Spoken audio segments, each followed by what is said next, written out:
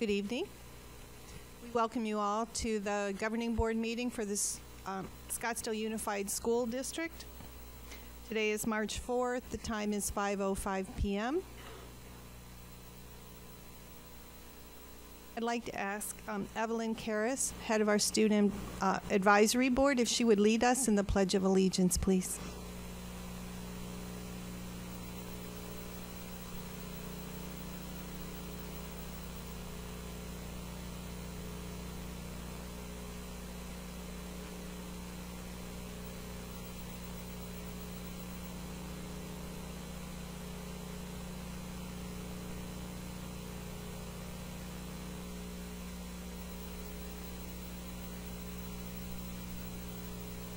Thank you. Can I have a roll call beginning with, from my right, please? George Jackson. Pam Kirby. Barbara Perleberg. Penny Brown. And Bonnie Sneed. At this time, can I have an approval of the agenda? A motion to approve.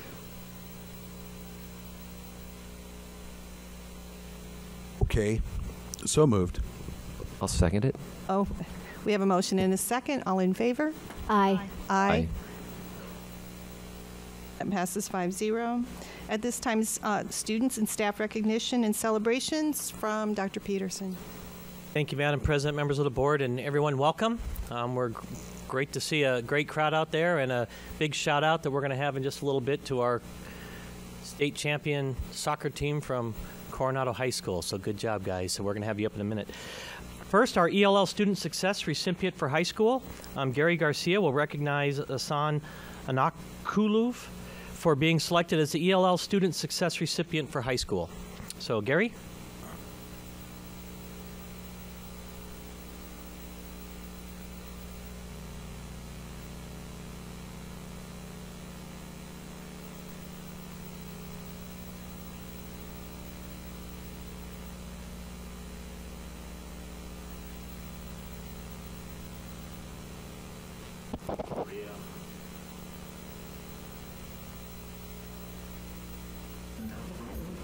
Are we good?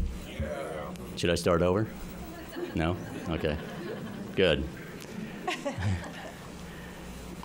As I was saying, students from all over the world that I've had an opportunity to work with, from every continent except for Antarctica and Australia.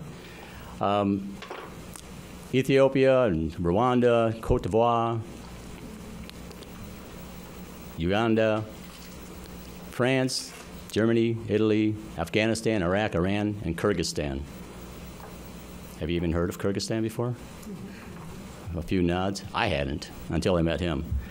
So I learned a little bit about the world from having Asan in my class, as well as I learned a lot about him. Coming to a country without knowing the language is a difficult thing for any student or any person. And I think it was especially difficult for Asan, who had no one else who spoke Kyrgyz or Russian, and those are the two languages that he knew. Fortunately, he did study some English in the country that he came from, so he had a little bit of a head up on the other students. But he was in our program to learn English, and it was a struggle. Like any student coming into the country, it's just noise when we speak. And he had to assimilate like anyone all day long, listening to his teacher speaking English. The other challenge he had that he doesn't really talk about too much is the fact that he had no one else who spoke his language. Most of the other students had others who spoke their language, their first language, of Spanish. And he didn't have that, and it was quite lonely. But he persevered. And he did very well, and we knew he was a special student. By the middle of the year, we were not only certain that he would pass the Azella and exit our program, but that he was also probably ready for some honors classes. So I talked to him about it, talked to the teachers in my department. We all agreed, yes, he should probably do that. Well, I didn't know that he was going to take honors everything his sophomore year, including honors English, after just exiting our program. So his sophomore year was quite the challenge. He came in a few times at lunch, and I would help him edit some papers. We were able to get to a B, which he was very successful with. I mean, that was quite the challenge. He got a B both semesters, I believe. And everything else, he got an A. And I think if they offered honors PE, he probably would have taken that too. So he's had honors, everything, AP classes. And he was given the award as the English Language Learner Success Story because he's the one who deserves it for the state of Arizona. His sophomore year, he joined the soccer team. They went to the state championship 3 years in a row. I'll let the rest of the story be told later. This year, he became one of the captains on the team. He plays classical guitar. He knows martial arts. He's a dancer. So he can do everything except sing. He can't sing. I won't even let him try it. And he's also modest. He is the most amazing young man I know. When I grow up, I want to be like Hassan. No doubt. This year, he will graduate 7th in his class of 320 students after coming in as a second language learner as a freshman. That's the type of student he is. And it's been hard work and perseverance. He's been a great young man to get to know. I think he represents his country well. He represents Arizona and Scottsdale Unified, and quite the leader that we should all be pleased with. And it's a shame that the type of visa that he has doesn't allow him to attend one of our state universities, because every university should want this young man. So he is applying to private schools, and let's hope that one of those will work out for him as well. So he'll find out in a few months. But Hassan Narkalov is definitely the person who is deserving of the English Language Learner Success Student of the Year.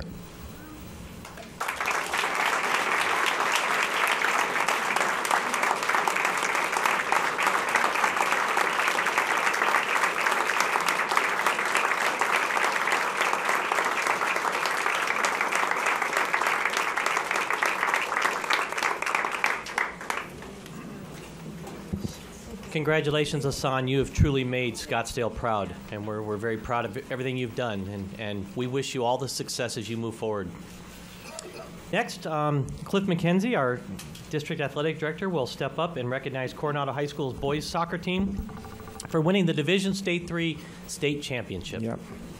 Good evening, Madam President, governing board members, Dr. Peterson and Sandra. I'm so excited to have these young men here. I had the opportunity to watch them celebrate this past Friday. Coronado's high school boys soccer team, who topped off its season by winning the Division III state championship with a 3-1 victory over Northwest Christian High School. 2 of those goals were scored by Miguel Gonzalez, who's a junior, and as well as the captain, who you'll meet in a moment. And one was scored by Christian Gonzalez, who's a sophomore. They're not related, but they both are amazing players. So at this time, we're going to show a film so we can congratulate the Dons boys soccer team. And can you help me just?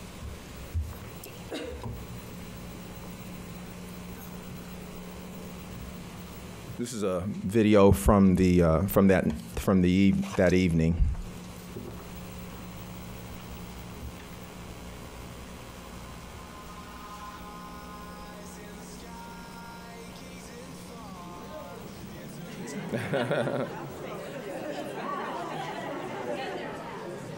And they were that fast.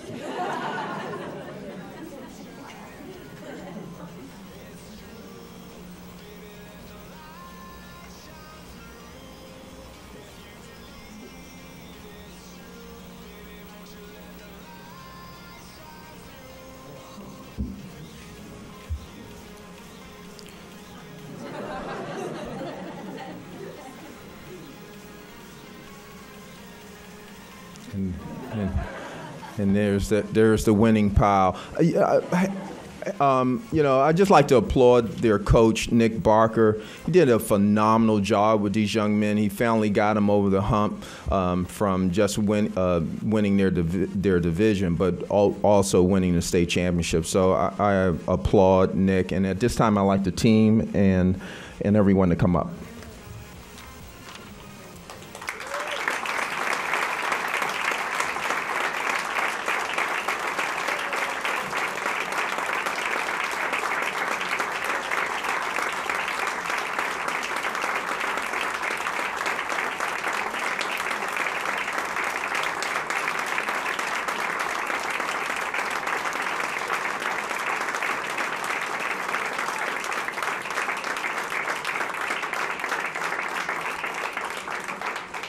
You know, I'm loving it because they all have the GQ look.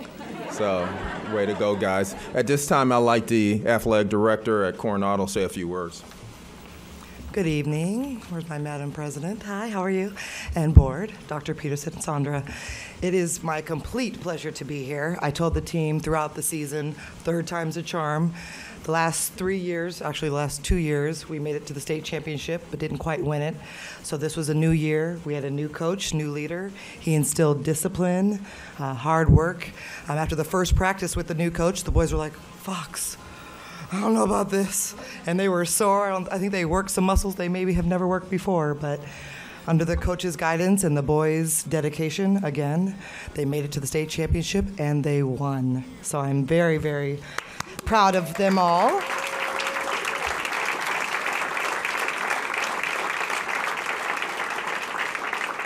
And I also want to acknowledge the student athlete leaders, Eric Barrera, captain, senior, right here. Miguel Gonzalez, captain, junior. And as you've already met, Asana Narkalov, captain, senior.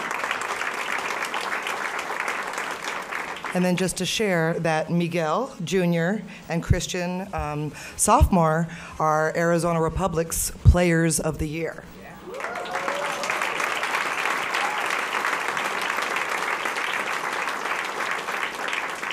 And as Cliff said, that we did have an all-school celebration last week, and I actually had Asan speak, as well as the captains, and Asan gave such an amazing speech. What he did was he actually recreated his locker room speech prior to the game. It was so inspirational. I'm not going to have him do it tonight, but it was amazing. So he's truly an inspirational person. And then Coach Barker, he has been named the Arizona Republic Coach of the Year.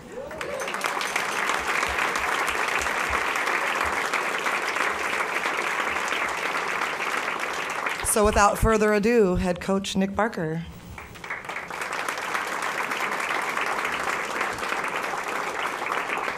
And Coach Parker, just before you speak, we the Scottsdale Unified School District would love to give you this certificate for the outstanding job you and your team did.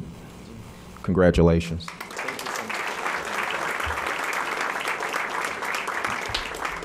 Well, I just want to say a few things that speak just about the team and their character, and just give you a little bit of a glimpse of who they are. From the very beginning, there was something that made them great, and it was their dedication and their hard work. Those are two things that they possessed from the very start, that it was something that I didn't instill in them, and you can't really coach too much of. You know, they had those two attributes. And everyone wants to do something great, but not too many people really want to do the things it takes to achieve greatness. And greatness was achieved, and this championship was achieved every single day they stepped onto the practice field. So for the 2 hours we were practicing each day, it was something that they put their minds to and their hearts to, and those two things with their ability combined really made this a special team. Two more things to say. One, not only did Miguel and Christian become co-players of the year, we actually had 11 players make the all-section team. So they don't know who they are yet, and we'll announce that at the team banquet. And the voting's still out for the all-state team, but 11 of them made the all-section team. And then one other thing, just to tell you about the character of this team. It's very common for a soccer team over the course of a season to assemble some red cards or player ejections. It's a lot more common to be ejected in a soccer game than any other sport. And it's one of those things that, you know, you take them as they come and you just deal with it. And maybe a player didn't do anything maliciously, but they had one or two difficult tackles. Well, this was the first team I've ever been a part of at any level as a player or coach that did not receive a single red card the entire season. So that just tells you about these guys.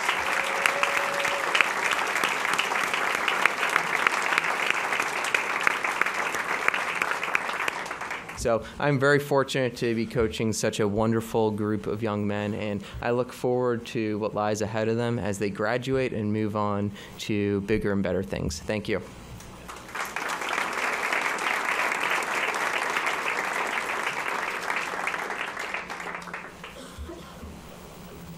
As the team goes out to the lobby to get a photo for all of us, I would like to have our Director of Special Education, Mary Lou Musino, come up and recognize Pam Evans for contributions to the district's annual Super Kids Day event.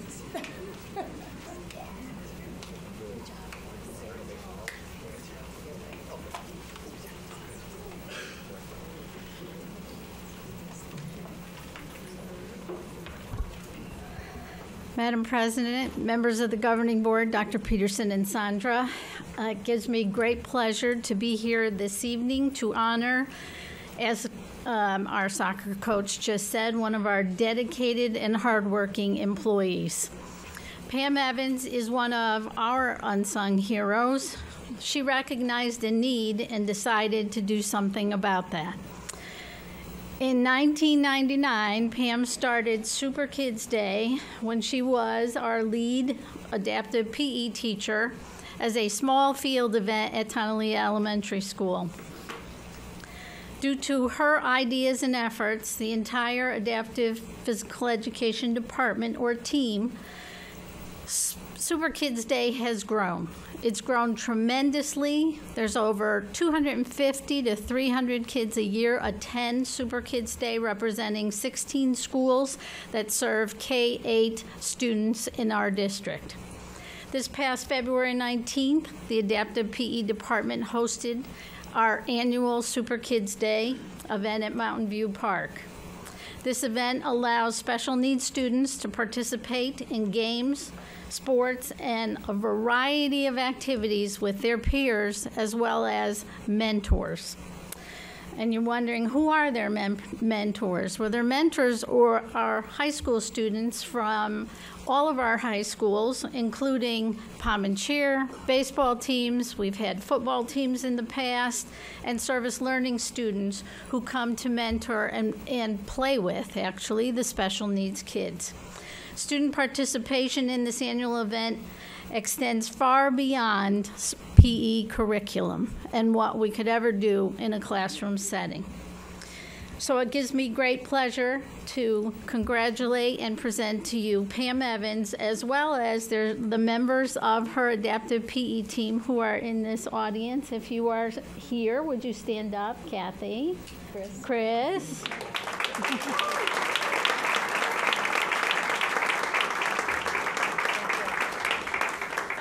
And so on behalf of Scottsdale Unified School District, for all your hard work.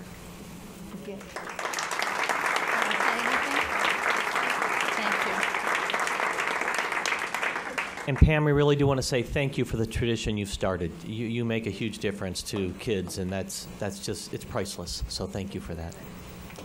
Finally, for our celebration this evening, I'd like to have Dr. Melissa Sackos recognize Mr. Richard Maxwell, who recently received the ASU Music Education Department's Mentor Award. Madam President, members of the board, Dr. Peterson, Sandra, as always, I'm very excited to stand before you and celebrate the amazing work of our teachers in the Career and Technical Education Department. And I see I've already got Richard and little Richard at my side. Hi. And I'd also like to call up Mr. Biera as well to help congratulate Richard. As Dr. Peterson had mentioned, Mr. Maxwell has been recognized by Arizona State University and has been awarded ASU Music Education Department's Mentor Award. I've shared with you in times past the impact that he makes at Arcadia High School in the CMAS program, and that's the Contemporary Music, Arts, and Sound, and spends another individual that spends endless hours with our students, not only making a difference on the campus, but you can see making a difference for students that are moving on and going to college. So it's a remarkable accomplishment, and Richard, we really are appreciative for all of your hard work and just continually be amazed at the work that we see out of Arcadia High School. So with that, Mr. Biera and I would like to present you with this award. Thank you so much. And what's your name? Grayson. Grayson? Would you like to say hello to Dr. Peterson, the governing board? Right here, right here. Want to say hi? He knows all about mics. Hi. Would you want to say anything?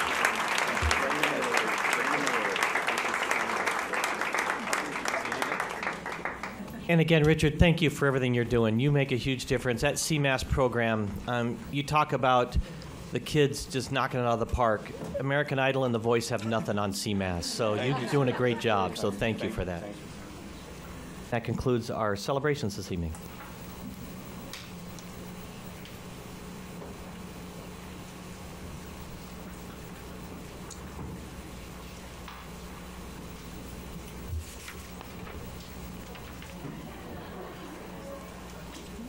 Next on the agenda is our public comment section. This is the portion of the SUSD Governing Board meeting when we invite the public to make comments. Although we're not required to do so, the Governing Board values the input of the community. We feel it's an important part of communication with our stakeholders. As explained on the cover of the agenda, and if you didn't get one, back table, anyone wishing to address the Governing Board will fill out and submit either a blue card for non-agenda items or a white card for agenda matters. Cards are available on the table at the back. Please, if you fill them, if anyone else is still going to fill one out, please present them to Mrs. Como. For non-agenda matters, please take note that the action taken as a result of this kind of public comment will be limited to responding to any criticism made by those who have addressed the Governing Board, or directing staff to look into the matter, or asking that the matter be put on a future agenda. Pursuant to ARS 38-431.01G, no other discussion or illegal action is allowed. For agenda matters, please indicate on your desire to speak card and list the item on the white card, then submit it to the board secretary. Public comments on agenda items will be grouped into appropriate categories. Please approach the microphone when your name is called and in the order called. If there are a number of comments, we can limit them, although tonight, so far, I've got 4. All public comments matters are subject to the following limitations. There's a 3-minute speaking limit, and our highly esteemed Vice President, Mr. Brown, will help you time that. If the numbers of those wishing to comment jeopardizes the ability of the board to conclude the meeting at a reasonable hour, we can limit or eliminate public comment. In all cases, public comment is subject to reasonable subject matter, place, and manner restrictions. Please word your comments so that they are not defamatory or disrespectful in nature. First would be Amy Richard. After that will be Edmund.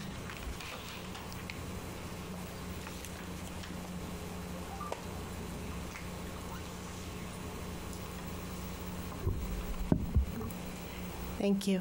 I actually want to take this opportunity to thank you.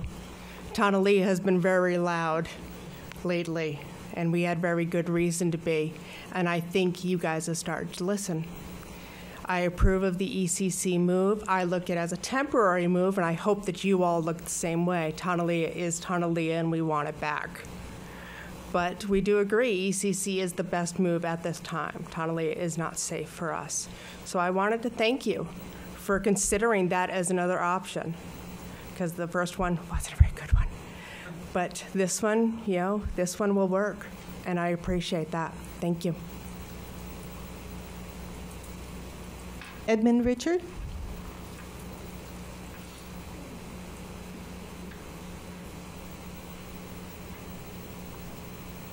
After that will be Jerry Smith.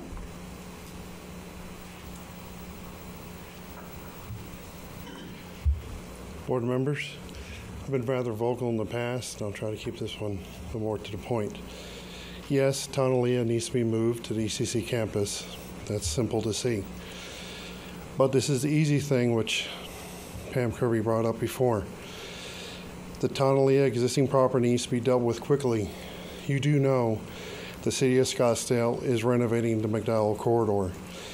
If you do not deal with it quickly, I can see this within 6 months. City of Scottsdale would say, what is SUSD doing with the property? You're going to see articles, and next thing you know, our charter school is going to bid on it, make a loud noise. You guys are going to be forced to turn it over to them.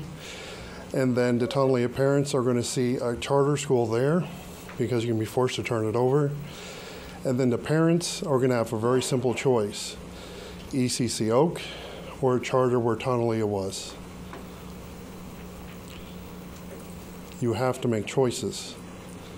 And this is district-wide. It has to be dealt with now. It has to be done district-wide. You cannot deal with this one crisis at a time. I understand people want us to be polite and think that giving us Oak is like a little breadcrumb here. Be silent about it. No, this district is in crisis. Things need to be done. You cannot simply cut teachers and cut programs. You guys were just congratulating the programs which the budget committee is going to cut. You're going to cut sports, you're going to be cutting music. What are we going to congratulate you next year? The lack of sports, the lack of music? You need to think smart. You need to think quick. Otherwise, next year, what are you going to have? Empty schools, charters everywhere? How long are parents going to be silent? Thank you. Thank you. Michelle Ottstadt and as middle school principals? Oh, I'm sorry. Jerry first. I don't blame you. No, not at all. I need to speak fast. Good evening. Here it is again, March, once again, and the SEA finds itself, once again, standing in front of the governing board to beseech its members to keep cuts away from classrooms. Once again, the board finds itself examining a slash-to-the-bone budget while seeking further reductions. The district's own budget committee suggests cutting specials, closing schools, requiring furlough days, say pay cut, and more. This isn't cutting to the bone. This is gnawing away at the marrow while dragging teachers down a bone-littered path. As an SEA Exec Board member and speaking on behalf of the members of my organization, I once again take the position that cuts must be kept from the classroom. We're aware that teachers served as members of the Budget Committee. While we appreciate being asked to serve, it strikes us that this is a little like asking a convicted man if he prefers death by hanging, lethal injection, or the chair. He may indeed have a preference, but the end result is the same. He's just as dead. When you ask teachers, would they prefer a pay cut or an insurance increase, teachers know either way, they end up just as broke. But we don't blame the board. The real culprits are those politicians whose agenda is to sacrifice public education on an altar of hypocrisy.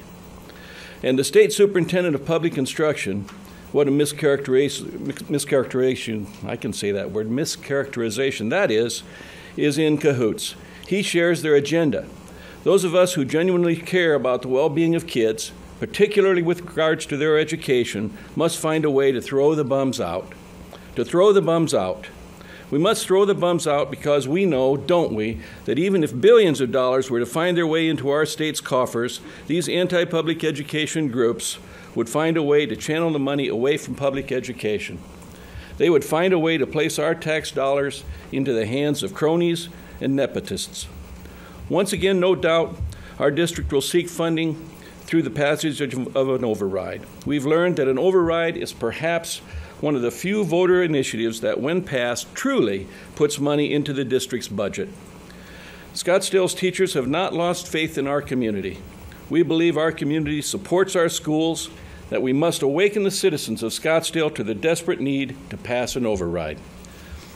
We believe that if students could vote, they would support the override in a heartbeat. So, it's because we are in this financial crisis, one purposefully created by our legislature, that we need once again to examine our budget, a budget laid waste, and make unconscionable cuts. You must ask yourself, can I protect and salvage high-quality programs for our students? Can I make sure we do not lose our splendid SUSD teachers? Can I honor the following request? I must not wish that I can keep cuts away from classrooms. Rather, I must pledge to keep cuts away from classrooms. Take the pledge. Thank you, Michelle Ottstadt and middle school principals.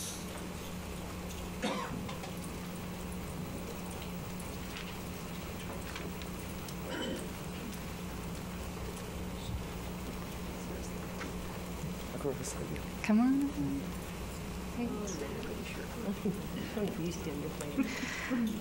Good evening, Board President Sneed, Dr. Peterson, and governing board members, and Sandra.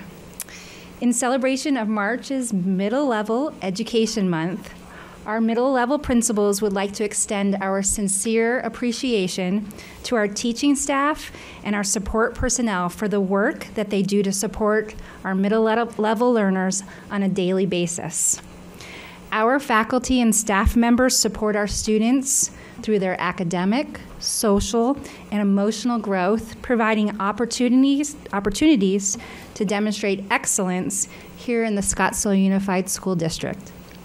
Thank you for all that you do to make our SUSD middle schools and K-8 schools the best choice. Thank you very much. Thank you. Are we?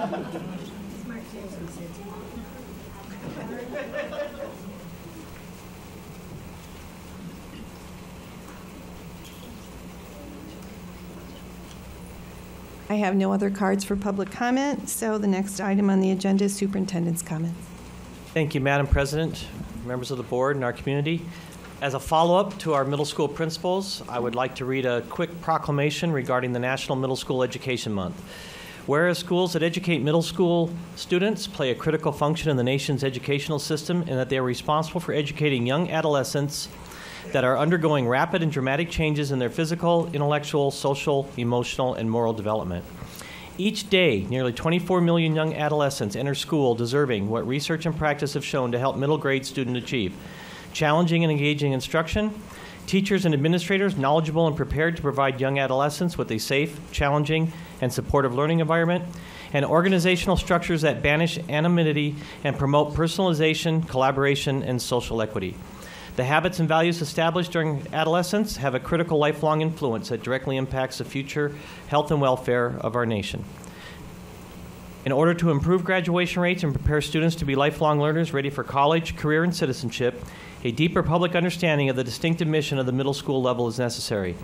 Therefore, on behalf of the governing board, I do claim the month of March 2014 as National Middle School Education Month in the Scottsdale Unified School District. Thank you.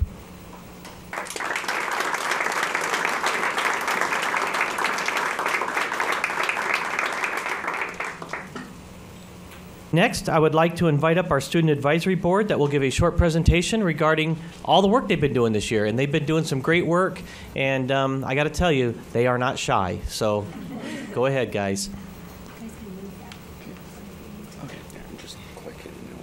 Okay.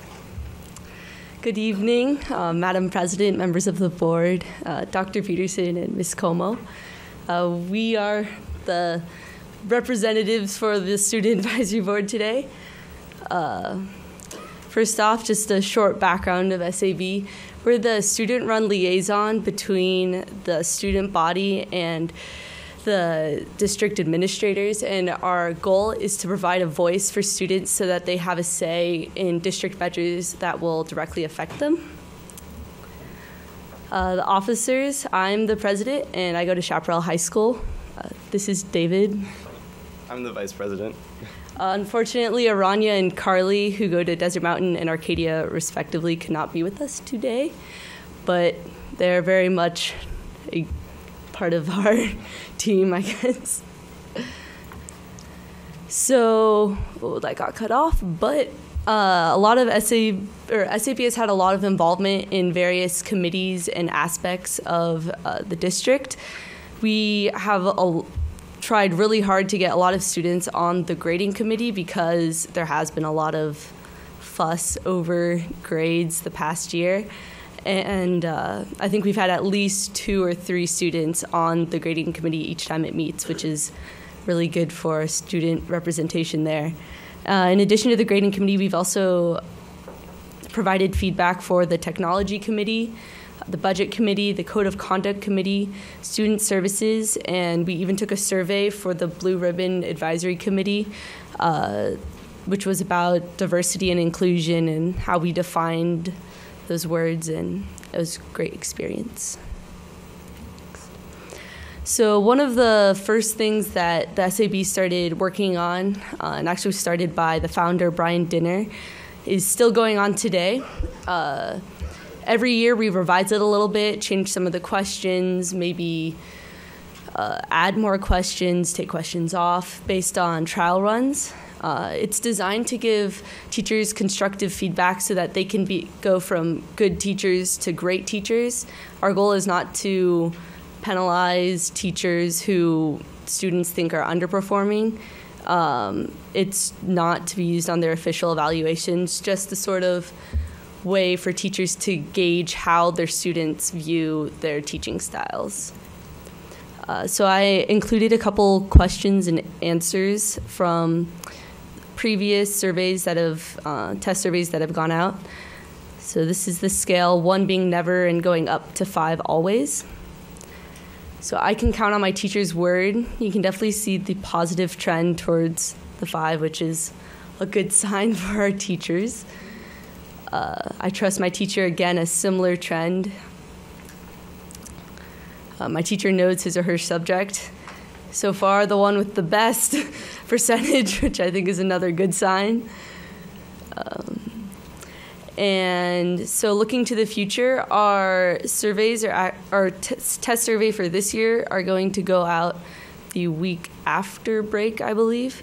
And we're trying to get the pilot to include 20 teachers from each school. This year, we have a lot of participation from Arcadia. Last year or the year before, I believe we had a lot of participation from Chaparral, and we're trying to even that out over the 5 high schools. Our next big item on our agenda most weeks is intramural sports. And our goal with intramural sports is to engage students who might not otherwise be involved in school, be it because they can't play a varsity sport because they, started soccer freshman year instead of when they were 5 years old or whatnot. We just wanted to give those students an outlet where they can be productive.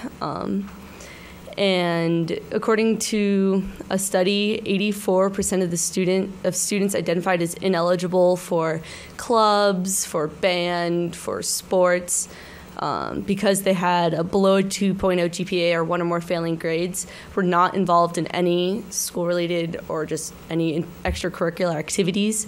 So hopefully by getting those students involved in extracurricular activities, they can stay motivated to get above a 2.0 GPA and keep their grades looking good. So right now, our main goal is to have ultimate Frisbee clubs at each school that can meet on a weekly or a monthly, whatever the school decides basis. We chose ultimate Frisbee because it is a sport that you don't need a lot of experience for, and it requires a Frisbee. And that's it, so it's relatively cheap. And we hope that at the end of the school year in May, we can have maybe an all-district tournament to unite all of the different schools, and that'd be coordinated by the SAB. And in the future, we don't know how soon this will be, but we'd like to add a greater variety of sports beyond ultimate Frisbee so that we can connect to a wider range of students.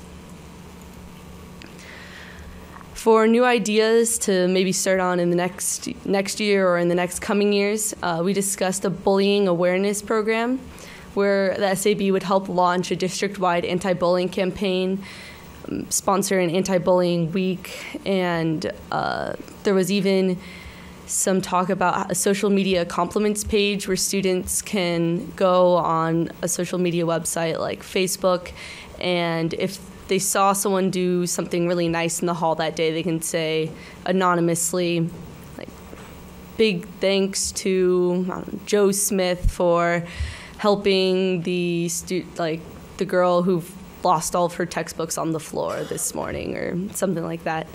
I think Arcadia has a similar compliments page that a lot of students really value, so that's what that's based off of. And also a college preparedness program.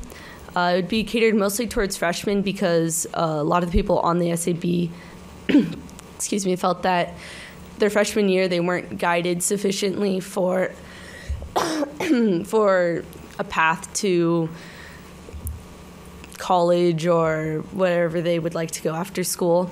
And it would start at the freshman year, but then provide mentoring for all 4 years. And that'd be set up with a peer counselor, and that'd be in addition to the school counselors that are already provided. And so that concludes our little presentation. Do you guys have any questions?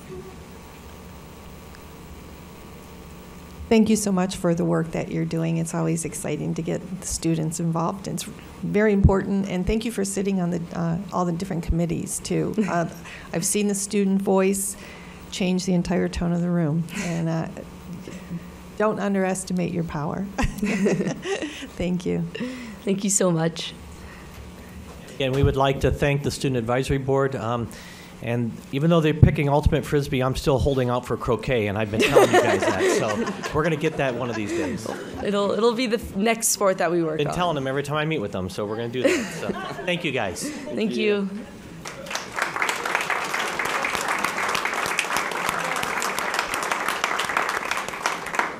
And if your founder, Brian Dinner, happens to be tuning in right now, hi, Brian, wherever you are. We're keeping track of the great things he's doing at Duke. Yeah. Having fun at Duke. I'll send the message along. Okay, thanks. Thanks, guys.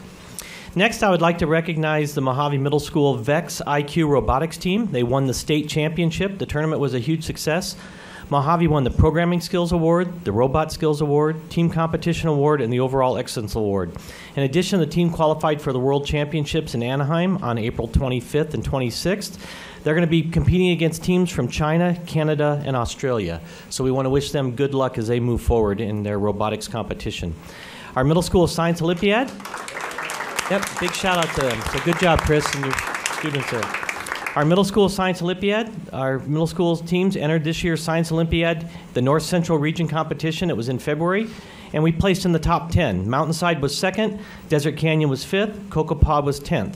The state competition will be held March 1st, or was just held, and it was hosted at Mountainside, and we had a great turnout there also.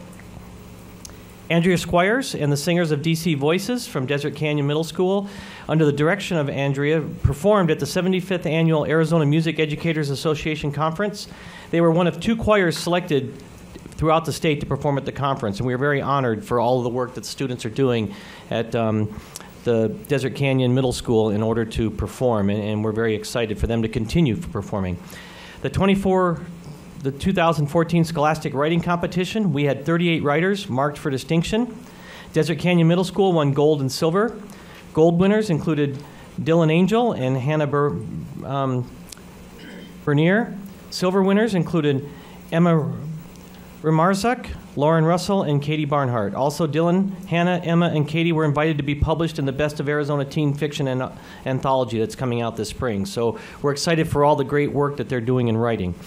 Mojave Middle School also was recognized for the PBIS videos. They created a kickoff video that was entitled Stop, Walk, Talk for its PBIS intervention program. The students created the video for this year's International PBIS Conference Film Festival in Washington, D.C., and the SUSD Bus Expectations video for all SUSD middle school and high school students in the awareness campaign. So they're doing great things. I am proud to announce that Scottsdale School District has 26 National Merit finalists in the 59th Annual National Merit Scholarship Program. The winners will be announced later in April, and we will be able to announce them as once those are released. But to have 26 National Merit finalists is a great testament to the wonderful learning and teaching that's going on in all of our high school classrooms. Tony Julian, a student at Desert Mountain High School, won the English-Speaking Union's regional competition. He won a free trip to New York City, where he will actually perform at the Lincoln Center in May. He will represent Arizona at the national competition, and he will compete for a chance to win a scholarship and study at the Royal Academy of Dramatic Arts in London. So again, a huge testament to what our students are doing out there. Unitown just had a camp that they finished with 90 students. They participated from all 5 high schools. The camp fosters a greater respect and understanding of people, provides skills and motivation to promote the ideals in the community by increasing cultural awareness, racial understanding, interreligious respect, gender equality, and leadership skills. Our Science of Spring training event was held February 22nd with the City of Scottsdale. Saguaro science teacher Susan Lindberg, along with students from the STEM and robotics clubs and members of the community engagement department, represented Scottsdale schools. Again, we had an opportunity, and you saw some pictures earlier tonight. They were able to play with the VEX IQ robots, and it really was a huge draw. And it's a testament that we're continuing to have our kids move into the robotics and the technology areas, and we're very excited for that. Darlene Hubner, one of our bus driver trainers, was recently appointed to the Arizona School Bus Advisory Council for the state of Arizona. And we have an APS STEM focus school for the future. On March 6th, Copper Ridge will receive a visit from NAU and APS, and they will actually videotape their STEM lessons in the garden. They'll interview teachers, administrators, students, and parents, and create a video for the APS STEM focus schools for the future. We're very excited about Copper Ridge to receive a grant and to be able to continue working with the NAU faculty in their program.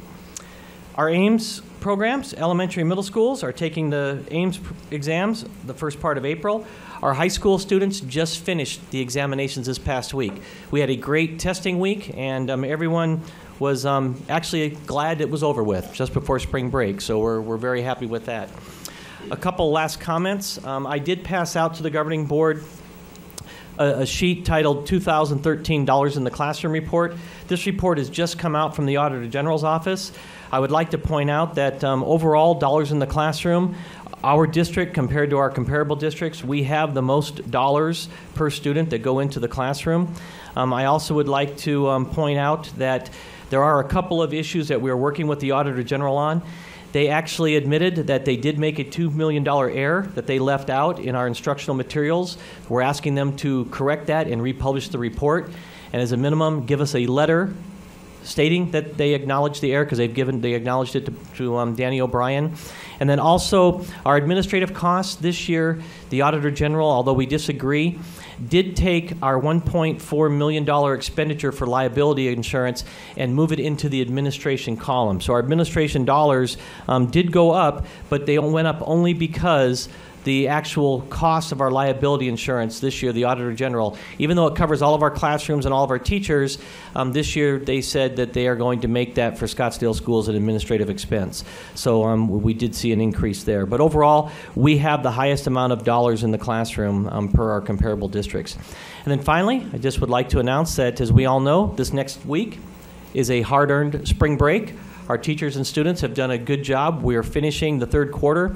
I have been visiting elementary schools, teacher conferences are going on, and just great things are happening at Scottsdale schools. We look forward to next week and giving everybody time to just enjoy a wonderful spring break, because you've all earned it. Thank you. Thank you, Dr. Peterson. Now we come to the section of the agenda about the consent agenda. Anyone like to entertain a motion to approve the consent agenda? So moved. Second. We have a motion and a second. All in favor? Aye. Aye. That passes 5-0.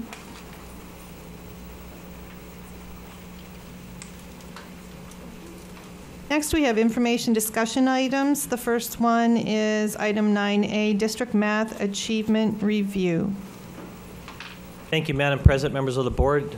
Dr. Forlis, Dr. Benson, and Dr. Von Echten will be presenting to you an update on our district math achievement and the work we've been doing specifically in our secondary schools. Good evening, Madam President, members of the board, Dr. Peterson and Sandra. At the board's request, we have an update and follow-up on math achievement within our school district. And as Dr. Peterson mentioned, we will be focusing on grades 6 through 12, taking a look at the past, our current realities, and then our plans for the future. Throughout the presentation, we want to make sure that we touch on these key points. The first being a conversation around the recent initiatives that are connected to math achievement within our school district, the math matrices and math placement process beginning in 5th grade, our middle school course sequence, as well as our high school course offerings, our middle school systems of intervention and future plans for what our middle school principals are thinking about, as well as our high school systems of intervention, as well as their future planning, professional development, and support for both our teachers and leaders to make all of this happen. And then we will conclude sharing what our indicators of success will be looking like. As we talk about connected initiatives, many things that we've been doing within our school district over time have led us to this conversation around the reality that we need to focus on increasing math achievement. The first thing is the adoption of academic standards, which have new assessments with them. So as soon as we got the new standards, we had to think about our instructional materials. That led to an adoption of instructional materials. As soon as we got our materials, we started taking a look to say, what do we need to be doing with proper placement of our students? So that led to the refinement of our math placement matrices beginning in 5th grade. An analysis of our grading practices, as well as that was done in conjunction with our 2.0 policy and professional development initiatives. So all of these live together, all focusing on that same end product of increasing our math achievement across our district. Dr. Karen Benson, our Director of Curriculum, is going to talk through what has been shared with you in the past, but just to put this all within context about our middle level course sequencing and how this works. Dr. Benson? Thank you. Good evening, all. As Andy just indicated, we've shared some of this information during a couple of board presentations in the past this year, but given the context of the information that we're going to be discussing tonight, we wanted to very briefly revisit our identification practices that we're currently using for math at the middle level. In order for our students to develop the foundational skills to be successful in middle and high school math courses, we've revised our identification practices to allow us to better identify kids that truly would benefit from acceleration at the middle level, to ensure our students are learning at high levels in all math courses within our middle school math trajectory. Given the complexity of the Common Core math standards at the middle level, and given what educators know about cognition and brain development of adolescent kids, leading educators in math are teaching us that about 10% of middle level students anywhere actually right now demonstrate a readiness to accelerate. And our recent identification practices in SUSD are pretty consistent with that.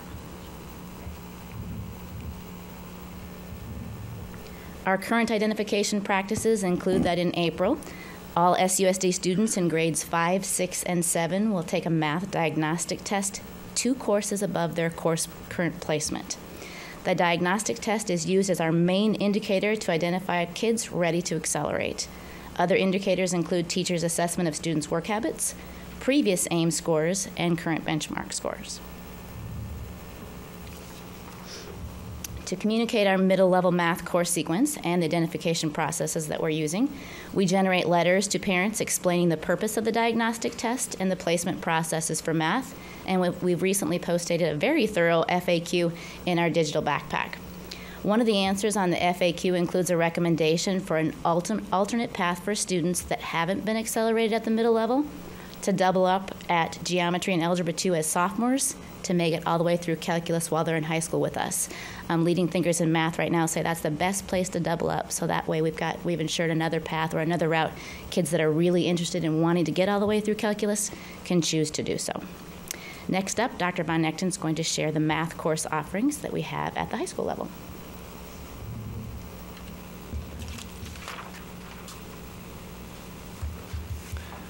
Good evening. What you see before you is lifted directly from the high school planning guide. And essentially, when we look at the high school math trajectory, there is a potential 6-year trajectory.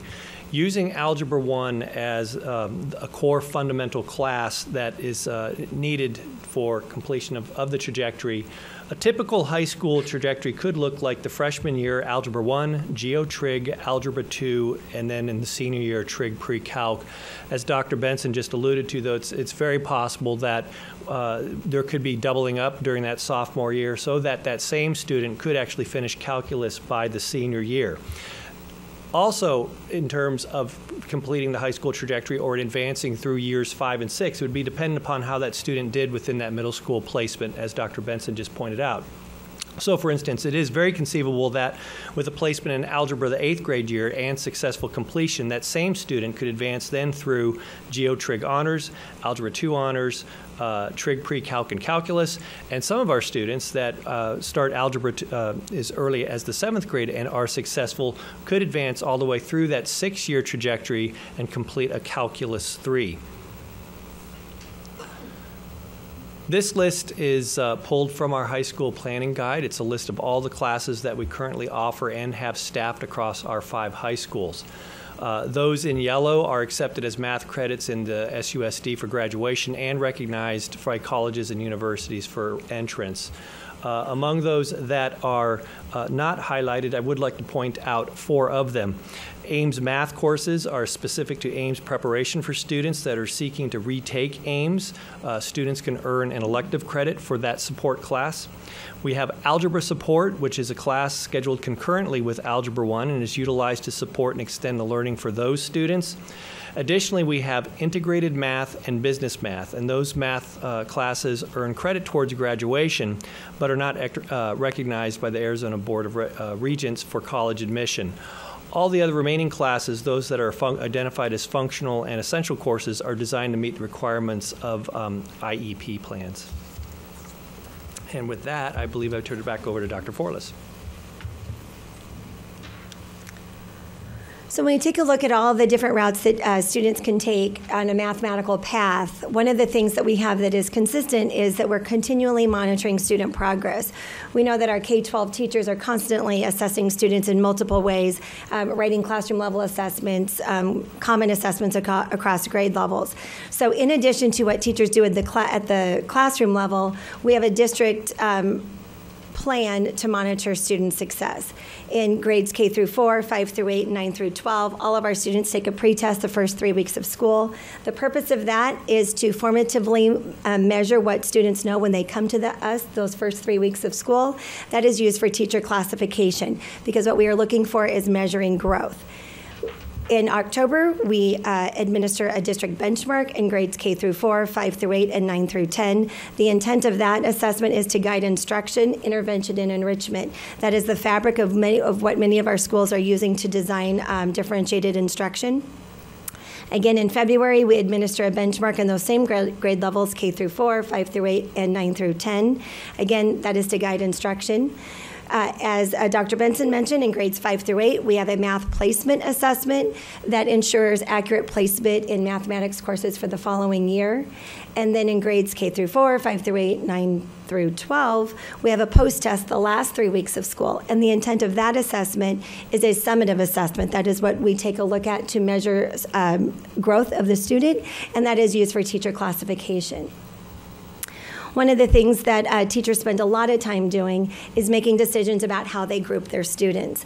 They need to be thinking very thoughtfully around when to group, how to group, and why to group, and how that grouping will arrange for instruction that will boost student learning. So many researchers have come together and really have summarized much of the research as well as practice that we learned from our teachers, is that grouping practices alone will only have small to moderate effects on achievement if they are not complemented with appropriately revised and differentiated curricula. So this is a conversation that has happened in our district for many, many years around this idea of differentiation. So 3 responses that teachers have before them to think about tackling the differences in student readiness is differentiation, flexible grouping, and tracking. And at one board presentation, I believe it was in January, there was a request to, let's have a definition, let's have a common definition of what these 3 terms are. So I will provide that to you as I speak. The hallmark of much of what has happened in Scottsdale Unified School District is around differentiated instruction. In fact, those of you who are very familiar with Career Ladder know that Career Ladder has a fundamental component of differentiated instruction. Currently, we have 15 learning communities of teachers representing 155 teachers that are studying differentiation and what that looks like through action research in their classroom. All of our teachers and administrators are also SEI endorsed. They have an SEI endorsement, and the fabric of that endorsement is around differentiated curriculum. So this definition that I bring to you is from researchers Tomlinson and Allen. It's a definition that has lasted time and time again, and that we have studied both through Career Ladder as well as that SEI endorsement. And that idea of differentiating instruction to accommodate the different ways that students learn involves a hefty dose of common sense, as well as sturdy support in the theory and research of education. It is an approach to teaching that advocates active planning for student differences in classrooms in the context of high-quality curriculum. The idea being that there is high-quality curriculum for all kids, and how we group them is based on what we want the outcome to be. So what does differentiation look like? Here's just a quick snapshot. A differentiated classroom is a classroom of mixed ability students. We call that heterogeneously grouping. We've got kids of all abilities in the same classroom. The teacher designs curriculum, instruction, and assessment based on students' readiness, learning styles, and/or assessments. And when we talk about readiness, those are snapshots in time. Some kids are ready at different times throughout the instructional cycle, so they're constantly looking and measuring when kids are ready to move on. At different points during the instructional cycle, students can complete different assignments, use different resources, and can demonstrate learning through different assessments. Teachers in a differentiated classroom use many forms of assessment to determine what students need, and they plan accordingly. Another definition that had been requested was that of flexible grouping. This one is kind of lengthy, so I've kind of bolded or highlighted in blue those trends within the definition. This definition comes to us from a researcher, Catherine Valentino, from 2000. She's been at this for quite some time. She states that teachers who use flexible grouping strategies often employ several organizational patterns for instruction. Students are grouped and regrouped according to specific goals, activities, and individual needs. When making grouping decisions, the dynamics and advantages inherent in each type of group must be considered. Both teacher-led and student-led groups can contribute to learning. What students are taught has a far greater effect on their achievement than how they are grouped. Another research citing from 1996. The first focus of educators should always be on the quality of instruction. Grouping is a secondary concern. Grouping is an instructional strategy that should be used flexibly to ensure that all students achieve the standards. Instructional objectives should always be based on the standards and should dictate what those grouping strategies look like. So this is what this would look like. So taking a lot of language and giving an example. So let's just pretend that a grade level of teachers determines that there are 4 areas that students need some additional support in literacy. They've identified that there's a group of kids that really need to work on some vocabulary, another group that need to work on grammar, another that need to work on writing revision, and another working on main idea. So each teacher at that grade level designs instruction to support that particular concept. He or she then meets with those groups of students, provides some intensive and focused instruction, lots and lots of feedback. As soon as the students, they continue to work with that teacher, when they improve their learning, they are regrouped back to the large group, and then they're ready to move on. Here's an example of flexible grouping in math class. A grade level team analyzes their most recent math assessment focused on adding fractions and decimals. The teachers determine that there are 2 areas that students need additional support. One group of kids falls into the category of they need support dissecting word problems. They're doing fine with the operations, they just need to help better understand what word problems look like and put that into practice. Another group of kids are having a hard time converting fractions to decimals. So the teachers develop reteaching lessons for those 2 specific areas. They reteach and they reassess those small groups of kids. Students work to improve their learning and are regrouped when they're ready to move on. The third definition is this definition of tracking. Tracking refers to the practice of sorting the school population by academic ability level. Through various assessments, students would be labeled as above average or gifted, average, or below average. This designation would then determine the students' courses, and teachers and students are grouped with similarly labeled classmates. Students in the advanced track are exposed to more challenging material, and they're often expected to excel. So not just meet the standards, but to exceed the standard. Lower students are taught more basic and below-level curriculum and often expected merely to pass, which maintains barriers that deny these students an equal opportunity to reach high standards. So what tracking looks like in practice, classroom composition is typically homogeneous. It's comprised of students of similar gender, similar race, English proficiency, or socioeconomic status. Course placement puts students on a path to meet graduation requirements, limiting opportunity to develop college and career readiness. So if we take all of that and summarize that and put it into, so what can we walk away on the back of a business card, is that flexible grouping assists in differentiation. Tracking is not a type or component of differentiation.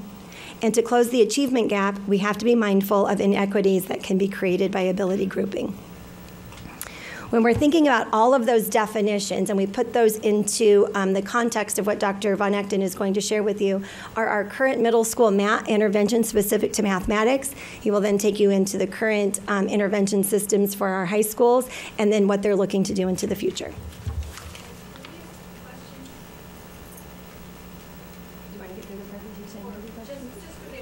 Sure, absolutely.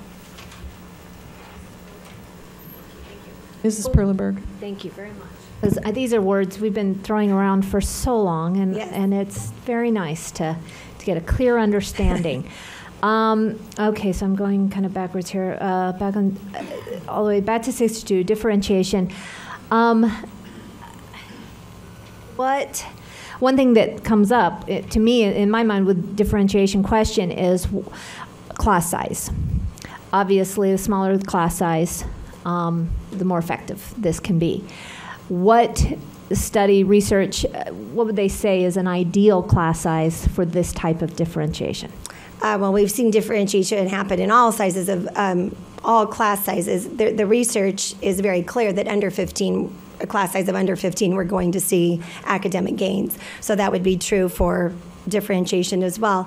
But differentiation happens when teachers are thinking about the groups of kids that how they're grouping their kids based on readiness level, based on learning styles, or based on interest. So the ideal class size, if you're going to differentiate by interest, would be a very different set of grouping experiences for kids than if you're grouping by readiness level. So for example, if we're doing a research paper on the Civil War, we could have lots of different interests and say these are all the components. Who's interested in which component? That would be by interest. Sure. But if we're looking by readiness, saying who's ready, that specific example around who's ready to move on within the fraction unit, that would be different. And if we're thinking about one teacher to a group of 36 students, oftentimes it's small groups, not all kids having a differentiated experience at the same time. Teacher pulling a small group of students or collaborative teams of teachers working together in the two examples that I shared, saying this is what our kids have been learning. We can't do it all by ourselves, so we're going to break the kids into 4 different groups across the 4th grade or across 5th grade. Okay, back so up. The ideal. Now I got a little lost there. So an ideal class size, looking at readiness, is, did you say 15? Well, the research would indicate around class size in general that when we reduce class size below 15 is where we see more gains in academic achievement, not specific to differentiation, but just the overall research on class size. Okay, so now when you mentioned the idea of kind of breaking up teachers, a familiar model to me is, let's say 4th grade, you've got 3 teachers. Mm-hmm. Most of the day you're with Miss Smith, but when it comes time for reading, you're going to go to Ms. Jones' class, along with some of your classmates, but not all, and they're all divided up, and different teachers are, I always understood, somewhat differentiating the learning based on their abilities and their readiness. Now, how would you define that model? Is that a flexible grouping model, or is that differentiation, but they're stepping out of the classroom? Depends on how often the group changes. So if that is a static group, so if I'm in Mrs. Smith's classroom as my homeroom teacher, then for reading I go to Mr. Jones. If I go to Mr. Jones every single day, that is grouping, but it's flexible grouping if it's changing regularly based on the particular learning standard that we're working on or group of learning standards that we're working on. Right. So I guess it could, obviously, the model I'm kind of familiar with, it kind of depended on the student, really. You might change or you might not. Exactly. So it's really flexible depends. If there's changes within the group based on the learning objective at the time or set of learning objectives at the time. Some of our schools, they group and regroup every 9 weeks.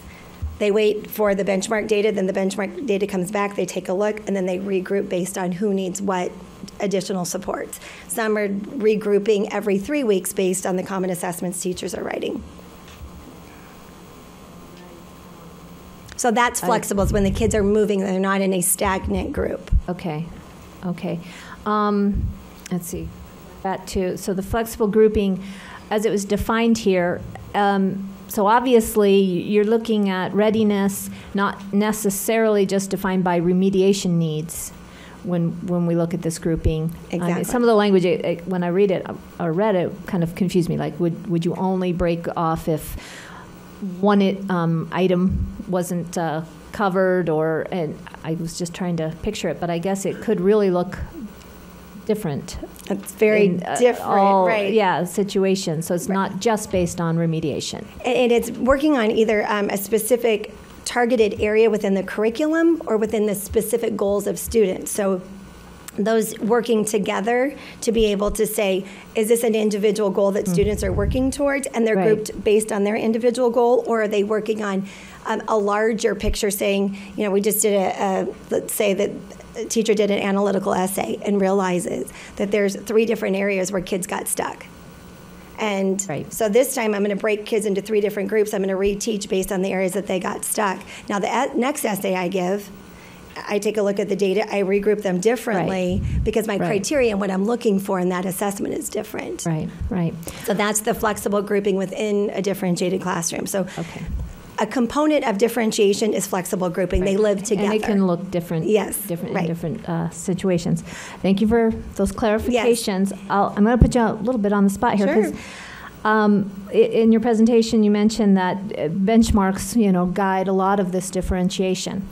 I struggle with that that comment when I hear from so many teachers that they do not either use their benchmarks, their data, they struggle to use it, or just don't find it useful. So I'm trying to balance those 2 statements, and not sure. That's probably a question you can't answer right now, but I think we'd love to. I'd love to be able to spend more at time. some point. Yeah, we can get. I think that's a great idea. Okay, definitely worth a larger chunk of time. Thank you. Sure, Dr. Von Agden, I'll get you where you need to go. Mrs. Kirby had a question.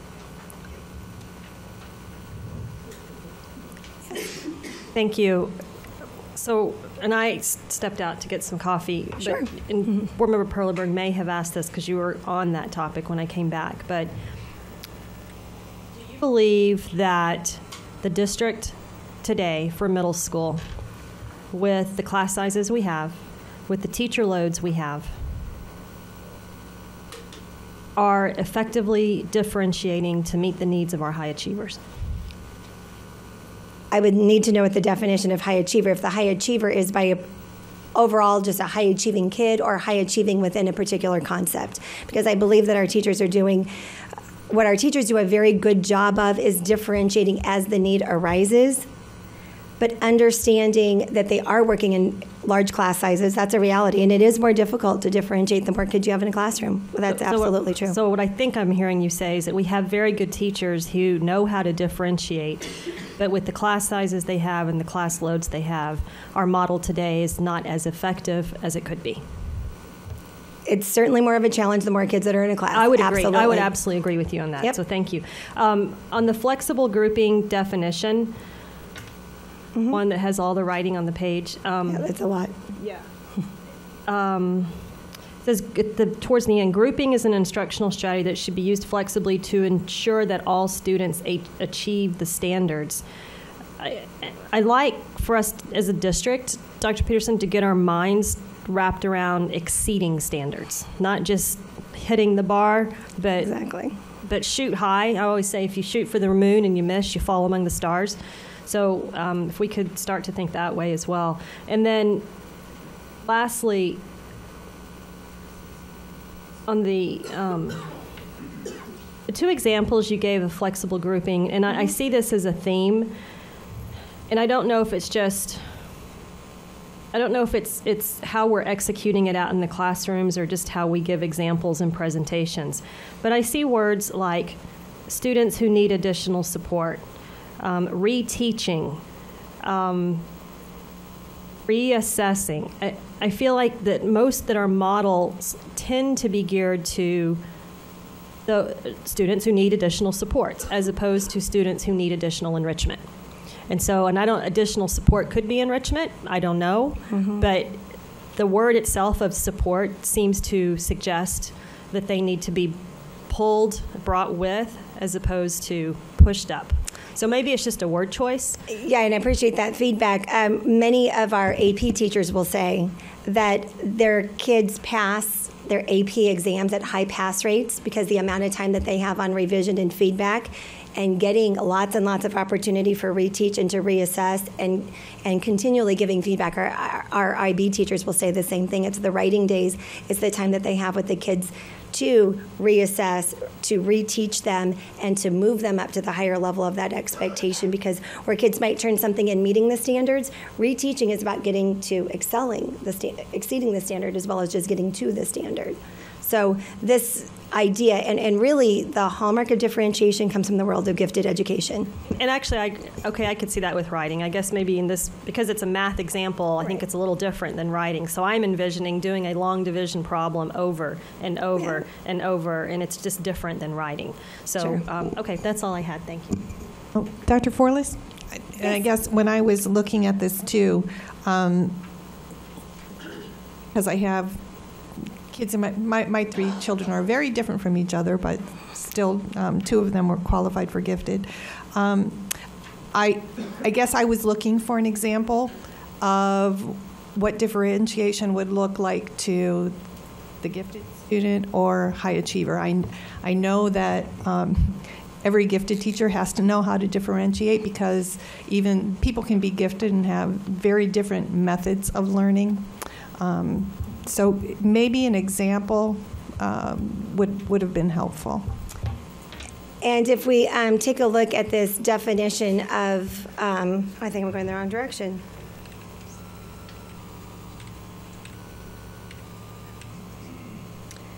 The idea of differentiation really, and what it looks like in practice is this, the third bullet, the differentiation during the instructional assignment, that's where kids are working, that really comes from this work of gifted education.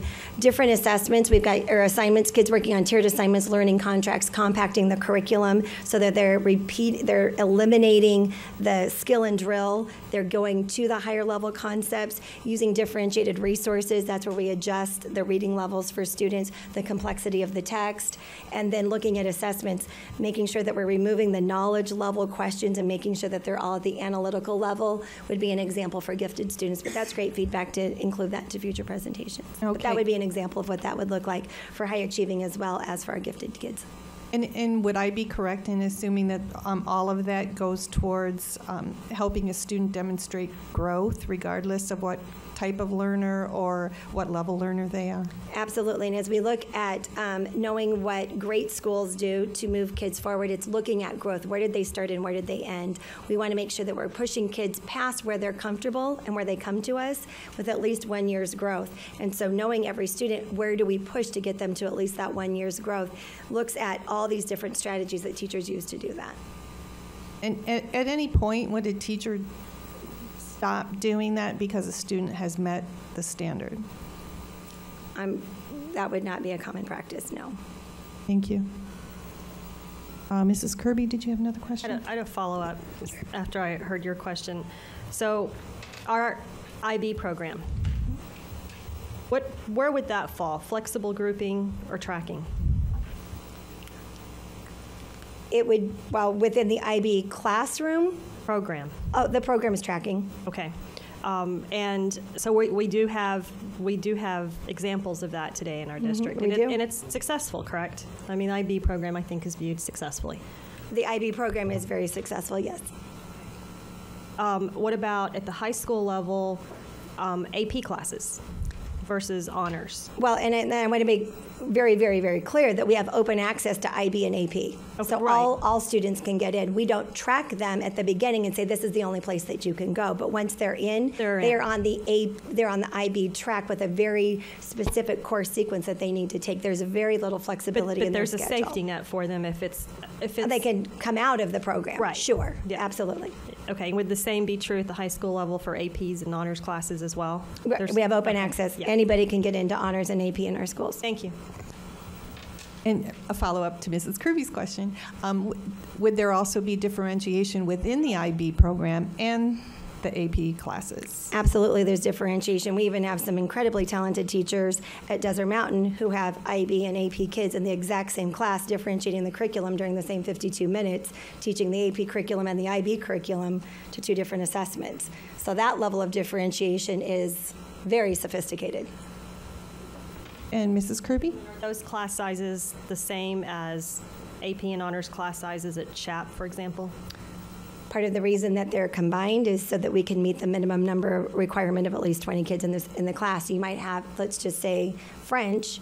You might have AP French where you've got 12 kids, and you've got IB French with 12 kids. It doesn't make 12 and 12. They're put together. So why are we putting AP kids with IB as opposed to lower achievers with IB? Well, lower achievers we have open access to IB. They can get into IB. But you just said a teacher had his AP kids and IB kids. Because answer by numbers. So you've got 12 kids in an IB class and 12 kids in an AP class. To put those together into 24. Same teacher. Same teacher, same class period. Right. Same classroom. So we have kids in like a French 1 that are just getting started. Well, that class is already full. But my so question it's trying is, to get them to make. Why couldn't you put, and I'm not as familiar with the IB program, so I don't know what the first year English is called, but let's call it IB freshman English. Mm-hmm. Why not put those 12 kids with 12 kids of regulars English? Well, we could. Do we? We don't currently, no. Thank you. Are there any more questions for Dr. Forlis? Thank you very much. Dr. Von Echten, continuing on the math conversation, current middle school interventions and what those look like. Thank you, Dr. Forlis. Governing board members, you may have heard some of this from our study session last week, but I did want to provide for you some examples of, if not intervention, some frameworks we see utilized across our middle schools, and these are specific examples. So, for instance, at SUPI, we utilize a block schedule, extended blocks of time for English language arts and math at all grade levels. In this scenario, students have 2 periods back-to-back for English language arts and math courses. A caveat with that is that, of course, they have limited elective choices. This additional time is utilized to extend learning by differentiating instructions for students based upon learning needs. So we've heard that word again, differentiation. And one thing I want to make very clear with the SUPI model, as I've gone and visit classes and the work that Mrs. Redner has done with her teachers in terms of training, this additional block time is just not extended time for completing homework or something of that nature. It's not a study hall. It truly is based upon classroom data that is collected by that teacher, an opportunity to take those children and put them into flexible groups for the specific needs that they have. And that could be enrichment in terms of some of the literature they're looking at, and or some kind of intervention to help them out. Something similar, well, I shouldn't say something similar, but as in another example, is Ingleside with what they call the impact block. Each class has 30 minutes of time designated once per week to be utilized exclusively for targeted intervention and or enrichment for students. Again, teachers analyze data, including benchmarks, classroom performance of students, and implement targeted intervention during that designated 30 minutes. Really hone in on something that the student needs for some kind of assistance or some kind of enrichment opportunity. Other examples of interventions we see utilized within our middle schools across the district, well, we have the Math for Success course. That's an actual class that would take the place of an elective, and often is used as a support for student to support their 7th grade math or their 8th grade course offering. Additionally, many of our schools, in fact, I'd say all of our middle schools, offer some kind of before school, lunchtime, or after school tutoring. Of course, this is incumbent upon the student to take advantage of it. It's a volunteer basis. We also see examples such as Lunch and Learn, which is, again, an opportunity for in this case, not voluntary, but mandatory attendance. And this is often seen as a result of our 2.0 GPA strategy. Lunch and Learn often is not targeted intervention, but opportunity for students to make up work or get assistance in terms of their homework completion. Some ideas going forward. Well, you heard this one last week in our study session, but an example. Now, this is not pertinent to math, but is a targeted reading intervention. Students were identified utilizing student growth on the AIMS test. Programs unique to each learner were created within Success Maker, targeting specific strands that they needed help. Time for intervention was created by reducing all class periods by 2 minutes and extending homework time for intervention. I use this as an example because this model could be extended by identifying students in need of math intervention.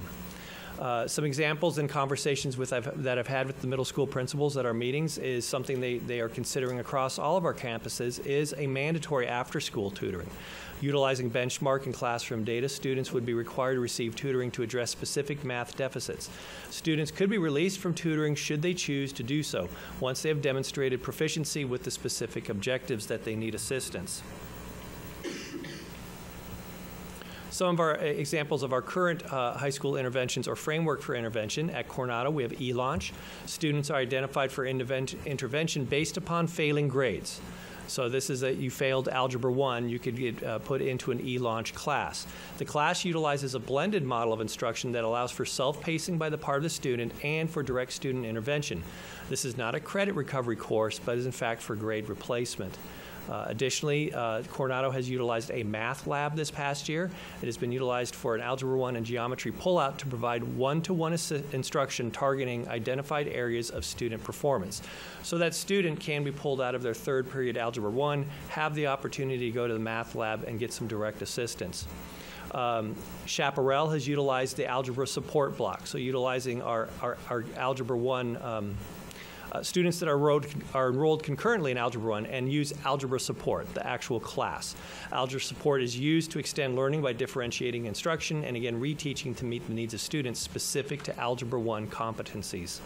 Other interventions that we see utilized or frameworks are, of course, the Strive models at Arcadia, which is an early release day where students can receive assistance or enrichment. And again, we also see across all 5 of our high schools is before school, lunchtime, and after school tutoring.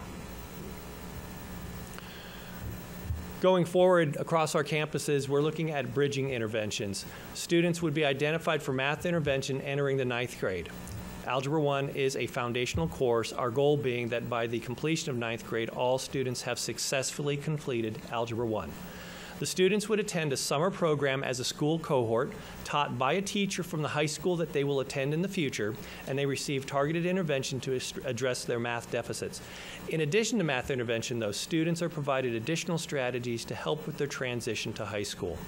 For next year, the high schools are staffed at a 25-to-1 ratio for Algebra 1. I think that in itself will be of benefit for our high school students. One strategy would be to staff an additional 0.2 full-time equivalency for algebra support class with the option of utilizing it within an identified model that works best for this site. So in other words, here's a 2.0, do with it that which you feel best. For instance, Chaparral currently has scheduled an Algebra 1 support class that pulls from its Algebra 1 classes. It's taught by the same teacher for both classes. That's the one I just spoke to in a previous slide. Another model that could be utilized would be to use that 2.2 FTE to provide a first semester support, not the algebra support class, but a general math support. For instance, that could be a one-period math lab that we saw at Coronado. This would be available to all students.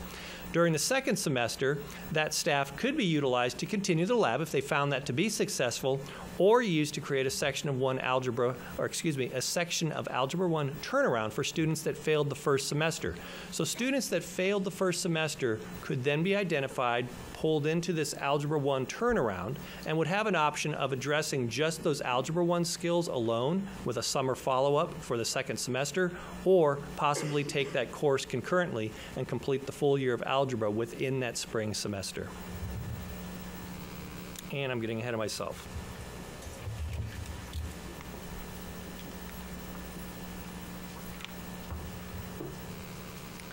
So as we take a look at all of the things that we need to do to provide both intervention as well as enrichment for our kids, we have to be mindful of the State Board of Education's current adopted plan to move from the Ames requirement, graduation requirement, to the Park transition plan.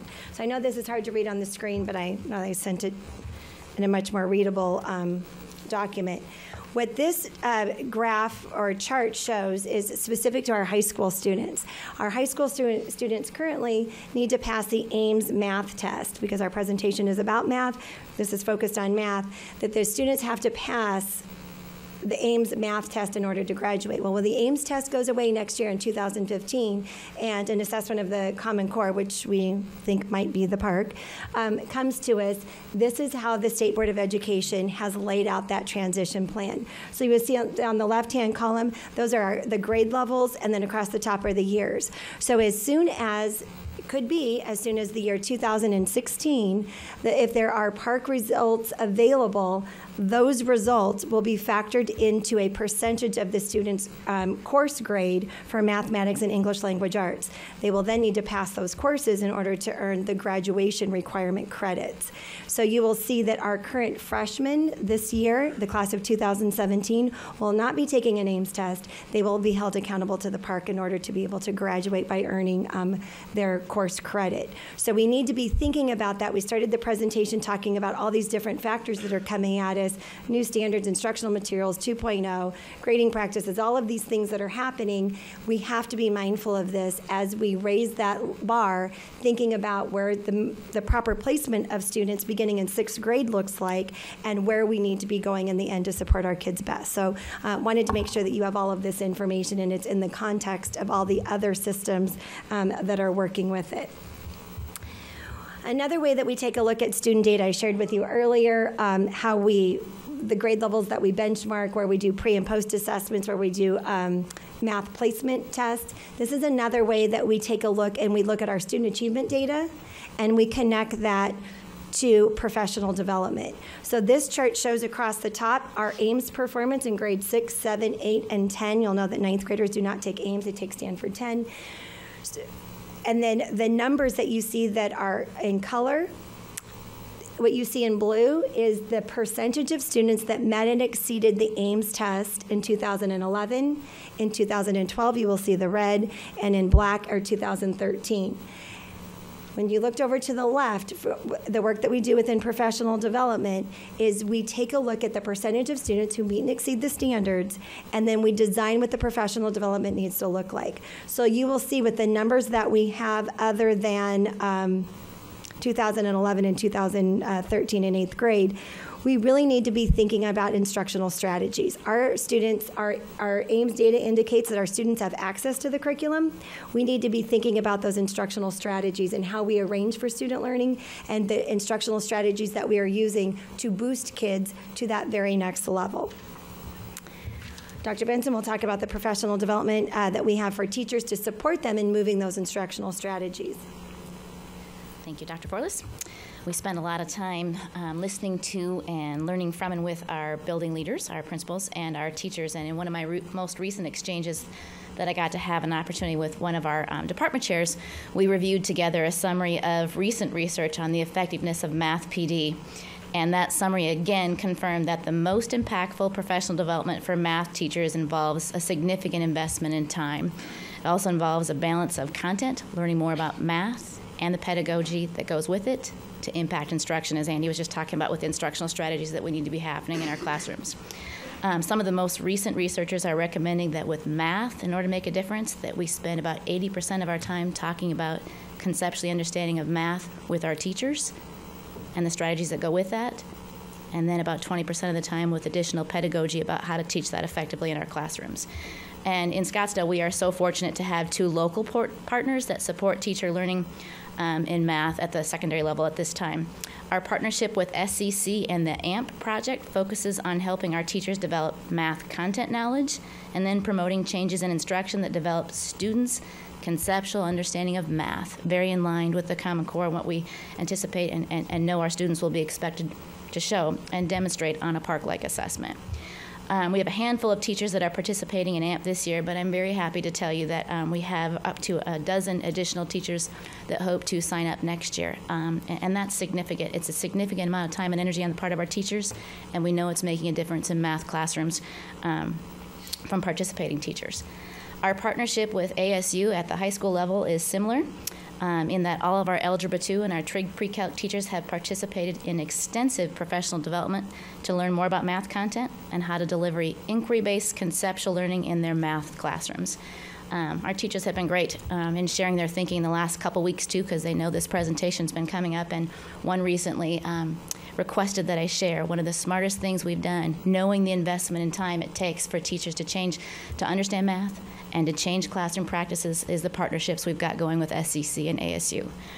It's difficult, but the commitment and energy and time that our teachers are investing is making a difference. So thank you to our teachers that have been sharing that with me recently. Both of the foundational pieces of professional development with our partners foster effective problem-solving behaviors on the part of our students and promote positive student attitudes towards math as well.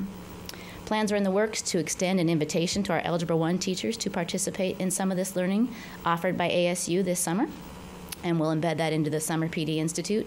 But all of our 6 through 12 math teachers will have opportunities to attend PD facilitated by either SEC professors, Grand Canyon professors, or those from ASU. And we will, overwhelmingly, the feedback is to continue to have them to facilitate learning during district early releases. So there are 2 days that have been designated as district early releases for next year. So we are working to commit and get commitment from those persons to help and lead the learning on those days as well. And then, of course, it's our hope that those conversations continue at the PLC level to allow our teachers to collaborate and share their learning with colleagues so that we're impacting all math classrooms across SUSD by promoting that collaborative time. Thank you. And as we tie up the presentation about indicators of success, how will we know that we're making progress towards all of these plans and continually reflecting on how do we get better? The first one is that we have to have a very strong commitment that all 9th graders are proficient in the knowledge and skills required of Algebra 1 as the foundation for future math courses. As you've seen in all of the trajectories that we've shared with you, Algebra 1 is that gatekeeper. It's been the gatekeeper for years. It is the #1 failure rate across the nation. We have to have a strong investment in Algebra 1. We have to align our resources. We have to look at our staffing differently. And we have to provide some of the supports that our high school principals have been talking with Dr. Von Echten about. Decreased failure rates in mathematics is measured by our report card grades. Closing those gaps, making sure that kids understand what mathematics looks like. If they don't pass, then we need to be looking to those turnaround programs and bridge programs that Dr. Von Echten mentioned. Increased student performance on school, district, state, and national assessments. Our kids are competing with kids across the nation and across the world, in the world of the universities. We need to be monitoring very closely what this looks like, both at the school level, at the district level, and making sure that our kids are well prepared. Life is changing for them. The Ames test is gone, a new assessment is coming, and that will provide opportunities for some kids, and we want to make sure that all kids are very competitive in the world of college readiness. Increase our readiness for entry-level college coursework. We want to make sure that SUSD graduates are ready to move into that entry-level course without a need for remediation, because that's incredibly important for them as they begin their college career and what that trajectory looks like. So for that, we'd like to open up to questions and discussion. Mr. Brown. Here in Arizona, there's conversation now about getting rid of Common Core. What happens? Where does all this go? Mr. Brown, excellent question. One of those initiatives that we've spent a lot of time on is preparing our teachers and our students and families for the Common Core. Currently, it's still a conversation around whether or not we're going to get rid of the Common Core. The legislation and the conversations that I continue to follow are really a separation of the standards versus the assessment. And much of the conversation is around, will there be funding of an assessment? If there will not be the support of funding of the assessment, then there will not be the support of the standards and vice versa. So knowing that the standards are what our teachers have been prepared for, our kids have been prepared, our current 3rd graders, all they know is the Common Core. It'll be an interesting discussion to see where our legislature takes us. Would we continue on the path we're on, even if the state, I mean, Good question. We've got to educate the kids. So regardless of what they said, we would continue on our path? That's an excellent question, and that would be a decision that we would be making collectively with guidance from our governing board around which direction we would go, since you all approve our support the declaration of those standards. What is important to understand is that our teachers are making changes, and so we would need to have some really deep conversation and listen to what our teachers are saying and what they're seeing is happening, pros and cons within their classroom to make a good decision. So it's a little too early to tell right now. Mrs. Kirby? Thank you. Thank you for the presentation. There's a lot of information in there, and I'm going to go out on a limb and suggest that I think SUSD does a really good job with math in 10th, 11th, and 12th grades. I think that because we have, I'm looking at right here, so many different flexibly grouped, if you will, course offerings and options for our students to make the determination for themselves, what is my ability and what can I strive for, there's options for them. I'm going to suggest that the conversation needs to be around 6th, 7th, 8th, and 9th grades. 9th being particularly Algebra 1. I think you closed it out by saying it's the gatekeeper or something like that. What I'm struggling with is, I don't know if we start with 9th grade and work backwards, or if we start with 6th grade and work forwards, or if we try to address all 4 grades at the same time. That's a rhetorical question. Thoughts? I'd be happy to. When we take a look at the math placement process and how we have refined that to make it more consistent and more accurate, what we're looking for in that 5th, 6th, and 7th grade is algebra readiness. So really the idea is looking at 9th grade and working backwards. What do we need for that strong foundation in Algebra 1? And then working backwards to make sure that our kids are prepared for that. Because the algebra standard begins in kindergarten. I mean, we're teaching algebraic thinking through patterns in kindergarten. So thinking about if that is that solid foundation, what do our most successful Algebra 1 students exhibit? And we need more of that all the way down to kindergarten. You want to add to? So you actually, though, I was stopping at 6th grade. And No, you we just need said to all go the to way down kindergarten. All the way to kindergarten. Do we try to tackle all of that now? Or where are we going to get the most return for our effort and possibly dollar? Which grade levels? Well, and what we know from research is that we look at those transition years. We need to be looking at 3rd grade, 6th grade, and 9th grade. Those are the bang for the buck years. So when you're looking at the major significant curriculum changes and transitions in students' cognitive abilities and where the curriculum changes and expectations change, that's why purposefully those bridge programs, 6th grade, getting our 5th graders prepared and that bridge program into middle school, and then looking at our 8th graders, a bridge program into 9th grade for successful high school transition. When we look at our Ames data, 23% of our kids leave 5th grade not meeting the standard. That goes to 32% by the time we leave 8th grade going into high school. So this is truly needs to begin in kindergarten. So guide me to, in this presentation, what staff's recommendation is, because we didn't talk about 3rd grade kindergarten, so we started. So guide me to what staff's recommendation is for next year to try to address the question of math achievement. Mm-hmm.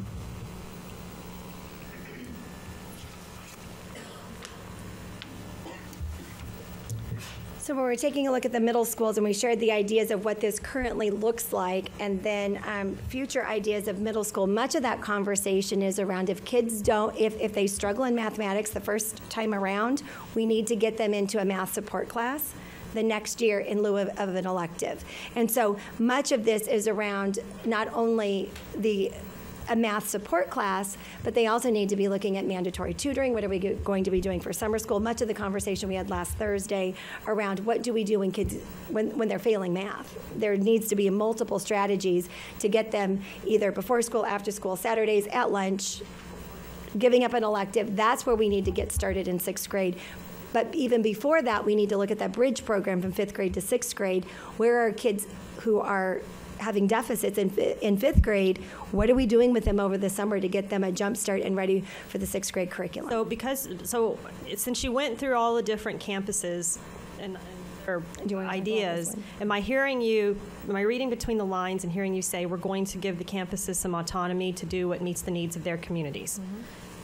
Yeah, I think that's absolutely the case. So the example I gave you with utilizing math support as a class, that staffing. Well, if you can feel that could be delivered better in a better way, absolutely. Okay. Let's see what that might look like. Well, I'm just talking middle schools right now, and I didn't hear an investment request for middle schools. I heard an investment request for 9th grade.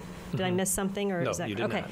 So all of the middle schools is all about intervention. The examples you gave. Mm-hmm. What are we going to do for the kids that need more enrichment? And that's where I am referring now back to the conversation we had last Thursday, and I'm wondering where that conversation goes from here and how it intertwines with tonight. Madam President, Board Member Kirby, just to jump in here really quick. When it comes to that additional enrichment for our middle school students, a lot of that we've been doing very well. As Dr. Benson talked about that math trajectory and taking those assessments, we have 7th grade students that are taking algebra. We have 8th grade students that are taking algebra. We have some 8th grade students that are actually taking geo-trig. So we are meeting that high achieving math, and that helps. We've got to make sure that we don't lose the lower end of the kids, because the higher end of the students, they are achieving, and they're taking those courses. Some of them are actually going from the middle school to the high school to take their course. Okay, so can I request then a follow-up? I'd like to know by middle school how many students are in these advanced, how many students are accelerated by course? So how many students do we have that are in Algebra 1? How many that are in geo-trig?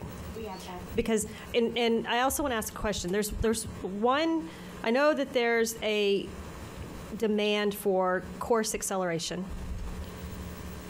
And I feel like we've met that. We've answered that, check.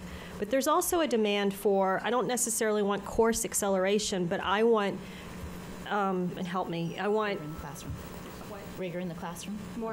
more challenge, depth, and Yes. yeah. So what are we doing with that? That's the instructional strategy.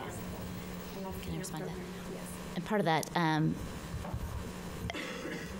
I think there's a balanced approach to the conversation and to the question that you've posed, Board Member Kirby, in that the interventions alone aren't going to be sufficient in getting any school to where they need to go to. The investment in the instruction and the changing up the instruction and supporting instruction to ensure we have teachers given an opportunity to understand more about math and how they allow kids to think differently about math is significant. I was encouraged by the conversation we had at the last board meeting where we got to listen to some of our principals and the stories that they were sharing. And one of our principals shared, I believe, a 40-point gain in benchmarks. And that teacher was celebrated, but that teacher is an AMP teacher. That's a teacher that's invested dozens and dozens of hours and is teaching math differently. And I think that is part of the response to your question about how we do that differently. It's got to be an investment in first best instruction in addition to the supports, in addition to the bridges, coming out from elementary school. Where do we need to help support kiddos? What relationships can we make? What targeted, identified ideas and concepts can we work with them before they start 6th grade? Doing it again throughout the middle level years in the support classes, doing it again at the end of 8th grade. We have very successful models when we pay attention to what our principals and our leaders and teacher leaders have done.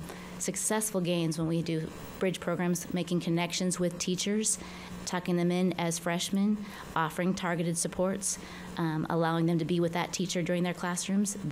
We have seen significant achievement gains from that and less failure rates when we pursue those opportunities. And that is an investment of money at the freshman level. I come back because I keep hearing, and most of what I heard on Thursday, except for like the last 3 minutes, was intervention. It still feels like we're trying to work with the students that are struggling. Right, and I want to come back to what about the students that are coming home saying, I'm bored? And what do we do for them? And I'm going to go back to your first question, give another example. I know Dr. Benton shared one. I'd like to give another example that Terry Kellen shared from Mountainside. Not this year, but last year, she had a Math for Success class. That Math for Success class was her bottom 25 kids. All of those kids met the standard. So her bottom quartile, we have schools that their bottom quartile kids met the standard. The school improvement strategy is to get them to exceed the standard. So she had Math for Success, which was about moving meets to exceeds. And 18 of her 25 kids in that class exceeded the standard. So when we're talking about the uniqueness of campuses and why this needs to be flexible for schools, they have very different and unique needs. And so just to say, take your kids that fell far below and approached, many of our schools wouldn't have too many of those. And fair enough, I'll give you that. So but what about the 75% at Mountainside Middle that weren't in the bottom 25? They still needed to be challenged as well, even though they were already up here. We still have to, but they didn't want Algebra 1 or they didn't want geo-trig. They wanted more depth, complexity. I'm getting the lingo now. Right, you got it. So what do we do? What's happening? And it varies from school to school to school. I feel like as a district, we are constantly focused on the bottom quartile, wherever that bottom is. But it's just important to know bottom quartile are kids who meet the standards in many of our schools. And so that's where that we need to be thinking about that flexibility of how we enrich and what the enrichment looks like. Our most successful teachers are the ones who are enriching, are changing their instructional strategies and getting rid of skill-based instruction, lots of rote math, facts, those kinds of things, and moving to application. So you understand this mathematical practice, what does that look like? And that's through instruction. That's also why we are expanding the AMP program at middle schools this next year with Scottsdale Community College, because it will provide a much deeper enrichment for that middle to higher band of students that aren't looking to go into class acceleration. So those techniques teach them to have much more depth and complexity. We saw it in one of our schools. So we are completely expanding it, and the teachers are looking at it going, gosh, we've got to do this. We've got to challenge those kids that really need to be challenged. So we issued a press release last Thursday. Oh, that was ELA. So am I hearing correctly then, we are not for math going to have an honors class, an honors program similar to what we're going to have for ELA. We believe we're doing it already, and we're not going to call it what it is. No, we're going to enrich what we're doing.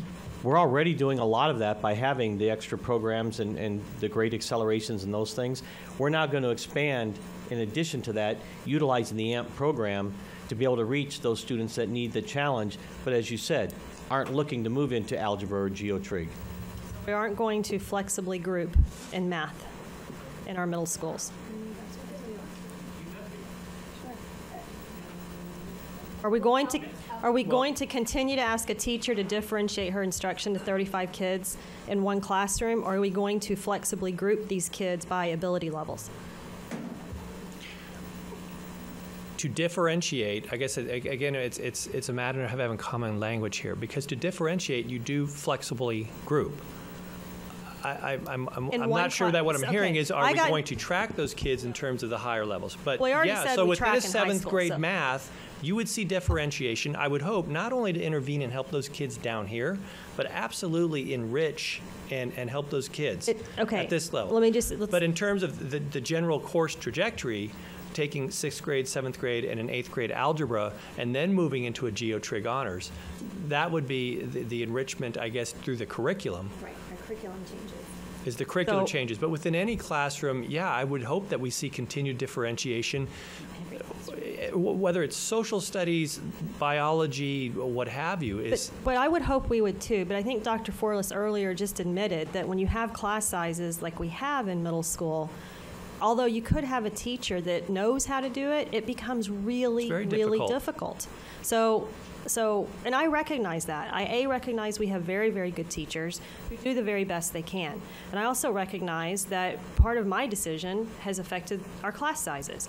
So in light of the budget constraints that we have, I'm looking for a solution. I'm looking for another solution to address the needs of all kids, even our high achievers. And that's why I am going to ask again for math in middle school next year, are we going to continue to ask our teachers? You have one teacher, one class of 35, 32, whatever the number is, and you, teacher, are expected to differentiate the instruction of those kids. That's what we're going to continue to do. And what we might want to look at is a model like I've illustrated with SUPI, where I've been in those classrooms in that additional time. That's exactly what is going on, whether it's ELA or the math. Teachers' evaluation, we have to differentiate. Mr. Brown. You know, I'm just going to go back. When we talked about middle schools, I contended we're back to articulation to the elementary schools. And talking about math, then I go back to my personal story where I had 4 different disciplines by the time I got to the 9th grade or 8th grade. I'm hoping that's no longer the case. I'm hoping that we have found we are solid on our curriculum at the elementary school that will build, works well in articulation to the middle school, to the high school. I'm hoping that the past is the past. So reassure me. And I will reassure you that our last math adoption, a huge success, is that our K-5 teachers chose the same publisher as our 6th through 8th grade teachers with Glencoe McGraw-Hill. We go from My Math in grades K through 5, then we move to Math Connects in grades 6 through 8. That's the first time since I've been here that we've had a consistent publisher K through 8. And that really, really helps with articulation, common language, spiraling of the curriculum, formats of assessments aligned to the Common Core. I'm glad you actually talked about starting at kindergarten and working out. I felt things were disjointed in my house.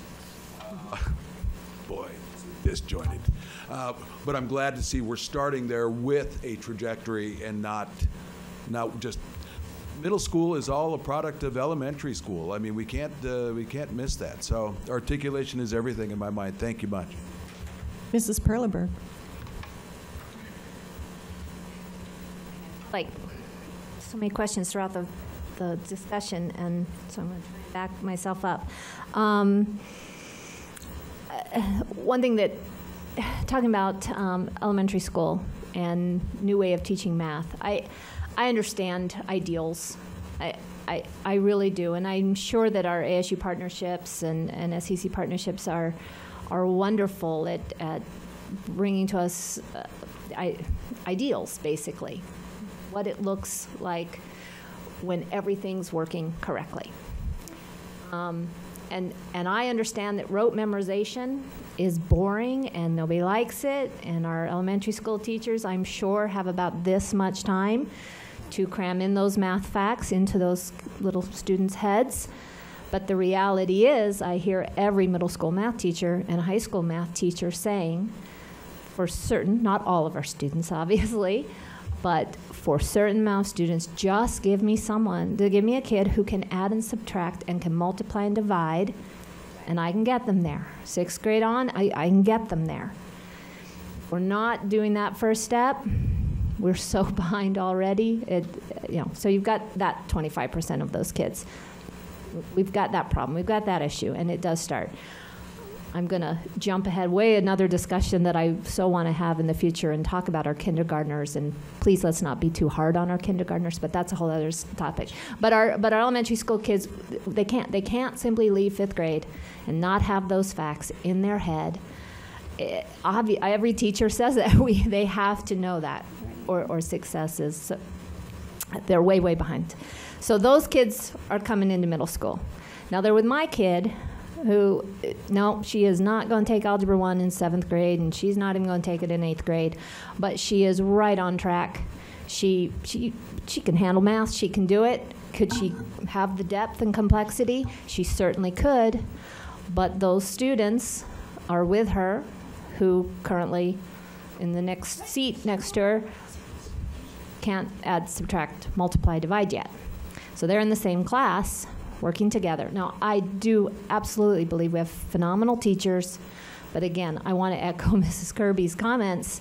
How is it possible that we can get as close to the ideal as possible when our budget, our class sizes, all are working against us? And we do have these issues right now, realities in our classrooms that, again, it's great to talk about our ideals, but if our professional development is not processing all of this through real world applications, looking at what each campus needs, what each learning community needs, we're not processing all of this through that classroom, I just can't imagine how frustrating and defeated our teachers feel. And so I just want us to keep working at it. Thank you. Board Member Perleberg, I'd love to be able to respond to part of what you just said. I think you just brought up and referred to application. One of the things that we're learning when we really pay attention to what rigor looks like at the elementary level as well in math is that while it definitely involves procedure skills and fluency, which you just talked about knowing facts and things like that, we need kind of a balance of a three-legged stool that also has our kids working at conceptually understanding why they're doing what they're doing, what a fraction even means, using the right kind of terminology to take a look at not just the top number and the bottom number, but really understanding parts to wholes conceptually, knowing their procedural skills and fluency, and knowing and have opportunities to apply those things. We need a balance of all three in our classrooms, and that's what we're working at with our elementary level right now. This presentation has been targeted for secondary, so we didn't spend a lot of time, and I feel badly about not sharing what we're doing professional development-wise at the elementary level. But I think we have lots of opportunities to learn from what our teachers have already tried in Scottsdale as well. Because you're absolutely right. The frustration level experienced by our teachers right now across the country is significant. But when we have extra class sizes and things like that, we know that, we feel that, and we have to respond and be paying attention to that. But some of our teachers have already tried something that's being alluded to here at the freshman level. We have had one of our campuses that truly believed to differentiate was not possible. And so they did try to identify the kids that needed the most supports and put them together for a double block. Together the entire time. And what they found was by putting them together for the double block, it impeded learning, and it was too hard for the teacher. What this campus has shared with us recently is to heterogeneously group throughout the day and then pull kiddos for targeted support. In addition to that proved more successful. And that's a story from our campus leaders and our teachers. And so while I think we do have to allow our sites to really talk about what's worked, what hasn't worked, which support models might be most effective, it's a great opportunity to learn from the stories of our teachers who have tried certain things too, so that we don't make a mistake again and trip up kids or teachers. Because in this area of accountability, we have to be thinking about how do we respond and meet the needs of every single kid, and what do we do as a district in terms of avoiding a situation where we might not be impacting learning in a way that we want to. There's a balance between all that, I think. I'm not sure if I responded to all of your questions. Mr. Brown, or Mr. Jackson, I'm sorry. Thank you for the presentation. It was very good, and as Board Member Kirby said, a lot of information to digest. I just wanted to say I feel very encouraged from this whole presentation. It appears to me that that each campus is addressing their issues in a very thoughtful manner. They're not, as we keep talking about, each of our campuses is very different. And I also was very encouraged by what Dr. Benson said about the collaboration between SCC and ASU and the professional development collaboration there. It's very impressive, and I certainly, I've got a sixth grader right now who is getting all he can handle in math at Mojave Middle School with Mr. Norris, who's who I don't know well, but is apparently a very talented math teacher.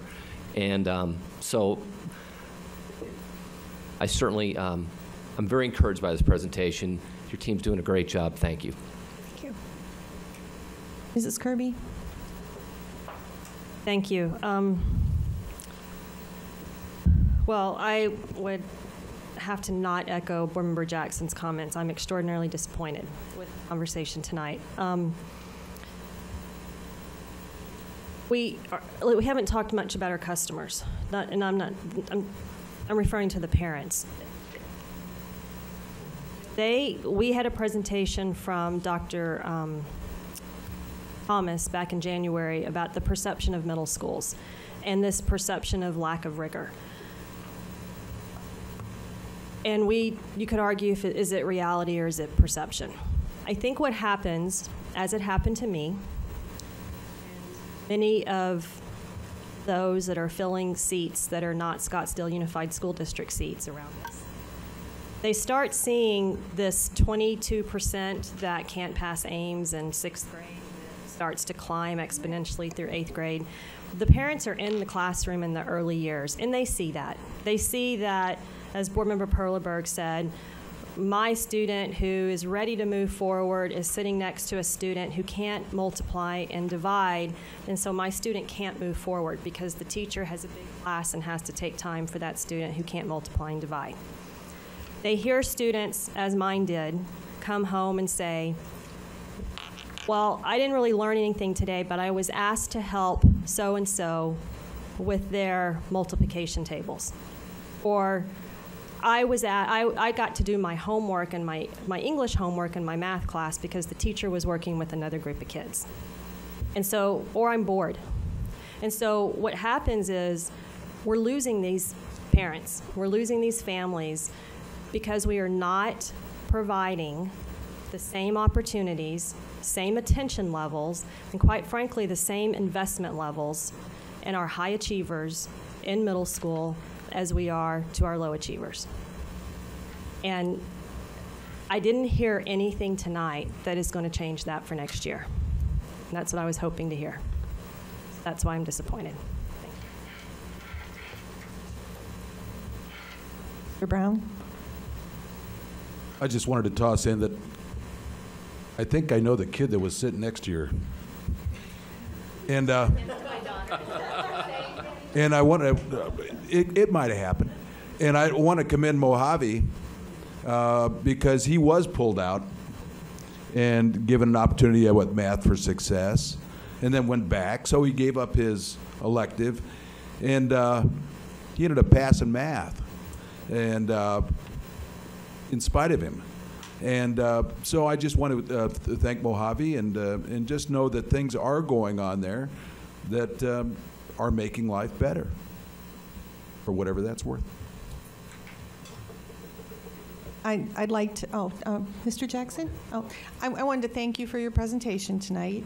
A couple of the things that I would include as indicators for success, and I think our community would like to know, is how many of our middle schoolers are earning high school credit in math or I think foreign language as well.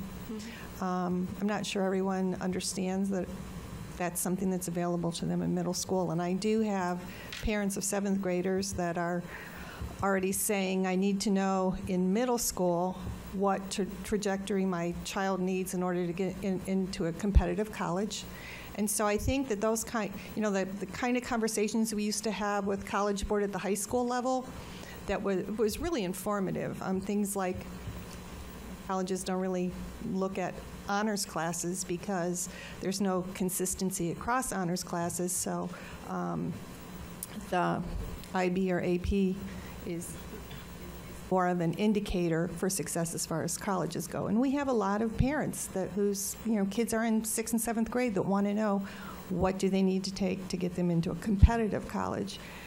Also an indicator of success that I would like to see is how many of our high schoolers are taking college credit in our schools. And that would include the AP exams, the IB exams, dual enrollment, concurrent enrollment, and what opportunities are we giving students who might not even think of themselves as college bound to actually earn some credit in our high schools.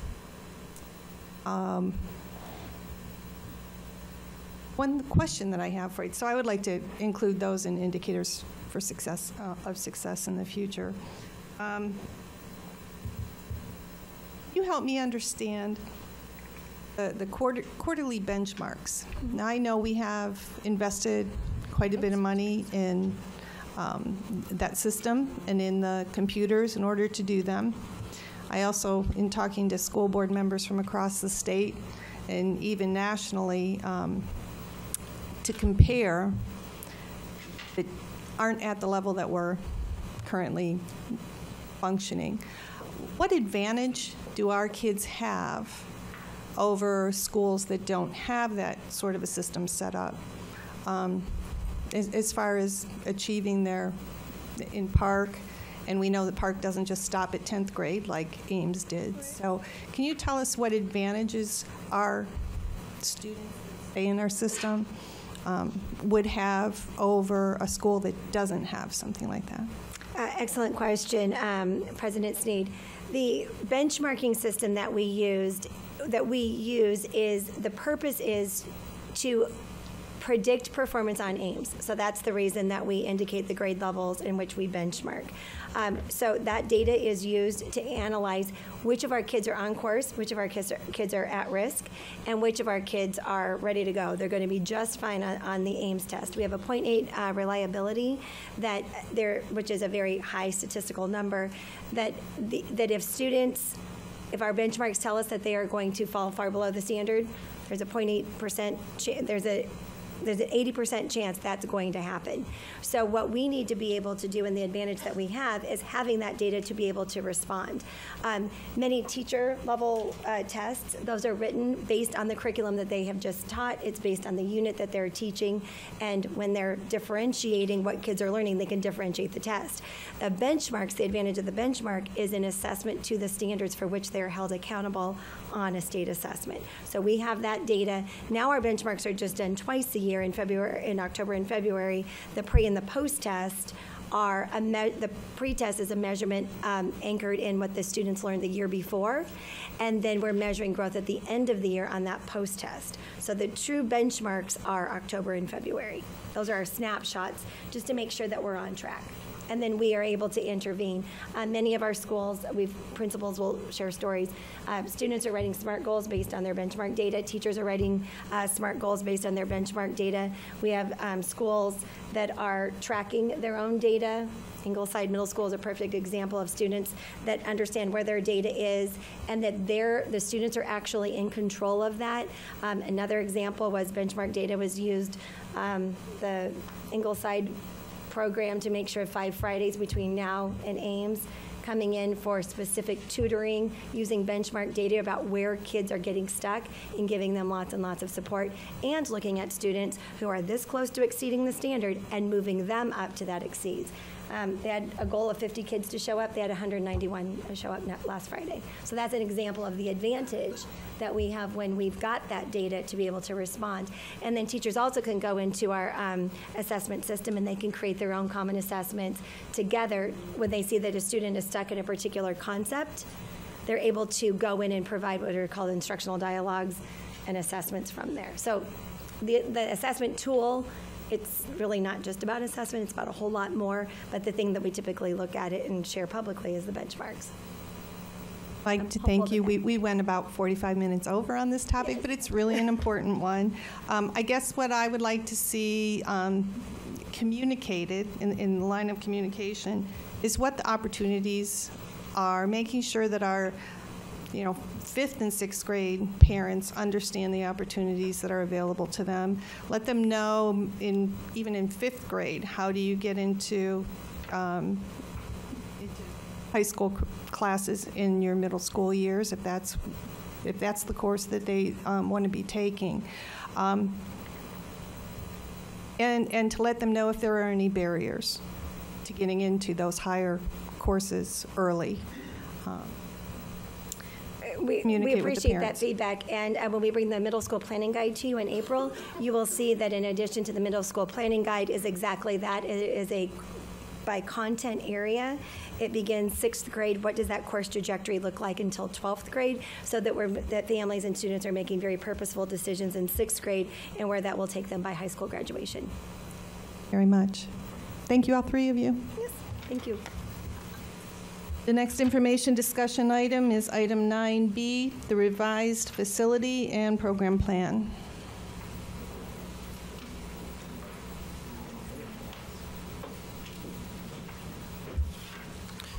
Thank you, Madam President, members of the board.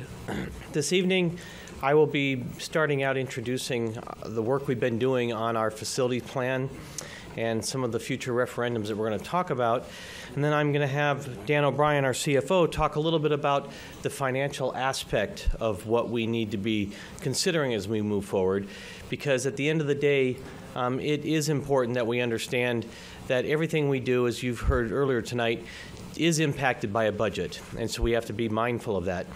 And then Rick Freeman's going to take the presentation and review a little bit about where we are with enrollment, talk about capacities and what we're doing with capacities, some recommendations for programs as we move into this next year, and then looking a little more long-term as we look at trying to make sure that all of our facilities are in a good shape to provide for our students as we need to do that. Our capacities is one of those discussions that we've had quite often that, depending on how it's looked at, it could mean a lot of different things to a lot of different people. And the state of Arizona basically takes the square footage of a facility, divides it by one number, and says that's how many kids can be in that school. We look at that and say that's not realistic, and that's not realistic for multiple reasons. First and foremost, if you have a classroom that the state says you should have 30 students in that classroom, but it's a self-contained autism classroom that we can only have 8 students in. You can't have 30 students in that classroom. You can only have 8 students there, so we have to adjust for that. We have to do in the state of Arizona a 4-hour pullout for our ESL courses. Those students are in the regular classes, and then they're pulled out 4 hours a day for ESL. You can't count that to have those students in there all day long. They also have to be accounted for in their other classrooms, so we have to discount that. We have art, and we have music and band and strings. The state of Arizona says you don't need those rooms. As far as we're concerned, you should have 30 kids in those classrooms all day long. It doesn't matter. We say no. Those rooms need to be available so students can go take those items. So we've made some adjustments to our capacities. We've looked at where we are, and we will be bringing forth some new recommendations for some capacities tonight also. And it's important to put that in perspective because the capacity number is a different number depending on as programs change. Also, where we are going to be moving some of our ECC preschools. Those are our tuition-based preschools. That square footage really needs to be taken out of service because it is a tuition-based program now. It's not going to have students in there in the K-12 environment. It's a pre-K program that we actually charge tuition for. So we are adjusting out for some of those programs. And then some areas where we're actually going to be recommending moving district staff. As we leave this Ed Center, we're going to have a discussion about what some of the future possibilities are for that Ed Center location. And in some cases, we're going to be moving staff into some district school facilities to co-locate. You have to take that square footage out. So we've tried to make some adjustments for all of that. We've done a lot of work in the last few weeks. We've been busy, and we're going to share that with you this evening.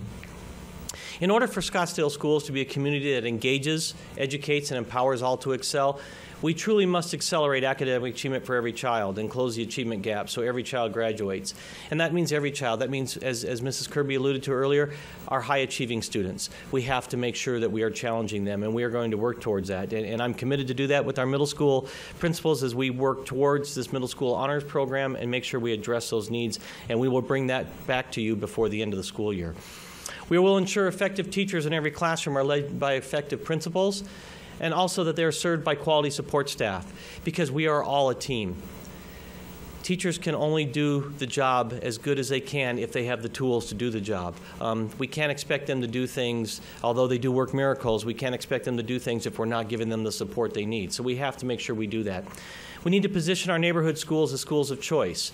We have to help every school find its unique voice. We're committed to do that. Every school is different, every neighborhood is different, and we need to make sure that we differentiate those schools and allow them to develop that. And we're going to work to support our principals as we move forward. We're going to strengthen and expand educational choices for students to drive learning, creativity, innovation, and entrepreneurship. We are committed to do that. We're going to find a way. It's not going to be easy. In some cases, it will cost some dollars, and we're going to have to find the budgetary dollars to make that happen. We're already working that, turning over every stone right now to bring that recommendation back. We need to nurture a culture of high engagement, customer service, and cultural competency. We must maximize performance using data. And I know people say that benchmarks and Galileo and things are problems.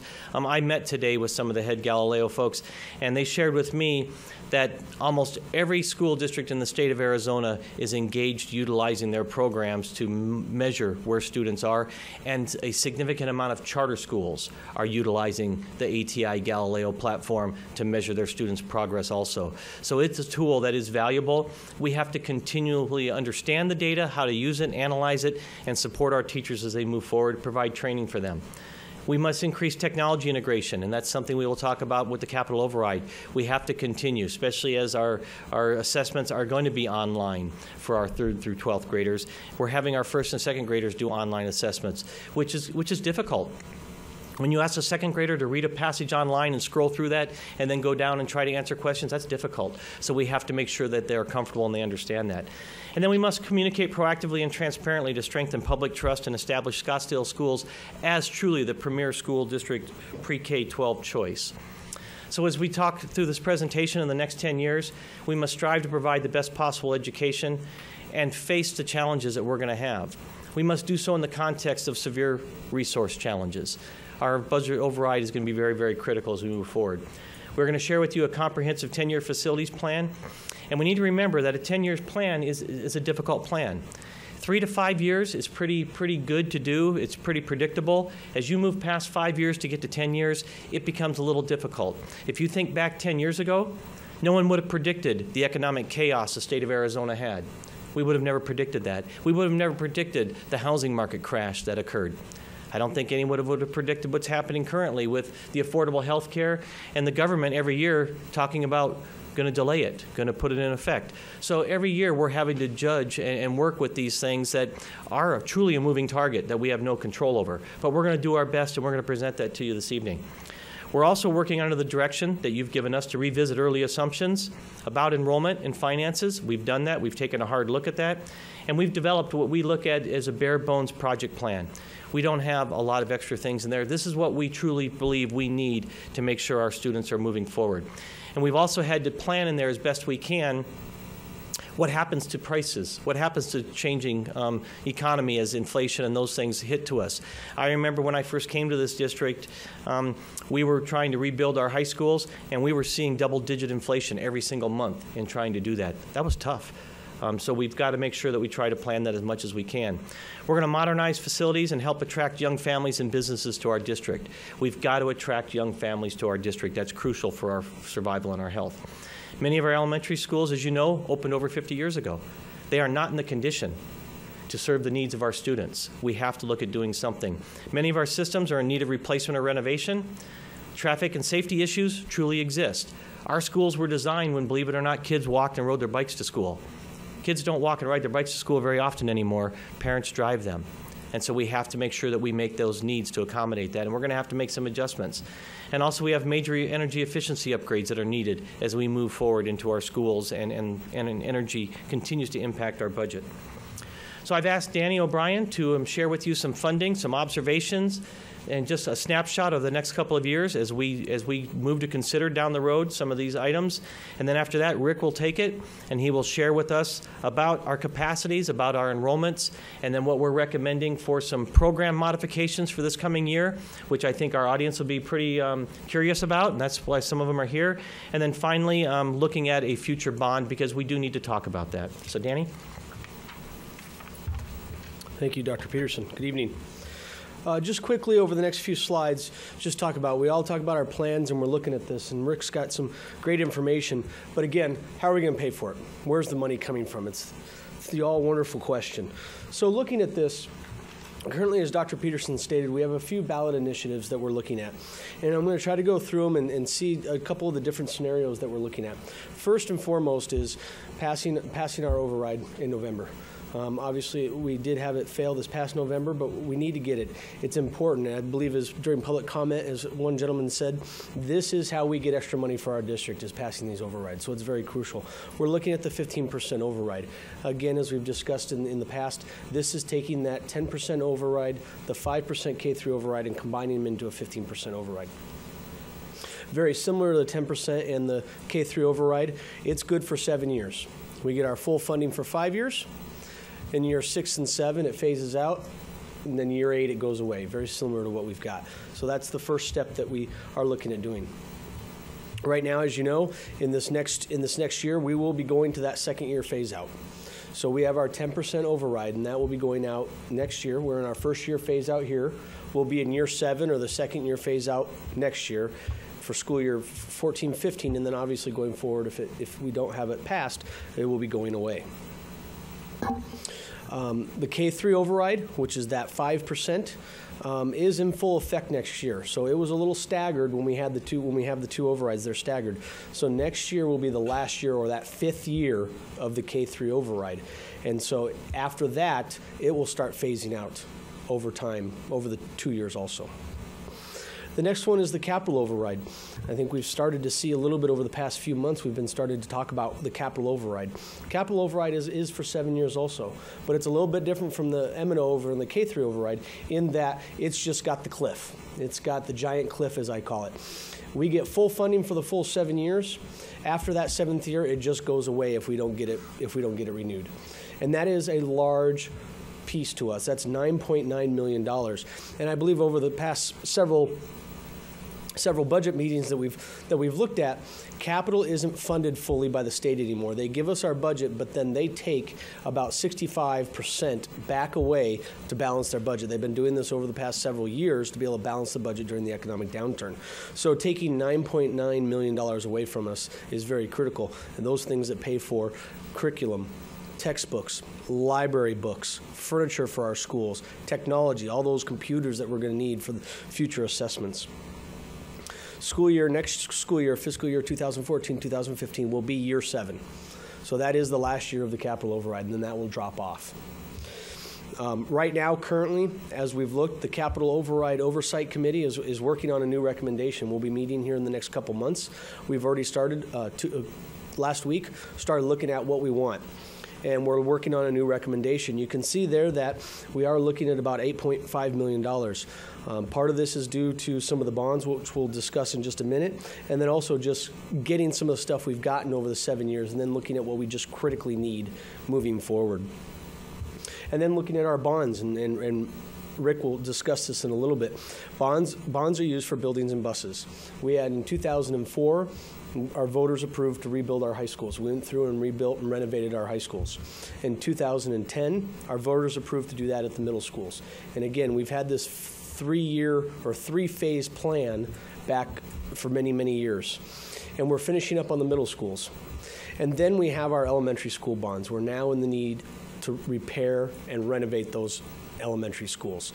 And we have question marks there because we're not quite sure when we're going to be ready for it, but we know we need it here in the future, in the near future. One of the things on this bond, too, and one of the reasons why we can lower the capital override a little bit is a few years ago, the law changed that now allows us, with bond funds, to pay for furniture, fixtures, and equipment and technology, where in the past we have not been able to do that. There is a little bit of a caveat that if you do pay for that stuff, instead of paying it back over the 20 years that we usually pay our bonds back, we have to pay it at a little bit of an accelerated rate, and we have to pay it back in 5 years. So a little bit on that, but at least we can use some of those funds to do that when we're rebuilding those elementary schools and get that technology into those schools that we need and that equipment that we need. Next couple slides are just going to be some projections. Now, there are hundreds, at least dozens, if not hundreds, of scenarios of what we can do with the initiatives and what we can do with our budget. But we're just going to go through some of the ones that we've talked about over the past several months that have come alight and that we can do. So here is our M&O budget. This is just strictly our M&O budget. The very top line looks great. Love it. Ready for it. But that is what would happen if we transferred all but 3 of our schools into charter schools. So if we did district-sponsored charter schools. Last spring we talked about how that would generate a lot of revenue because charter schools' formula is different. So that green line is what would bring. Next fiscal year, if we did that as we discussed last year, the first year we only get a little bit of that extra funding because we only get funded based off new students, which is really your kindergarten students, and then any that might come in from open enrollment or something. The second year, fiscal year 16, would be where that giant $18, $20 million pot would come in, because then all students that are in those schools, all but those 3 that we need to keep by law, that's when that big jump would come. So big jump and going forward. The middle line is what would be where we'd be if we passed our 15% override. So that would come in, again, we'd have it in November of 15. It wouldn't come in until July of 15, so in the 15-16 school year or fiscal year. And so that's where you can see that jump come up.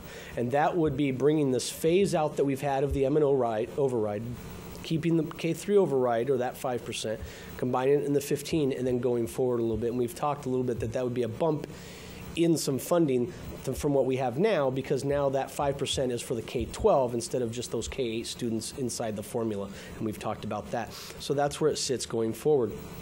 And then the bottom red line is if we continue to go forward without the overrides. And you can see that, obviously, we will have in fiscal year 15, we will have that phase out. In 16, it drops considerably because that's that 8th year of the M&O override, or that money is no longer gone. But at the same time, it's the first year of the phase out of the K-3 override. So we kind of get a double hit in that fiscal year. And then in 17, it goes up a little bit, and we all kind of go, whoa, why does it go up? Well, in looking at these projections and looking forward, now that the lawsuit, or at least a good portion of the lawsuit has been done, we are going to be getting inflation. Well, since that K3 override is a smaller amount than the 10% override, some of that inflation in the fiscal years can make up what that might phase down. And so that's where that bump comes up just a little bit, even though in 17 we would have the second year of the phase out of the override. So there's a little bit in there that we're looking at. Capital budgets. This is what are projected for our capital. Again, as I spoke earlier, capital has been devastated by the state. We are not getting capital. We're not getting our building renewal to help do our preventative maintenance that the state is asking, and we're not getting our capital over either. So the capital override is really what's funding a lot of these capital needs within our district. The technology, the furniture and equipment, the curriculum, the library materials. So you can see there in fiscal year 15 that we will have the last year of the capital override. And the blue line is how it would look if we went with the override right now. And you can see that it does come down in fiscal year 16 because in the previous slide I showed we're looking at only asking for $8.5 million. So we're going to have a decrease. But then also right now, the capital dollars that we do have outside of the override are all rollover dollars from prior years that we've had in there. And as we use those with the state not replenishing the capital, it'll still continue to go down until future years when the state starts funding capital again. The middle one is the district-sponsored charter schools.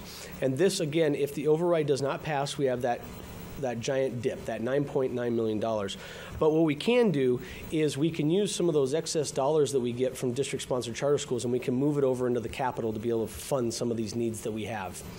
But what we do need to remember, and one of the reasons why I made it as a dotted line, is that if we do that, it lowers this green line, because we would take it out of the M&O dollars and move it over to the capital dollars. So we need to know that there's some changes that would happen in there, because it's the same pot of money in the district-sponsored charter schools. And then the red line is without the capital override, and you can see the gigantic dip when the $9.9 million goes away. And then you can see over the next 2 years our projected right now of how we're using the capital rollover dollars in fiscal year 18. They would be gone if the state doesn't fund capital, and that would be a severe hit to the district. What does this mean? Well, this is tax rates. So what we've done here is just done a little bit, again, a lot of different scenarios can happen in this. We've just pointed out a few of them of where the dollars will come from and what the tax rates.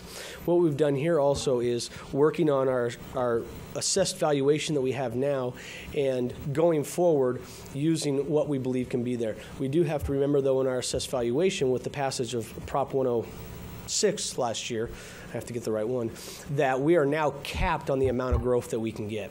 We are capped at 5% every year.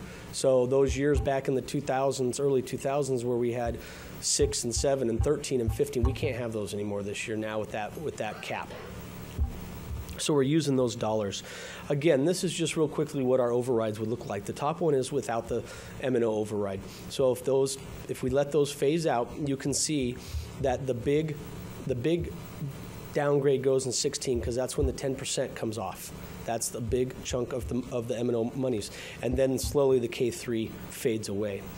If we have the overrides, with the overrides, then you can see that in 16, that comes back up, and that increase is bringing all those phased dollars back, all those phased 1 and 2 of the 10% override back to the levels that it was. And again, these rates are just for this segment of the tax rate. There's many other segments of the tax rate. Without the capital override, you can see when it drops off, again, that one's the big cliff. There's no phase, and that would just go away. So that piece of the tax override or the tax rate would go away.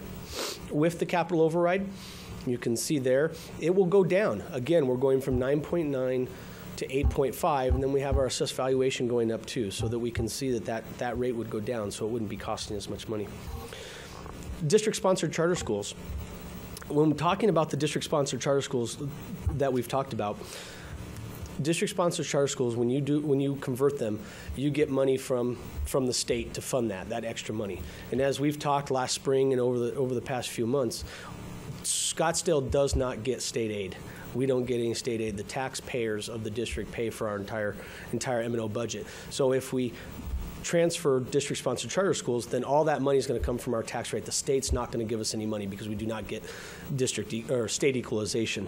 So this is the tax rate that would increase if we moved our schools to district-sponsored charter schools. So you can see again in that first year, just a little bit of an increase because we're only getting on the new students. In fiscal year 16 and going forward, we get it on all those students that we transfer, and that'd be a large increase to the tax rate. And then we have without the bond. Again, currently, as I spoke, we have the 2004 and 2010 bond. We're still paying those off. Those are 15 and 20-year payoffs. So without a new bond, we still have a tax rate as it's going forward. It does go down as we pay the principal off and the interest goes down. The very bottom line is with the bond. And you can see there that it would come up a little bit. It wouldn't come up that much because, again, even though the overrides are only 7 years, bonds are stretched out a little bit further. And as the assessed valuation goes up, we can taper some of those and make sure that we have a minimal impact on the tax rate. This is just a little bit of a graph of the last thing. Everybody looks at it a little bit different. But this is looking and remembering with the tax rates of kind of where it goes. You can see that the top is the bonds. And this, again, is not combined. These are all separate individual ones. But again, even with these overrides and with the bonds, we have to remember, and we've seen it historically, Scottsdale has the lowest tax rate amongst our peer districts. And even with these ballot initiatives, we believe we can keep it there, both with the economy coming back and our assessed valuation going up, and then with being fiscally responsible, that we can keep it low amongst our peers and the lowest amongst our peers. So now we're going to get into the plan and kind of what we focused on and what we looked at when we looked at this 10-year plan and what Rick will be about to show you.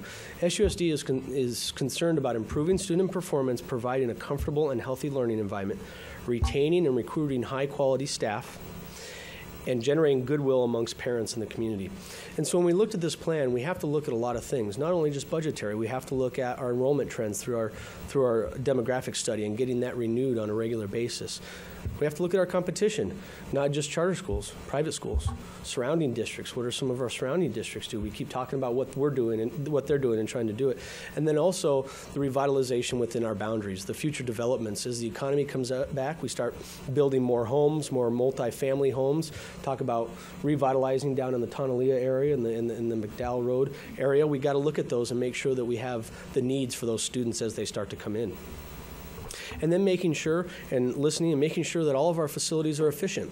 You'll see a little bit later on is making sure those facilities are efficient, decommissioning some areas, looking at the things. Do we have all the programs right that we need to do? Are we making sure we're getting those and being as efficient as, not just for the use of the space, but also for the electricity, the utilities, the waters, and all those other items. A few of the other items that we considered include, again, we just talked about some budget impacts from the efficiencies. If we do decommission, what can we save?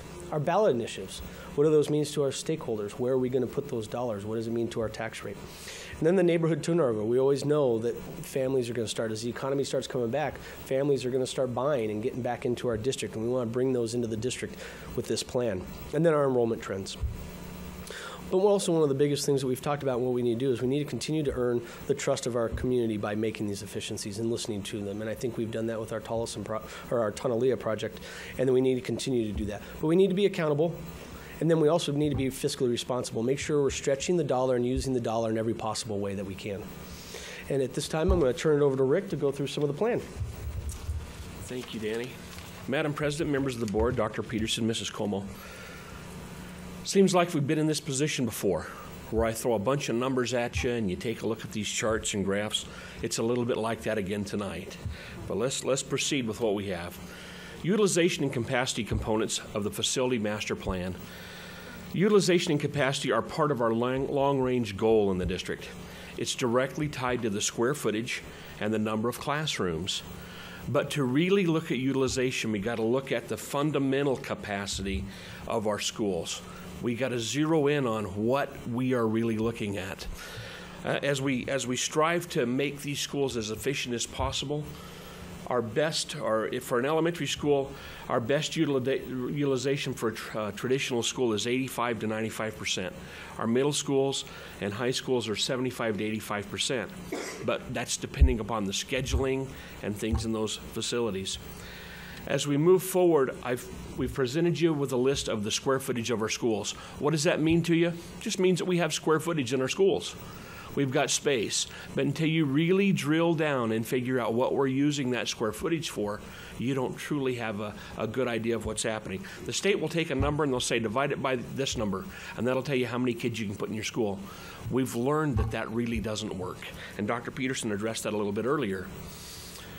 Our future capacities, we have to take into consideration the things like special education, all-day kindergarten, preschool, tuition-based preschool, our ELL programs, enrichment and support for specials, reading, speech, our computer rooms for curriculum, for instruction, and assessment. Who would have thought 50 years ago we would have needed to have specialty rooms in our schools for computers? You know, it hadn't been that long ago.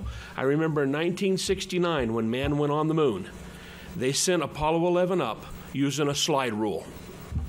We went to Disneyland and we saw this beautiful computer room for this Apollo project that they had. The computer was huge. It took up multiple rooms as a demonstration. Today, we have more power in our little cell phone in our pocket than they had when they sent the man to the moon. We've got to consider those things, what's happening with the future. The enrollment trends. We've got a chart here that was by the Arizona Department of Education on our district. In the first few years of this chart, we maintained a pretty good average, and we stayed pretty constant. And then we started having our ups and downs. We started getting some decreases. We started getting some increases. But things have typically flowed to the decrease across the district. These are some projections of enrollment by grade level. You can take a look at this and you can see what the projections are as the population in the neighborhood changes, how the trends differentiate with the grades. On this area right here, we have specific grades, how the trends are developing. As we look across the board through the year 2023, we can see that the projections are a decreased enrollment across the district. Dr. Peterson addressed earlier, yeah, we can look at about 3 years. When we start hitting 5 years, all bets are kind of off. We don't really know what our 10-year enrollments and our grades and so forth, our grade levels are going to do for us. Here's a sheet for you just to glean information about what we have here, what some of our actual numbers were, and what some of the projections are for our facilities by place of residence, where the people are living in our community. On this next slide, we demonstrate for the high schools for their place of residence. As we focus along our K-8 projections for our schools, you can take this information that's been provided to you and you can draw a line through it and see what the numbers are going to do over the years based on these applied economics graphs and charts that we have. High school projections, once again, our high school projections project out that 17 and 18, that's pretty much our peak of population. And then we begin to drop off across the district. The one big change that you'll see, if you look at Desert Mountain High School, it rolls across there, and in the year 23, 24, we're projected to lose quite a few kids by that period of time because that neighborhood's beginning to age out. Kids are growing up, they're marrying, they're moving away, they're having kids and living in different areas, and moms and dads are living in those homes, so those kids aren't there any longer to be going to the schools. This is a little bit confusing with the lines all dashing back and forth, but it shows you some of the numbers and some of the trends of how it will take place over the next multiple years in these facilities. We bring to you tonight some facility capacity recommendations. We've talked about how some of our capacities and some of our utilizations have been down in our schools. We have some numbers here for the 2014 facility capacity with our open enrollments and what some of our enrollment numbers are for the fiscal year 14. To try to get some of our utilizations up. Now we can take and we can pick these numbers apart all day if we want and say, well, what if we did this and what if we did that? But the fact remains, for the most part, our utilization on all of our facilities is pretty low, and we've got to make some changes to our places.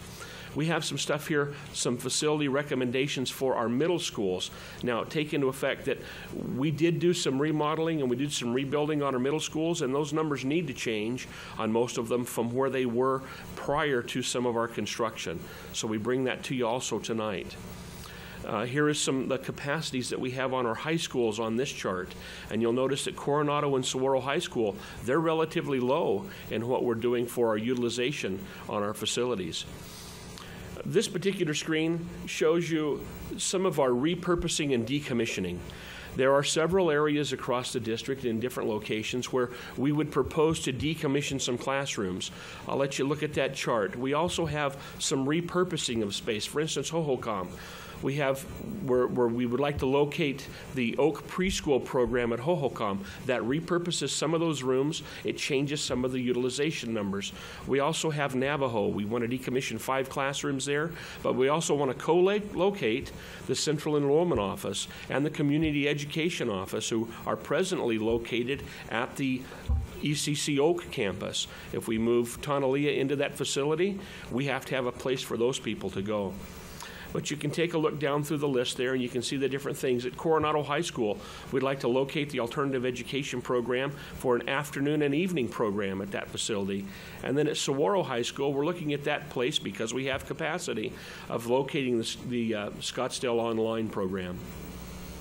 This is taken from the previous screen of those locations by decommissioning those space based on their square footages, what our projected utility savings and what our custodial savings would be for those facilities, with the grand total across the line were we able to close or decommission and change the program with those for $130,000 for the next fiscal year.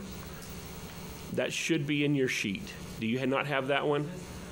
I'm sorry. No, when I sent the presentation to you on Sunday, I hadn't finished all these numbers, and so I got this yesterday and put it in the presentation yesterday. So this is a new sheet, and we will forward it to you. Okay. This particular page that you're looking at right now are some of the recommendations that we've taken a look at. The Education Center to close. Departments relocated within the city of Scottsdale area. We feel Scottsdale Schools needs to be in Scottsdale. Tonalea's to close, with the possibility of renovating that facility or rebuilding that facility based on the multifamily growth that we see the projections on from the city of Scottsdale and the surrounding area. The Oak campus to become the new Tonalea Elementary School. The warehouse would be a location where we would locate the IT department with the district's main servers, which are located at this facility right now. Coronado will become an early college and career high school. Kiva, we would like to align with the Saguaro Learning Community and the Helios Grant. ANLC would become Arts Academy with continuing multi-age focus.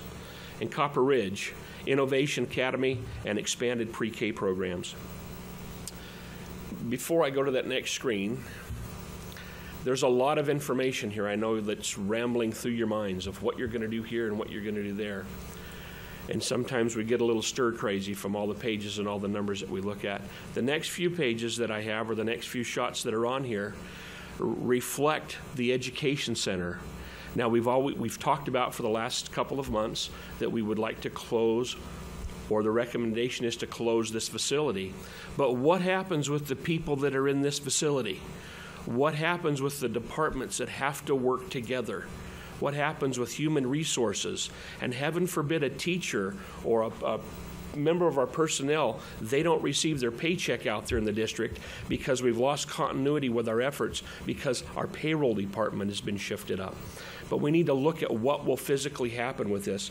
I know that there's been some recommendations, and every recommendation we've made has challenges and has opportunities. It makes a tough thing to make decisions on. But I share this to you. The Education Center could be relocated to the campus of Navajo, but that not necessarily into the buildings at Navajo. The Education Center, we've taken a look and I've made contact over the last couple of days with a modular building company. We could go in and procure a modular building and have it produced in a factory while we're doing some site works on the facility at Navajo to be able to bring the Education Center more centrally located into Scottsdale. Is it going to cost money? Absolutely. No matter what we do with the Education Center, it's going to cost us money to relocate our programs. The next screen that you have here is the city of Scottsdale. They have a couple of facilities they're interested in liquidating. And I've spoken with their real estate department over the last few days, and they've got a couple of locations that are located down by the city offices. One of them here located on 75th Street. Is it big enough for the Ed Center? Not quite. I don't know what the footprint is inside the building, but I know that right now, roughly, we don't have enough square footage that would be in that building to house everybody as we have them today, without maybe doing some deep looks into what that would be. The next place is the city also has another building, which is located on Main Street, just west of Miller Road. That's a possibility that we could take that and procure that from the city. One thing that we don't have any indication of right at the moment is the value of what those pieces of property are, or the value of what we would have to do at Navajo to be able to take the Ed Center there. We don't have good hard numbers on what that would cost. And we're always talking about dollars. Do we have the money to do this? We have to dig deep into this to take a look to see what it is that we can do. We would have to, I'll throw a thought out to you, because I know we're going to have discussions. In order to perhaps purchase one of these locations from the city, or perhaps put a new building on the property at Navajo, we would have to use some of that remaining money that we have from our bond savings and do that work, with in turn, however, turning back around and liquidating perhaps this property to the highest bidder, or however that could be sold, with the approval of the voters, and put that money back into those coffers that we would have used for that. We have to basically be our own bank and loan ourselves the money to do that work. The next slide that we have here is accessing the needs of the district. We need to improve the quality of life in our neighborhoods and our communities. Our improved schools, you take a look at what we did for our high schools, you take a look at what we did for our middle schools. We had a lot of resistance going into a lot of those programs. I met with a lot of resistance from neighbors. I met a lot of resistance from people that live near those schools when we were getting ready to do the work to them. But as those schools began to come out of the ground, people began to get the excitement. My kids are going to get to go to a new remodeled school or a newly built facility. And that made a big decision on some folks as to where their kids are going to go. How many of you wear the same pair of shoes that you bought 10 years ago? They wear out. Well, I do too, but how many of you drive your first car? Those things wear out, and our school buildings are not any different from that. We have to take a look at those things. We move down the line here, and we talk about an elementary bond program, and I know I've presented this information to you before, but we still need to take a look at the long-range plan of the district. But there's some priorities that we've got in place. We've got 7 priorities that we have to take a look at as we look at what's going to happen with the district. Number 1 is our health and life safety. Everybody wants their kids to be safe when they go to school. We talked a little earlier about kids 50 years ago, 40 years ago, 30 years ago. They used to ride their bikes to school. They used to walk to school. Now parents that live 2 houses from the school put their kids in the car and they drive them to the school. That's no exaggeration. Traffic has become a real problem in our facilities. We're for always we're for always having concerns from our neighbors because we've got cars coming to our schools, vehicles coming, and they're blocking their driveways. There's different criteria that we have to meet these days. We've got to look at our ADA compliances. We've got to look at our program support and upgrades for our infrastructure. Our building shell, the integrity of the school. What about our classroom interiors and upgrades? I talked a little earlier about who would have thought 50 years ago that we'd have all these computers in classrooms. I know many years ago I did remodels on many, many elementary schools in another district, and we'd go into those classrooms and they would have 2 receptacles in that classroom. They'd have one on the front wall and they'd have one on the back wall. Well, that was great. They had a vinyl record player that they had in the back wall on the counter, and then in the front they might have had an opaque projector that they used. We're completely different than that today. As we move forward, we have to look at our site development and our landscaping. Are we truly doing something that's environmentally friendly with our campuses? We live in a desert. What are we doing for our water? What are the different things we're looking at there? How about our athletic fields?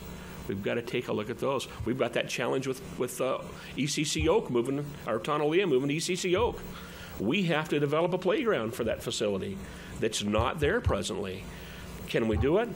We can make some changes. We can do some things. We can't plant seeds and plant more ground, but we can do some things with the facility that we have. We need to optimize our elementary schools. This chart shows you several of our schools that were built in the 50s and 60s, where we need to go back into at a point in time. Like I mentioned, you don't drive your first car that you had probably.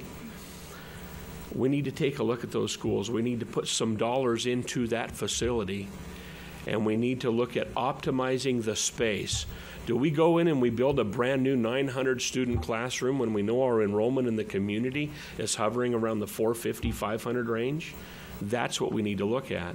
We don't need to look at building a 77,030 square feet ho-ho-com when the population dictates, even with some of our changes and some of our forecasts, that we have a population of 500. So we can build a smaller facility of 52,000 square feet.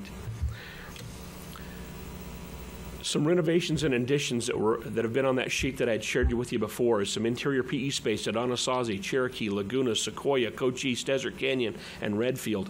Interior PE space, why? When I was a boy, we played out in the heat. Things have changed today, haven't they? We have these heat alerts. Our kids need to be in places, our students need to be where we can take good care of them, and we're not having to worry about their health and safety because we've got them out on the playground being seared by metal slides on the playgrounds. Cheyenne, a new gymnasium. Tavon Elementary School, additions and site upgrades. Part of Tavon has classrooms that meet across the street from the school. We want to come into that facility and do something with that administration area. We want to create some more classrooms. We want to bring that population all on the same piece of campus, and then we can look at doing something for perhaps some paid preschool program or something that's detached with that Tavon annex. We've got some district allowances that are built in there. Roofs are going to fail. They're going to need repair work. Buses are going to wear out. They can only make so many right and so many left-hand turns before they wear out. We've got asphalt repairs in our parking lots. We've got some of those issues that we have to look at. You've seen this sheet before. These were our projections that we had put together for some of the dollars that we looked at. This did include some of the technology upgrades. This included new fire alarms. This included intercom systems. Some of those dollars are built into that. These are the things that we need to look at as we move forward into what we do with our facilities. This here is the school assessment budget summary taken from the previous page that you had just seen of what our recommendations would be to take care of some of these facilities.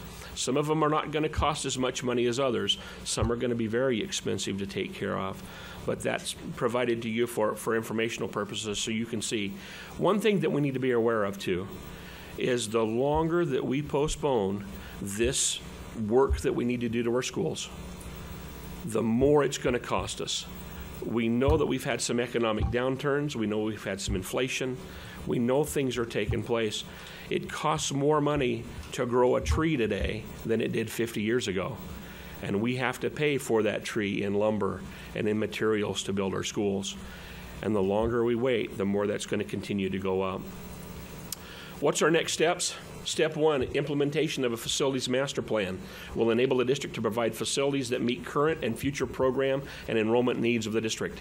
Step number two, an implementation plan will be developed during the next several months, which will reflect the final recommendations from the governing board. Step number three, this plan will outline revised facility capacities and project list for future bond, along with a draft schedule for program development. Ladies and gentlemen, we thank you for supporting our schools. We know this is a very difficult thing that lies before all of us, but it is something that lies before us. And we need to take the challenge, we need to take the bull by the horns and move forward and make those tough decisions. I thank you very much, and I open up for questions. Rick, could you just talk quickly about those city buildings and what we would try to approach the city on for trying to get a decent price or value out of those? Well, I haven't approached the city to say what is the value of this building. I know what they paid for one of the buildings, but it's going to be based on their appraisals. We want to visit with the city and see as a partner with the school district what their care and concern is to bring Scottsdale schools back to Scottsdale. Can we join them as a partner and be part of that community? There's nothing wrong with Phoenix. Phoenix is a wonderful community. All of our surrounding communities are great, but we have the name of Scottsdale Unified School District. So why aren't we in Scottsdale? This was the hub once upon a time. That hub has moved. We need to make sure that our clientele are serviced by that right hub. As far as the dollar amount, I can't say what we would be at, but we would truly work with them to try to come up with something that would be equitable for both the city and for the school district. I hope that answers the question, Dr. Peterson.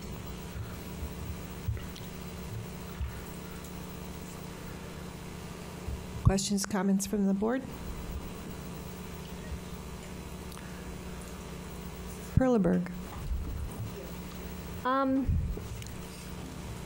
One thing I don't see on here is Cholla. And the Cholla campus, I think at one point was a proposal or at least in discussion for the Ed Center. Talk to me about Cholla. I'd love to. Madam President, Board Member Perleberg, Cholla is a modular school facility. It was built multiple years ago. It's of once upon a time called portables or modular buildings.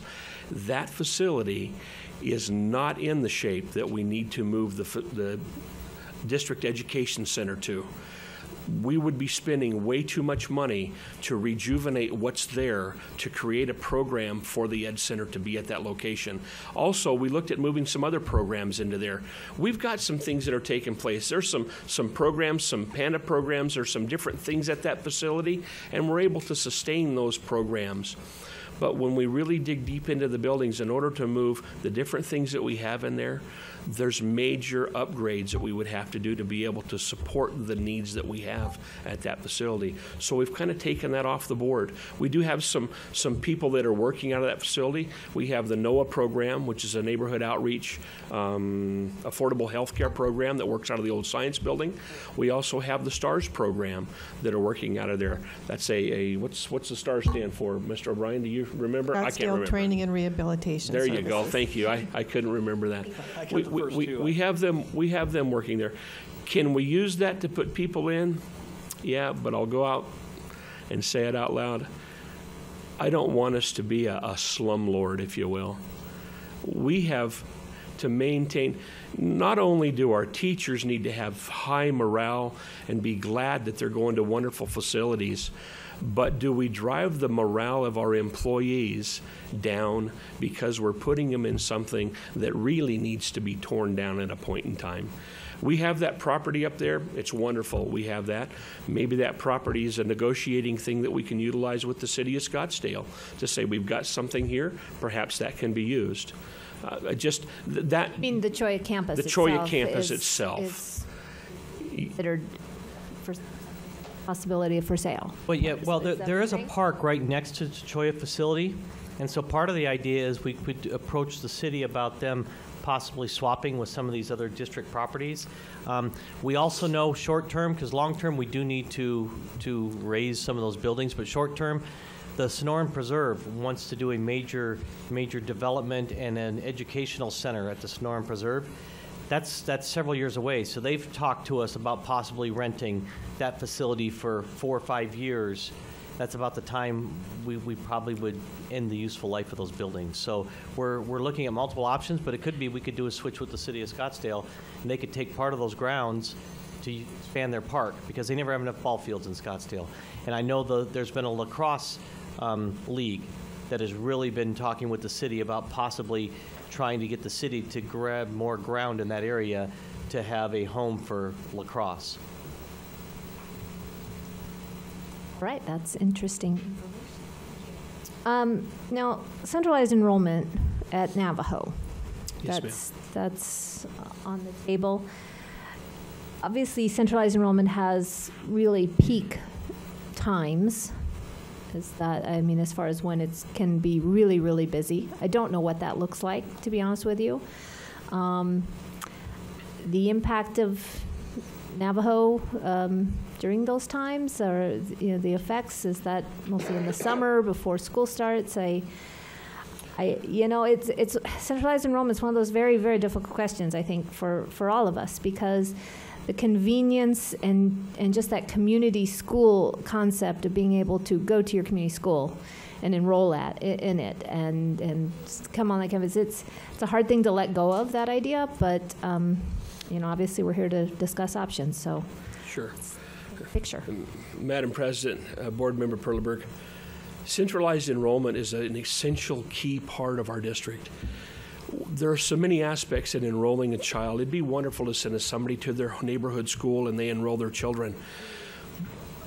But we run into complications with some of our counts, with some of the things that take place, with some of the numbers that we have to attain, with some of the documents that have to come in. Not saying that our people don't do a wonderful job out in the district, because they do, but we need to have that focal point where all that stuff comes together. And centralized enrollment has worked very well for us to achieve those goals that we have, to be able to bring those things together. I know it may be a little bit inconvenient for somebody to come all the way down here to the education center when they live up at Copper Ridge to enroll their child. That's one of the hopes that we would have, to try to centralize this more over towards the eastern portion of the district, close to that 101 corridor. But we still feel that we need to keep centralized enrollment intact. They do have high volume times of the year when they're bringing students in, but those high volume times of the year are, one of them is typically before school starts.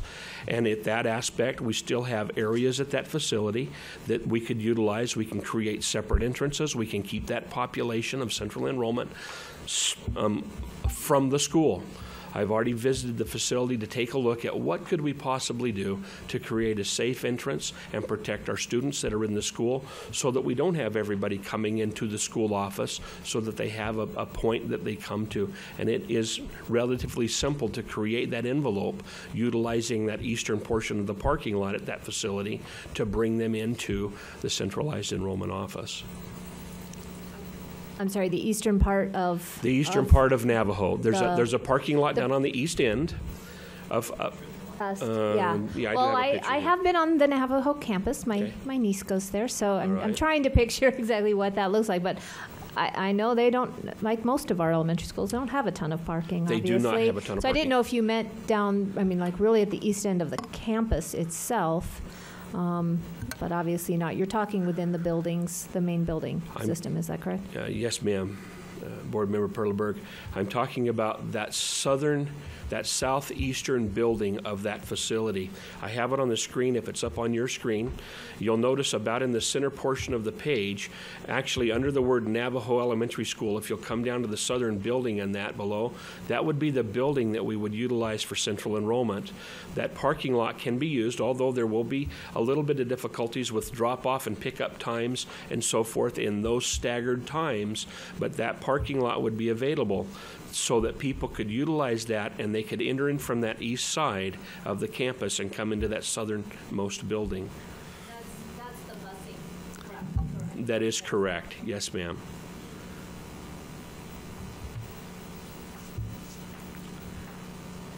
Mr. Brown?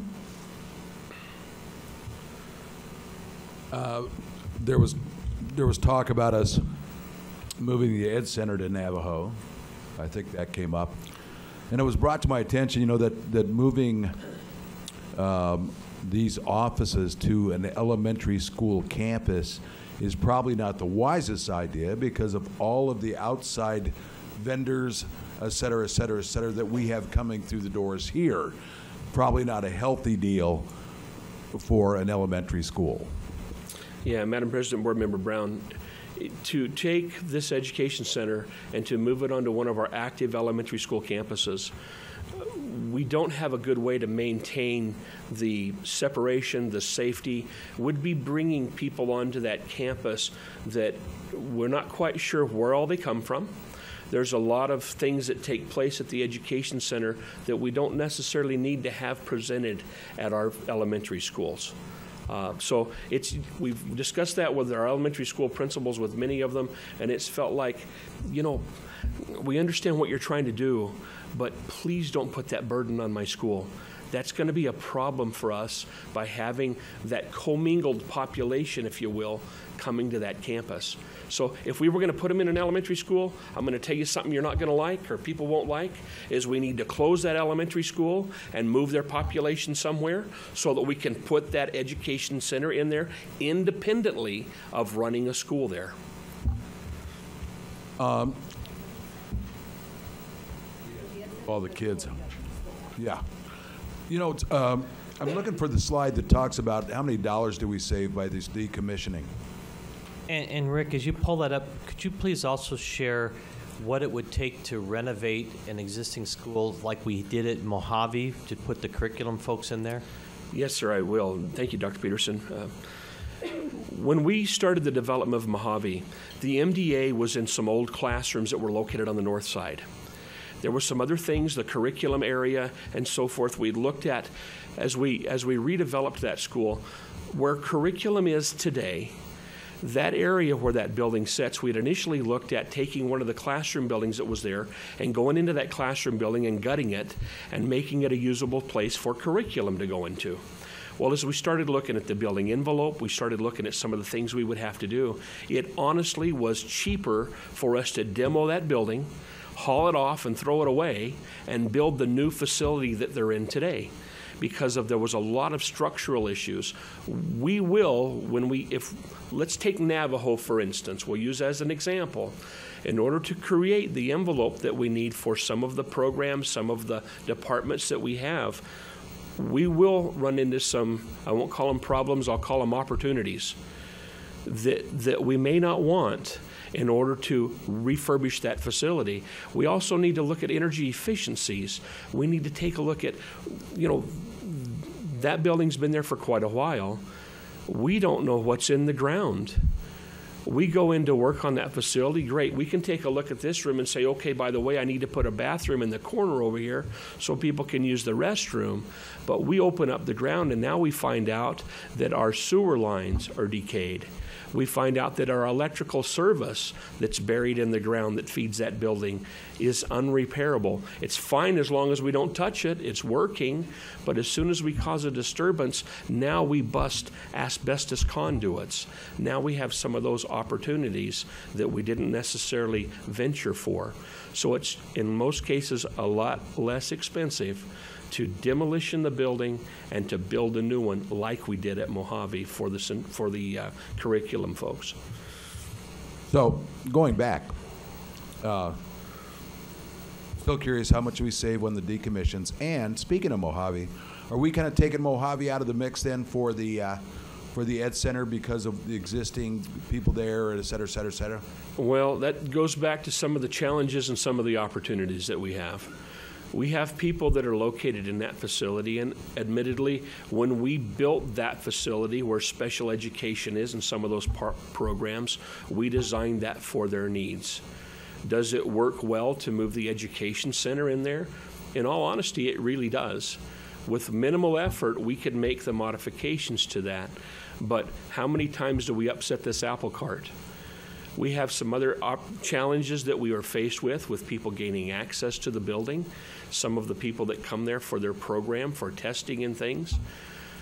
There's an overall feeling that it's not in the best interest of us to move the education center into the MDA, even though it would be a good fit. Sounds like the neighborhood wasn't real excited about it either. The neighborhood wasn't real excited about it, although I don't believe they would notice much of a difference between the traffic that's there today and the traffic that would be there if it was the education center. How much do we save on decommissioning? Our sheet that we have up here, I'm not seeing it right now. You don't. I'm sorry, you don't have it. We'll make sure that we give you a copy. Oh, that's the one we don't have on the. We just took the square footage, and I took the utility costs per square foot of the facility, and then I also took the custodial costs for the square feet. We combined those totals to come up with that, for that grand total at the bottom.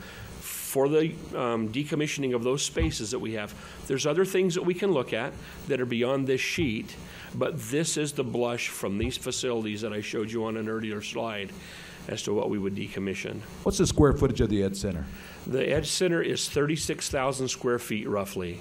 Now, by moving out the IT department and by moving out nutritional services to another area and looking at some of the spaces that we have, we could be able to bring that down to about 20 to 22,000 square feet of space that we need to utilize for the programs to move. That would include, however, not having the boardroom connected to that facility. We'd take a look at placing the boardroom, and if I can say it out loud, we have a very good room at Coronado High School. We have a huge lecture hall at Coronado that we could take and move that to be the boardroom. It could be used as a multi-purpose type room, could still be used for all the community things that take place. That room is a very busy room, but that would lend itself very well to put the boardroom in that location. So you're looking at 13 plus Gs on a couple of those buildings. Yes, sir. You're saying a total here is 20-something. So then move this facility, this room, to Coronado, and that would kind of compensate? It would help compensate without walking through those buildings and taking a look at what some of the breakdowns are, and heaven forbid some people might get upset with me, but we'd have to look at what we truly need for office space. We may have to do some modifications of space that people utilize, but we'd have to really evaluate what we really need for this program or the education center to be able to function. Has anybody talked about what is this building worth? Well, I would think the building might not be worth a whole lot. The land is probably worth such a more deal than on the building. Madam President, Board Member Brown, currently the building's free. The land is worth a lot of money. If anybody wants the building, they can have it right now. The land is what it is. But currently right now, in this research, we have found that this piece of property is actually connected to Arcadia High School in the Maricopa County. So the parcels or the plot of land is the same. So we are now working with a vendor to work towards separating and unattaching the properties so that when we can do it. Now, without naming names, and Michelle's watching. Michelle's watching. This area is growing again, and there is a lot of interest in this building. So I believe, although we need to work to get it appraised, and I won't throw a number out there because I will probably be wrong, the land is worth something. Okay. So, yeah, project that out. All right. Somewhere between 0 and a bigger number. But we do have to be careful because the one thing that we also found, and I think this was a little bit of a surprise to Rick and myself, is actually Indianola is actually not a public street. We actually own it almost all the way to the light. So we would have to break that out and still allow that because I'm not sure Arcadia wants all their students to come off of Indian School. So we would need to keep that street. So that causes, a little bit of a hiccup in it. But I think this land is valuable enough that anybody will work through that situation. Well, what we would do is when we sell, if we were to sell this property, we would provide an easement on that street for the individuals for access for here. Exactly. And it's already an easement a little bit because of utilities and stuff, so it has to stay there. But we just need to remember that we have a little bit of work to do, and we're currently doing that work. I believe this site is just over 2.5 acres. It's about 2.5 acres, I believe. Yeah. Again, we have to split out some of the road, and we don't want to give away the softball fields over there. The Arcadia wants to keep them, so they want their parking lot. And they want their parking lot, so we have to crunch it into this real little corner that we believe this land is. Mrs. Kirby? Okay, thank you. Thank you again for your presentation. It was very good. And I want to start with CEO and Ed Center, Community Ed, to Navajo.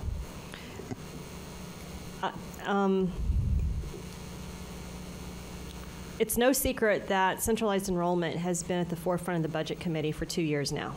And I'm struggling with taking a piece of our organization and that, quite frankly, many believe should be dismantled, decentralized, back to our campuses, and investing in it on another campus, i.e. Navajo, that quite possibly should be a school that needs to be closed. So I'm going to put that out there. And I'm going to also, I don't know who said it earlier. I believe that having centralized enrollment could have an adverse impact on our enrollment. It is confusing. It is difficult for families to get down to centralized enrollment. It is not intuitive that you have to go somewhere other than the school that you want to enroll your child in. So I am not going to advocate for investing in Navajo to move administrative functions there. I also am struggling with the concept of spending any money at all to buy buildings, land, what have you, from the city of Scottsdale when we have so much available space ourselves. Now, if it's an even trade, no financial outlay for the school district, or if the city of Scottsdale wants to pay us, I'm all over that.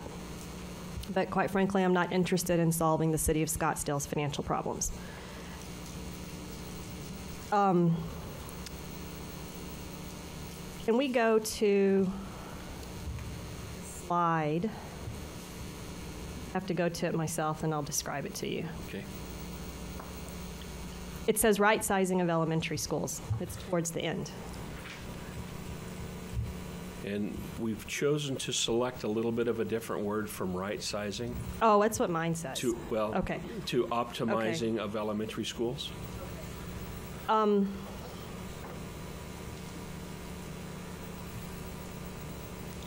I looked at this a different way. I took the 4,800 enrollment, and by the way, these enrollment numbers are all increased enrollment with the exception of Pima from what we have today.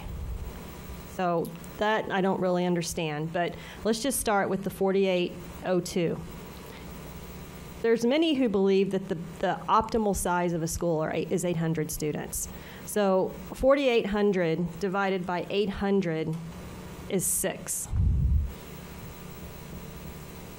And the reason that becomes important is because with each one of these optimized schools, you have a full administrative staff, and you have utilities, and we all know that that's where we get our savings when we do close a school. So if we were to go from 8 optimized schools to 6, that would suggest that we would need to close 2 schools from this population. I'm interested, earlier we have some programs, some ideas to generate enrollment, and I will always vote for increasing our enrollment versus closing schools.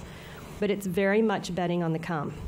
And I believe that our community is looking for us to take a balanced approach. I don't think that they want us to only close schools, and I also don't think they want us to only bet on the come. So without hearing the firm plans behind some of the programs that were on a slide earlier, I'm going to throw it back out there. I think we need to talk about closing more schools.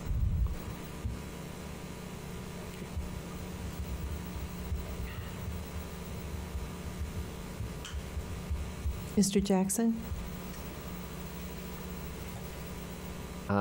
Great presentation. As usual, it's overwhelming. There's a lot to absorb.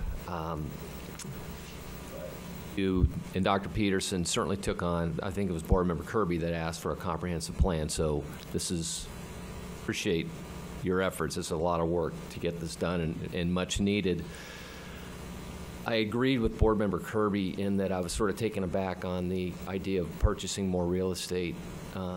I need to know more about what you were talking about, a partnership with the city of Scottsdale. If that means that they are going to give us a building, I'm all for it. But with exactly what Board Member Kirby said, with the extra facilities we have, it's going to be a hard sell to, I think, any of our constituents to talk about purchasing additional real estate. So I guess I need to learn a lot more about that, to be honest, how that's going to work. And I guess I understand there was some real pushback from the community around Mojave Dr. Peterson and also from the special ed department. I get that. But have we really tabled the idea of moving this facility to Mojave Annex and finding a new home for the special education folks? Because that seemed to me like a reasonable plan when it was first floated. I know anytime we do anything here, some people are going to be displaced and be very unhappy. I get that. But is that idea off the table, David, completely? I guess I'd like to know more about why we did back off on that in the sense of, one, looking at the facility, what it services, the assessment, getting access to it. Because one of the things we talked about it was it possibly going to Cholla up north, pretty far up north, trying to get, especially with the population that it serves. So it needs to be more in that central southern Scottsdale area.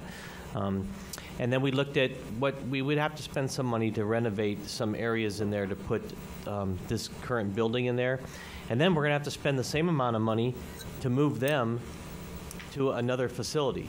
So it didn't make sense that we would spend some money, even if it's a minimal amount, at the Mojave School Annex for District Annex for us to be housed there, and then have to turn around and spend additional dollars to be able to renovate whatever space we'd renovate for special education to move in. So we felt that we would be better off trying to leave that, and that way we can save some paper by not having as many flyers put on neighborhood doors in the evenings, and then we would find a space. And so part of our idea, as we talked about partnering with the city, is if the city is willing to provide one of those buildings for some of that ground up at Cholla, to expand the park up there, that makes sense, because now we're not spending the money to maintain, we're not spending the money to water those grounds and those types of things. If, in fact, it's going to cost us net positive dollars, we can't do that. And so we are looking at what all of our options are to make that happen. If we go to an elementary school, even if we close an elementary school down and move the Ed Center there, it's going to cost a fair amount of money to build. What did the curriculum building cost us, Rick? I'm sorry, I don't remember. Like $1.3 million or $1.4 million, I think it was. We were about I think we were about $1 million. Because again, these buildings were built back in the 50s that structurally, to go in and do what we need to do and mechanically, they won't support it. So we've got to go in and totally, and literally I was surprised when the contractor came back to us at Mojave and said, I can save you money by tearing that building down and rebuilding it versus trying to go in and renovate it and shore it up and put the structural supports. Because those buildings are built with those walls down the middle that have the ductwork running down them, and it's a mess. And so you got to shore it up and put all kinds of structural steel in there. It just costs way too much money. So we're looking at all those options. So do we have a final plan yet? No, we don't. But we want to hear from the governing board as to what are the directions that you feel comfortable supporting, so then we can go do those final explorations and bring it back to you. Otherwise, I'm going to have our folks do a lot of work, and I'm going to do a lot of work, and then you're going to go back and say, well, why didn't you consider this? So I'd rather have this discussion now, give us some direction so we can come back to you with our next steps. Thank you. Thank you. Mr. Brown? Okay. So about 8 years ago, we met. And why did we meet? Oh, why? They're going to close our schools. 4 or 5 years ago. It was just 8 years for me, just 4 or 5 for you. So I just happened to have on my computer, I couldn't resist. I can't stand this. So, okay, I'll call it 6 years ago. Do you know what the capacity of Hohokam, which is currently rated at what, 906 capacity? Now, 8 years ago, you know what capacity was then? 725. Now, I just want to put a historical perspective on this, that life changed. Somehow my school got a lot older, and it was already 50 years old, but it got older and now it can hold a bunch more kids, 200 more kids. So before we get into all this idea, I just want us to be aware. So here's Navajo, what, at the 925, we're about the same. I don't have that number here. Pima, let's see. 750, 725, 800, 680 for Tonalea. Old capacity numbers. Well, they changed when we wanted to look at, make sure that Aztec, Zuni, and all this stuff was going to work. Numbers changed. Schools got older. They can hold more kids. I don't get it. I never liked it, but I think it just has to be mentioned at this point in time.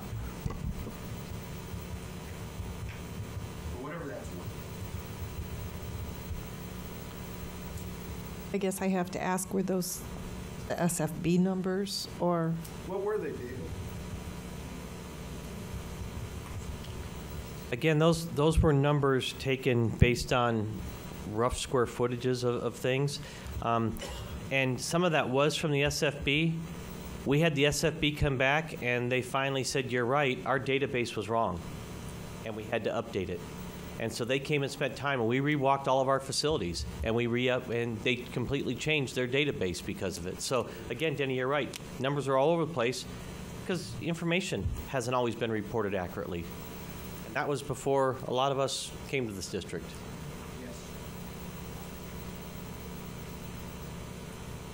Mrs. Kirby.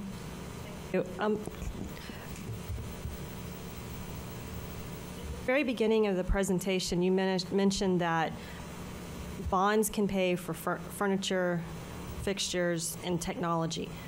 Is that only true for a building that's being built under that bond, or could we pay for furniture, fixtures, and technology with a bond for schools that aren't being affected by that bond? Does that make sense? Board Member Kirby, there's kind of two questions in that one question there. Bonds now can pay for furniture, fixture, equipment, and technology within the bond program. If you built the bond program with the voters' pamphlet and said we want to put in desks in every school within the district, all 31, then those bond dollars can be used to do that. If we build the bond program that we're going to renovate and only touch elementary schools, then you can only put the furniture in those elementary schools, outside of the caveat that you can use 10% of the bond proceeds for what we call overruns or accidentals or things like that. So there's kind of two questions in that one question. So as long as we're transparent with the voters, we have flexibility, is what I'm hearing you say. Yes. But remember, we have to pay those off in 5 years. Capital override is good for 7 years. So in reality, the taxes would be lower because we would be buying the same amount of furniture and equipment, but we would have it be done over 7 years versus that 5-year window for the bond. So it would be cheaper to do it in that 7-year window. Okay, I'm just trying to make sure I understand the facts so I can play around with options in my head. Sure. So what about curriculum?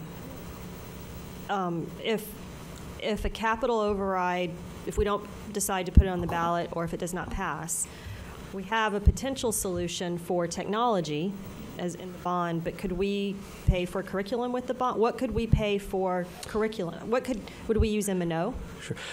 Board Member Kirby, bond proceeds can be used to pay for textbooks, instructional aids, curriculum items. It can't be used for that. It can only be used to pay for bonds or buses, as we see there. So really buildings, the wiring in the building, those kinds of things. If the capital override is not put on the ballot or is failed and goes away, then really the only other option that we have is capital funds received by the state. And those are not being received by the state right now because they're cutting them. We could not use M&O. Not to pay for textbooks. Okay, I just needed to understand. Thank you for the clarification. Approximately, Mr. Freeman, approximately, because I know every school is different. What's the approximate square footage of one classroom? It does change, Madam Board Member Kirby. It does change from school to school, but typically we are at about 850 square feet in a classroom. All right, and then I also for an elementary school. Oh, for an elementary. Okay, yes. Fine. That's 1,200 for kindergarten. Right. Okay, and then I wanted to commend you actually for your savings for decommissioning, because I had done my back of the envelope math as well, and we came within $8,000 of each other. So I did it way up here. I know you were down here in the weeds, and it triangulated. So I think that number is very, very accurate. So thank you. Thank you. Mrs. Perleberg? Yes, I agree. Thank you for all this information. It is a lot. What I'm feeling right now is that we've got two discussions kind of running concurrently here. We have a short-term decision on Tonalea and this Ed Center. I believe we have put those two decisions before us quickly in 2 weeks. Is that correct on the agenda? March 18th. So one week is spring break. And the other week is trying to figure out, I mean, obviously, Tonalea, I would venture to say we've got a handle on it. I hear tonight still a lot of questions about the Ed Center, a lot of possibilities that still need some answers. When are we looking at figuring out those answers so that we can make the decision by March 18th? And then, of course, looking at that long-term timeline, which that may not be something we answer tonight, is, you know, we've got the bond and the real facilities question, digging into all this information about every campus in our district. You know, that's a long-term discussion, I would venture to say as well. And timeline for that, are we looking months? Are we looking, just trying to get a handle on our timelines here? Board Member Perleberg, we have some very difficult discussions that need to happen. Board Member Kirby mentioned we need to look at closing down some other schools. If you remember a couple of months ago, I brought you the proposal that we close Tonalea. And we heard from the community that they didn't want Tonalea to close. And then the options were looked at that point in time to move the Tonalea environment, move those students and staff into the ECC Oak campus. I will tell you from my heart, even though it hurts the people that live in the Tonalea neighborhood, Tonalea should be closed. Their population should be spread out amongst the other schools in that area. Where they're moving to at the ECC Oak campus, once upon a time, and you've heard some of them even address it this way, as Tonto. That was Tonto, and it closed for a reason. It closed because it was dilapidated, because it had declining enrollments. It's the same neighborhood. Things haven't changed. So at this point in time, let's say that you do decide to move Tonalea into the ECC Oak campus. We let the Tonalea property set there. We still have to maintain it because we don't want to have a blighted area in our city. We take care of that and we keep it looking good. Maybe we get some renters to move into certain pieces of the facility to bring a few dollars into the district. But we still have to take a look, as Board Member Kirby mentioned, of closing down other places. Every one of those places is going to be just like Tonalea. Every one of them, when we have community meetings, are going to stand there and they're going to yell, "Mr. Freeman, we hate you." That still hurts me. "Mr. Freeman, what is your zip code?" I have compassion for the people that live in that neighborhood. I have compassion for all of our schools. Does it hurt to look at changing boundaries and moving children around to other places? It hurts. That's the tough decisions. We aren't saving any money by moving Tonalea into the Oak campus. As a matter of fact, it's going to cost us money because we have to develop a playground, because I have to do something to make sure that we have the proper drop-off area for those parents that choose to bring their kids to school. What's the right thing to do? That's a decision that you have to make. In my heart, the decision is, even though it hurts, we close Tonalea. We take the boundaries of that facility and we modify them to put those students into some of our other declining enrollment places. We build those back up. Does it hurt people? Absolutely it does. Do they lose their sense of community? That's another reason why this other sheet that you saw, we show rebuilding those places, and we show using them, and we won't use the word right-sizing, but that's the word that it really is. And you look at the numbers, does it look like we need to build 8 schools or 7 schools or 6 schools? But what does it do to their community? What does it do for those neighbors that have lived there for 30, for 40 years? Very, very difficult. Do we close Navajo? Maybe you're not the board that does, but that's going to come on the table at some point in time. So I know I've probably said too much, but I want you to know that I really have compassion for our facilities. I want them to be happy. I want to provide these wonderful places. I want the kids to be having smiling faces when they come to their beautiful school and not go into a pit. And a lot of our schools are getting to that point where they are a pit. So I'm sorry, I'll shut up for the moment.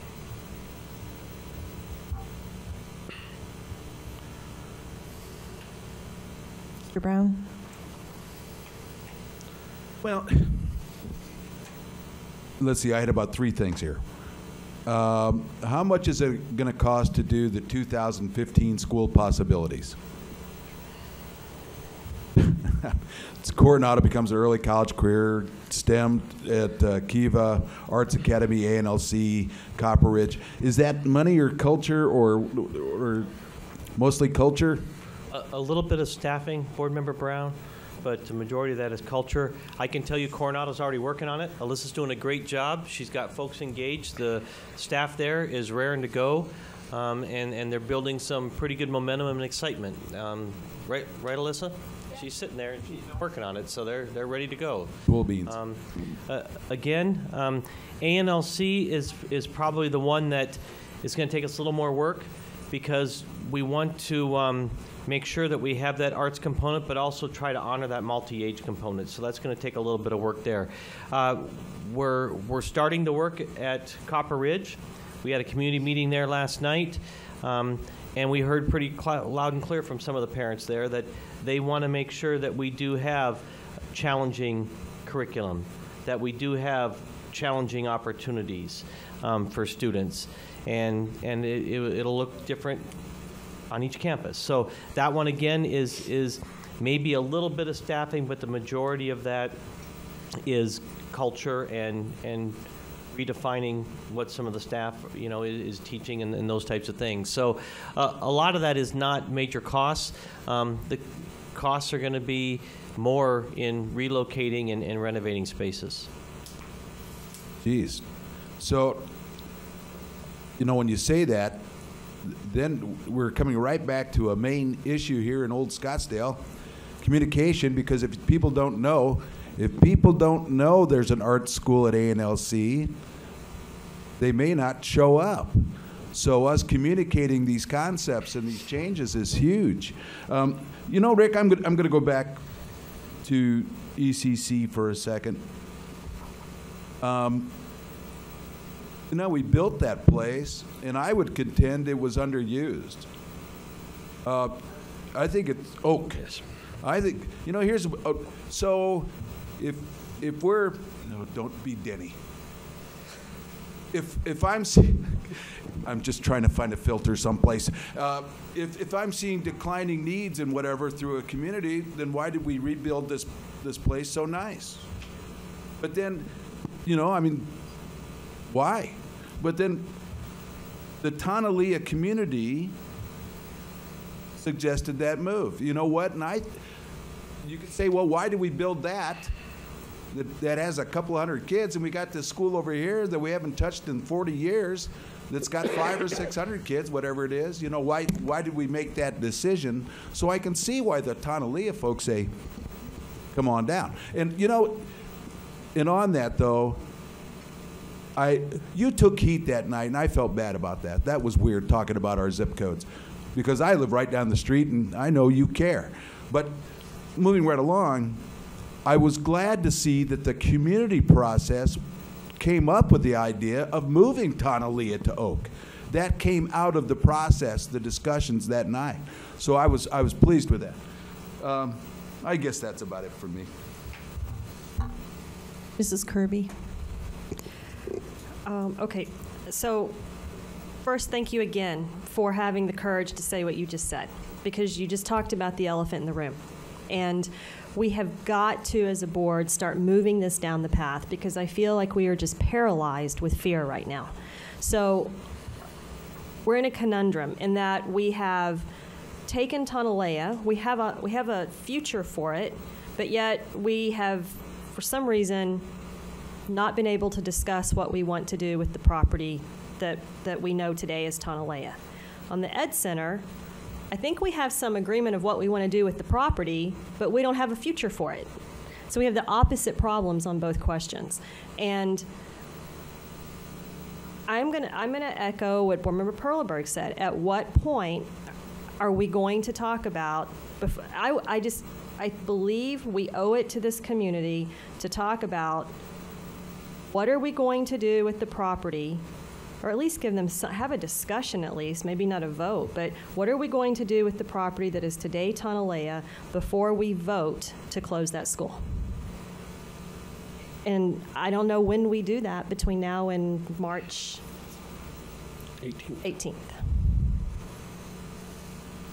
And I guess to administration, what I would say, had you come back tonight and said, we want to spend some money to relocate the Ed Center to Navajo and invest in Navajo, but our intention is to close another school on the Granite Reef corridor because we will be at Navajo forever. That's our plan. I could get comfortable with that. I'm very uncomfortable with investing in a campus that we really need to close. I feel like we're investing there as a prevent defense to keep us from closing it. Does that make sense? I feel like we're investing in Navajo to prevent a discussion of closure of Navajo when we really need to be talking about that. Mr. Jackson?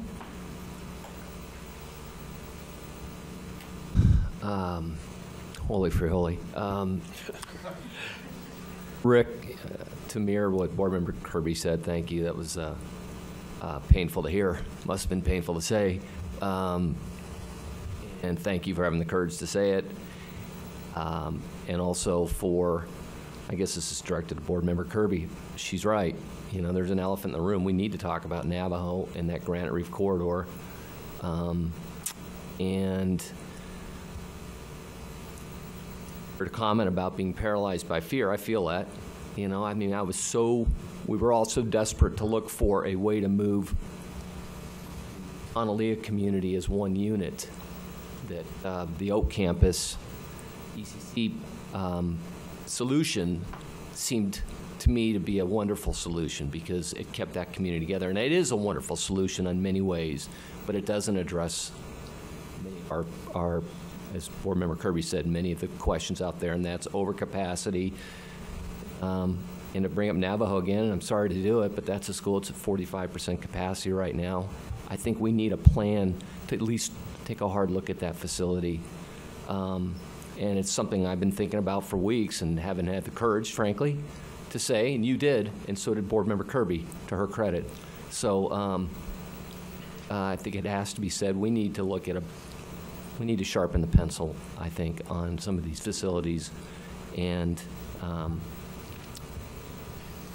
not sure how to address the Ed Center question. I'm not, you know, possibly the solutions you and Dr. Peterson came up with, they sound good to me if we can make a deal with the city of Scottsdale for one of these other facilities. That sounds like a heck of a good plan if we can, in fact, do something like that.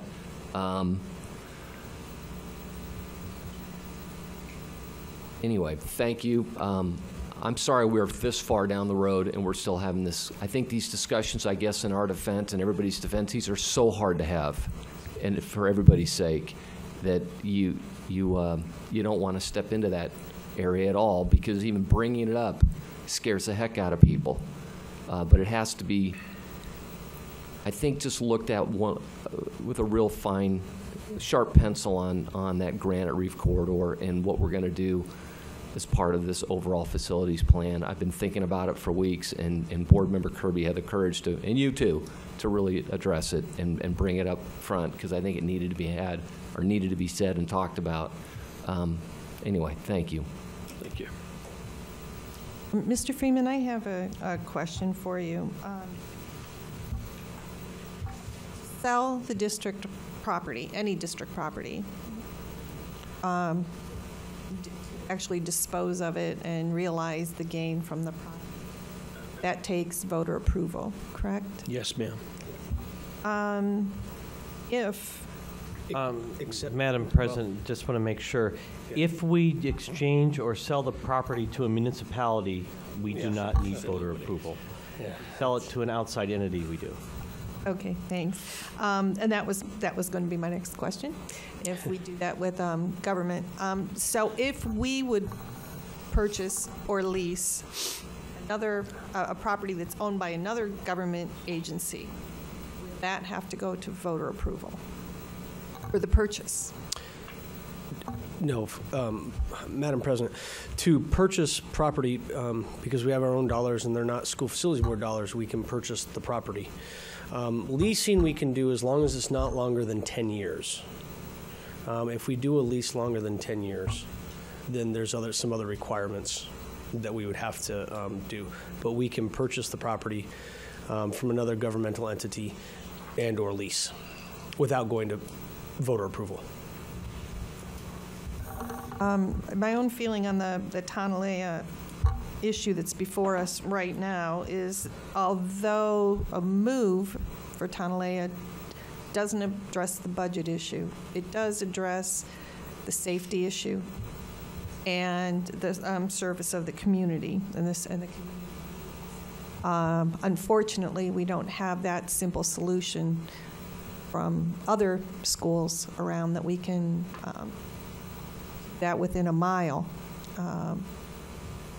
That is just my opinion on the Tonalea issue. Mrs. Perleberg? President Snead, I agree with you there. I think the Tonalea right now is, it does answer some questions and does answer some problems that we face with that. Is it our long-term solution? We clearly don't know yet. We clearly haven't had that discussion yet. What those discussions, those long-term solutions, whether we have them in the next 6 months or 12 months, again, I'm still kind of wondering about our timeline. I'd like us to decide that. What is our timeline for those long-term solutions? Is Tonalea a quick fix until we can get a bond and really fix the South? Maybe it is. And I think tonight, and I commend everyone, Remember Kirby for starting the ball rolling, and for you as well, Mr. Freeman, for saying the things we've all avoided saying. Do I agree with Ms. Kirby that if a move of the Ed Center or centralized enrollment to Navajo is possibly propping up something that in the next few months we may decide that long-term it should not have been propped up? I agree. We need to have that discussion. We kind of need to decide that very soon and make these very short-term decisions, which in 2 weeks, again, we're expected to decide where our Ed Center is going, where our centralized enrollment is going. We need to figure out that question right now. Does that mean we'll know exactly Navajo's future? No, but I do agree that at some point we have to ask the question, why would we move something to a place where we know its future is questionable? So again, I'm asking for that timeline. I'm trying to understand how we make that decision for the Ed Center in 2 weeks. I'm trying to figure that out. Thank you. Board Member Perleberg, I'll go out on a farther limb here than I'm already on tonight. There isn't anything at the moment that's set in stone. We've not been cast in stone on any decisions that's been made. We've talked about closing the Ed Center, and I think every one of us is in agreement with the Ed Center needs to be closed. Does it have to be closed in the next 3 months or 4 months? I would suggest to you that it does not. We initially went into these things seeing what could we do to achieve some savings in the district so that we could fight some of these budget problems that we have. The Edge Center could continue to function here, but we won't achieve any of the savings that we may have hoped to. We're still operational. Yeah, we've got some real problems with air conditioning. We've got people on the ground floor that want to switch with the people on the upstairs halfway through the day because you're too hot in one area and cold in the other, and we can't control it. We cannot do the maintenance that's required to make those things work. But could we live here for a little while longer? We can live here for a little while longer. So I don't know that the decision on the Ed Center needs to be made in 2 weeks, and I'll probably get slapped down for saying that. But the decision that we make for Tonalea, it's been spoken of in the community. People are aware of it. A decision needs to be made as to what truly happens to that facility in the next couple of weeks. And I know I have people back over my shoulder that are upset about that, and it needs, whatever we do needs to happen. If we choose to move Tonalea into the ECC Oak campus, so be it. We have to use some dollars that we have from bond savings to make the improvements that we have. Is it going to be tight? It'll be a little tight for them because our numbers that we have say that we can put them in the school. But once again, like I spoke of earlier tonight, when you look at all the different programs and you look at all the different things that we have to pull students out and put them in spaces, it's going to be tight to achieve those spaces. But it can happen. I throw another scenario to you. If we did close Tonalea and mix their population into other schools that are in the surrounding area, then the Ed Center could be closed and it could be placed in the ECC Oak campus. That is a facility, but I don't want people saying, well, you just kicked us to the curb so you could put the Ed Center in that building. We wouldn't have to buy a facility to put the Ed Center in. Is it the most appropriate location? Maybe it's a little bit farther south than we would want it in. It does put it back into Scottsdale. It does put it close to the 101 corridor. We have pros and cons to everything that we do. For every action, we have a reaction. Some of them aren't as pleasant as others. But I just throw that out as some additional discussion to you, I guess, to get the gears turning a little bit more, even though they weren't already needing lubed because they've been turning so much. But I share that information with you. Mr. Jackson. Once again, Rick, you're showing the incredible courage tonight. I mean, these are tough discussions. I don't want to have them, trust me. But I'd like to explore that a little bit more. We're a long way down the road on this, and I know we've been discussing moving Tonalea to Oak, the Oak campus, but I'd like to see a proposal on just what you discussed or what you mentioned, and it solves a lot of our problems. It certainly doesn't solve the Tonalea community's problems, not like we had them solved, but I think it needs to be looked at from a budget standpoint to be. It gets us out of it. It allows us to close this facility, which we think we need to do. Consolidate it. Clearly need to do something with Tonalea. It's falling down. I don't know. I think that what you just mentioned, Rick. I can't believe we're this far down the road. We're having this discussion, but I think I'd like to see that how that would work. So. Thank you. I'm sorry to interrupt, Madam President, members of the board. I want to make sure there's been a little bit of talk about timelines. March 18th for the Tonalea decision can't happen if you're talking about moving boundaries. We have to give, we have to put notice and maps and do more than what we had planned to do. That's fine, but I just want you to be aware of that. And for the Ed Center, we did put that on there just in the interest of giving you that time if you wanted to do that. Sandra and I worked together, and the notice for the Ed Center simply says, close it, location to be determined. You can do that. We're not a school.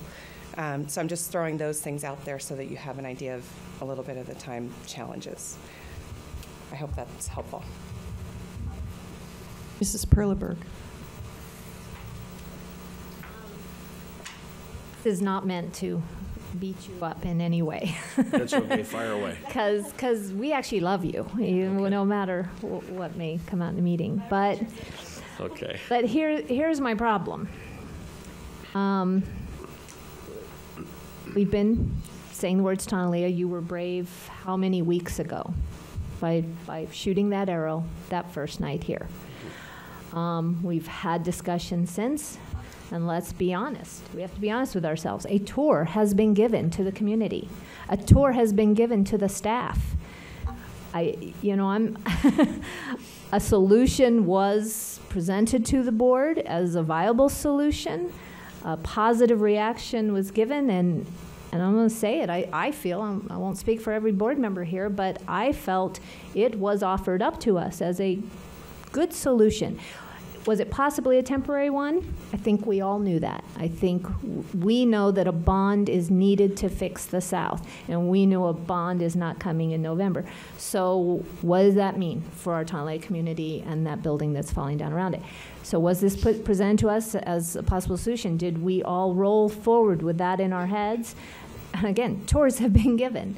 And now tonight we're saying something different. Again, not not trying to slam you here. It's just, seriously, what are we doing here? In 2 weeks we're supposed to decide this. I don't know quite what to say at this point, but. Mrs. Kirby. Thank you, and thanks for going out on that limb, because when you do, will you get us talking? And that's what we need to do. We finally need someone to get us talking. But backtracking on the Oak solution for the Tonalea community is a non-starter for me. Let me play what I heard you say and how much of the community would interpret what you just said. We would keep the adults together at the Ed Center to move them to Oak, but we would split up the children at Tonalea to move them to various campuses. That is not, from a PR perspective, it's not the right thing to do, and there's no way you can positively spin that. So I still want you to keep pushing us. Please do, because I think you get some direction and clarification when he does that, and you get an idea of what we're looking for. So keep on. What's your next idea?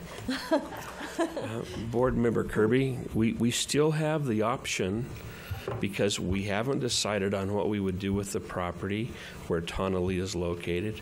We actually do still have the option of relocating Tonalea to the ECC Oak campus, struggling with this campus for a while. If we do pass a bond, or when we do pass a bond, redevelop that Tonalea property, move them back to their school, and then utilize that ECC Oak property for what we need to use it for. I'm not saying that the Ed Center would go there, but that is our tool. We could also utilize that ECC Oak property to relocate people from Hohokam, or to relocate people from Navajo, so we could go back and tear down and rebuild their property at a point in time, where we could build something in a more expeditious fashion, where we're not trying to balance like we did with our high schools and our middle schools, keeping things in operations and having irregular fire drills and things because we hit something in the ground. We move their population, we do the work to the facility, we move them back to their new facility. There's options down the road, but they are down the road. So, once again, I know that we've got talking points about Tonalea. We have given a tour to the community. We've showed them what it is. The staff has looked at it. We still have the opportunity to move them to that location, but perhaps not permanent. Mr. Brown. You know, I'm with you on the Tonalea thing. We haven't made a promise, but we sure have dangled a huge carrot there. I think that's off the table for me. Tonalea down the street. Now the question is, the hard questions. And you hate to say this now, but in a few months there's an election coming up, and we potentially could have new board members. And I would say it's us. I have such great respect for every one of us sitting here now that I think we need to make these hard decisions while we're here. You know, it's unfortunate. Navajo's come up. Well, hard to ignore it. I would suggest that I can very comfortably talk in 2 weeks about closing this Ed Center, saying it's closed, and then figuring out where everything goes. I don't know if that necessarily has to take place before.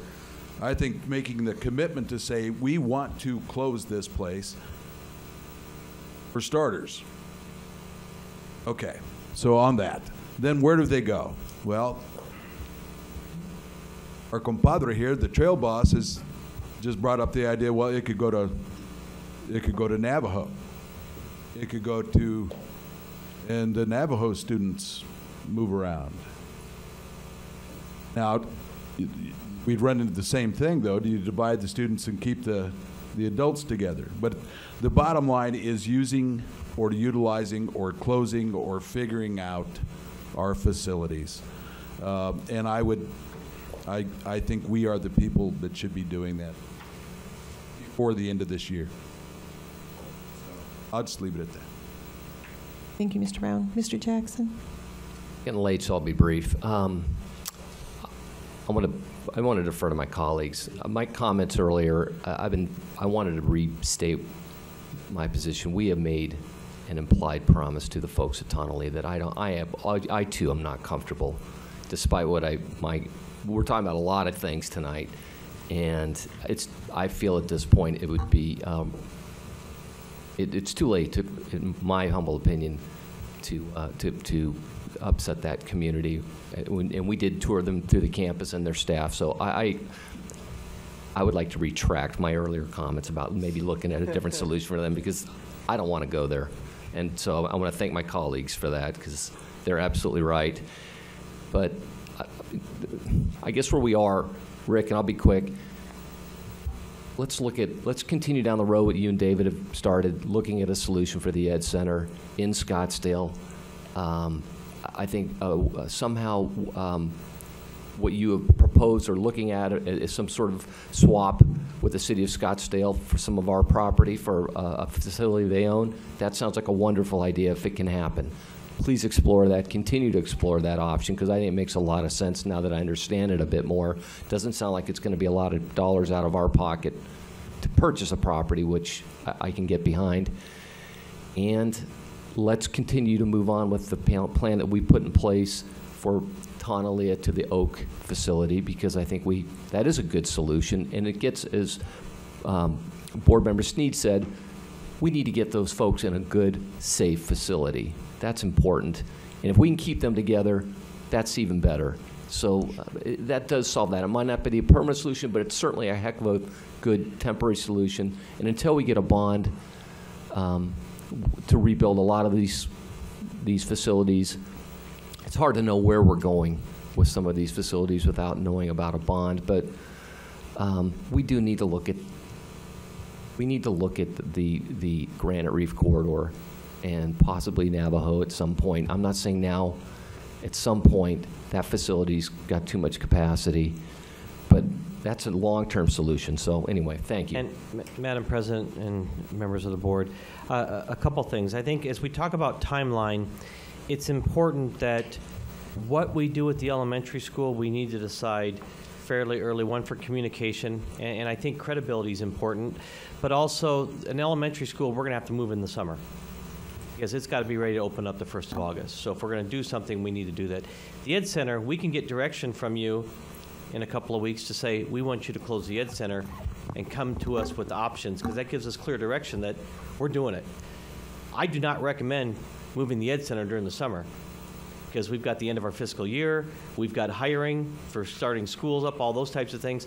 So probably it makes sense that the Ed Center gets moved in the fall. So you give us direction, it gives us a little bit of time to get all those things in place. Doing a trade with the city is really, I think, an optimal solution, because it's not dollars out of our pocket, and we save on not having to do the maintenance and watering and things on grounds that they can expand into a park area. So that makes a little bit of sense, but we have to sit with the city and talk with them about that. The next item is we do have to consider what's going to happen with these multifamily developments that are going to occur in the downtown and southern Scottsdale McDowell Road corridor. What students are going to come back and what area is going to be revitalized? We need to figure that out. So another year will help us with that as we look towards a bond in possibly 2015 or 2016 to renovate our elementary schools. So that's the earliest is 2015.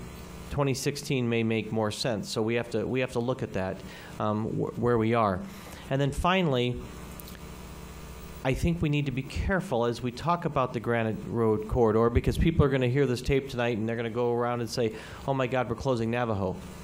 That may end up happening ultimately. But again, I'm like Rick. I'm falling on the grenades tonight. We have 3 schools positioned right down that Granite Reef spine. So you've got Navajo, you've got Pima, and you've got Hohokam. You've got 3 schools. It may be the school in the middle gets split, and kids go both ways, so that. And again, I know it's not popular, especially because we've got attachments and roots there, but we got to have that discussion, because that's not an easy, popular discussion. But it may make sense to split it down the middle, and then you fill 2 of those other schools. So it's not a popular thing to do, but we've got to look at all options as we move forward and what's going to make sense. And those are just tough decisions. But I think we need to get these first ones taken care of, and then have a longer term discussion to position where we're going to be. Kirby? Thank you. Thank you, Dr. Peterson. I am not comfortable making a decision on the Ed Center without knowing what the solution's going to be, as I don't want to be boxed in with, well, you already made the decision, now it's going to cost us $500,000, or now we're going to displace some kids. Or okay, so that's my first comment. And then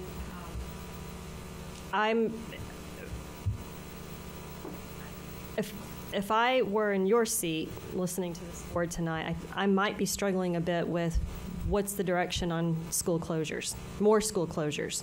And I'm going to just try to pull a Rick Freeman here. And am I the only one sitting up here that is interested in having that discussion now for next school year, for an additional school closure beyond Tonaway? Am I the only one that's, because if I am, I'll let it go and we'll take a long-term vision to it. But I'm listening to you all, and I don't know where you're at, and I'm quite certain Dr. Peterson doesn't either. Mrs. Kirby, I will say that I've talked to some other surrounding districts that have grappled with this issue.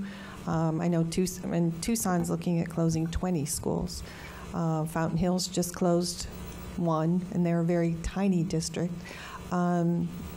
Paradise Valley last year originally talked at 4 options, and then they went and talked to their communities and got as much input as possible. And some of their community members came up with some solutions that were very creative. And I think just like Tonalea did with theirs, that might be an approach that we talk about, is coming up with several different options rather than alarming just one community, getting that information out there. I will say, is there anybody in the room that knows the previous history of the Cholla campus? Beyond Cheyenne. Can you? Anasazi. And I know we sort of downplay the ability to regain enrollment, but I think that is something that we've discussed. And I think every principal Every community is now starkly aware of their own responsibility in increasing enrollment. But I bring up Anasazi because that building was supposed to be, I mean, it's got 9 lives. That Cholla campus just keeps going and going and going. It was supposed to be closed, and the community got together and said, and from that threat of closure, the community developed the traditional philosophy and said, we know that the building's run down. We know that we don't have great facilities, but we don't care, we're going to support it. And they demonstrated that support nearly overnight. So I don't want to get to the point where we can't come up with some creative ideas like that and allow our principals to talk to their communities and try to figure out some creative solutions like we did with Cheyenne. Just a little bit of history from the old lady. Mr. Brown. But without the conversation starting, then we can't get to the creative solutions. So as hard as this is for me to say, I think we need to continue to look at our facilities and look at options. But we have to have the conversation. Mrs. Perleberg. Thank you. To answer Board Member Kirby's for myself, first off, just like the Navajo families listening to this tape, I want to say to the Pima families listening to this tape, please do not start emailing me. 609 students emailing me, why do they want to try to cut us in half again after 5 years? Just don't send me the emails yet, because, yeah, we have a lot of discussions to still have, clearly. I still assert that the South can't be fixed without a bond. For those of us who have been around in this discussion for a long time, you can dissect it 100 different ways. There's no easy solution. There's no Aztec Zuni in this. We have a mix of 2 complexes. It gets very confusing, and I don't see an answer coming without a bond. Does that mean we do not discuss our options, our plan A, our plan B, our plan C, in the next 6 months? I say we do. I say we need to. Do we need to keep our eye on the Tonalea population and those housing going up? Of course we do in the next few months, 6 months. Could the picture change? Possibly we have to, but do we need to be having those discussions and be ready with our solutions and with our options for our community and be discussing with our community? Hey, these are things we're talking about. Give us dialogue, give us feedback, give us input, give us action. We cannot wait any longer in this district to have those talks. So that's my.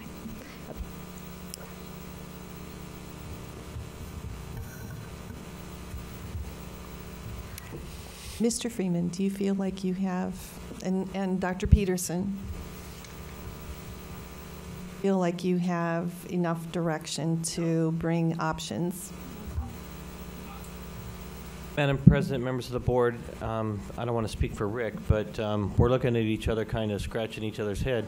I think we have some clear direction in the sense of we've made a commitment to the Tonalea community, and we need to stick with our word. I think that's important because credibility is huge. So I think that's clear to me. I think it's clear that we need to roll up our sleeves and talk with the city about what type of exchange, trade, whatever could be done before we bring back and ask for the Ed Center to be closed. So on March 18th, we will not ask for the Ed Center, but we will ask for Tonalea so that we have that direction and start planning, because it will have to move over the summer. Then I believe we need to go have some community dialogues regarding the future. And I think Mrs. Perlberg's right. It's going to take a bond to take care of some old facilities that have been neglected. And it may be out of all of that discussion and that bond planning, the recommendation is change some boundaries, repurpose something, do that. It may be just build some of those a little smaller. We understand you're not going to get the staffing savings, but we value our neighborhood school. And that may be something we bring back to the governing board to say, our community's been pretty clear, they don't want an 80,000 square foot facility. They want a 55,000 square foot manageable neighborhood school. We'll have to then make that decision of how we move forward with that. And again, you know, we could end up at some point, if all the stars align and the judge rules appropriately, we could have a $6 to $8 million inflush of dollars to help us manage some of this also based on the inflation funding lawsuit. So all of that will play into factors over the next several months as we move forward. So we have to make the best decisions we can right now, but do I have clear direction? The clear direction I believe I've heard is we need to move forward with Tonalea. We need to try to get finalized plan for the Ed Center before we bring the Ed Center back, and then we need to have further discussions. And please, please, please, public, do not panic and do not go to every board member and say, oh my God, you're having this discussion. I think it's a healthy discussion, but I think none of us should jump to conclusions until we can get this resolved and talked about. Dr. Peterson, one other thing that I wanted to mention too is with the discussion with the Ed Center, although it may sound selfish to emphasize moving all of the adults together, it would then free us up to sell some property and then use that money to help with capital improvements of our schools. So I think we need to keep that part in mind as well. Whether we keep them together or split them up, it doesn't matter.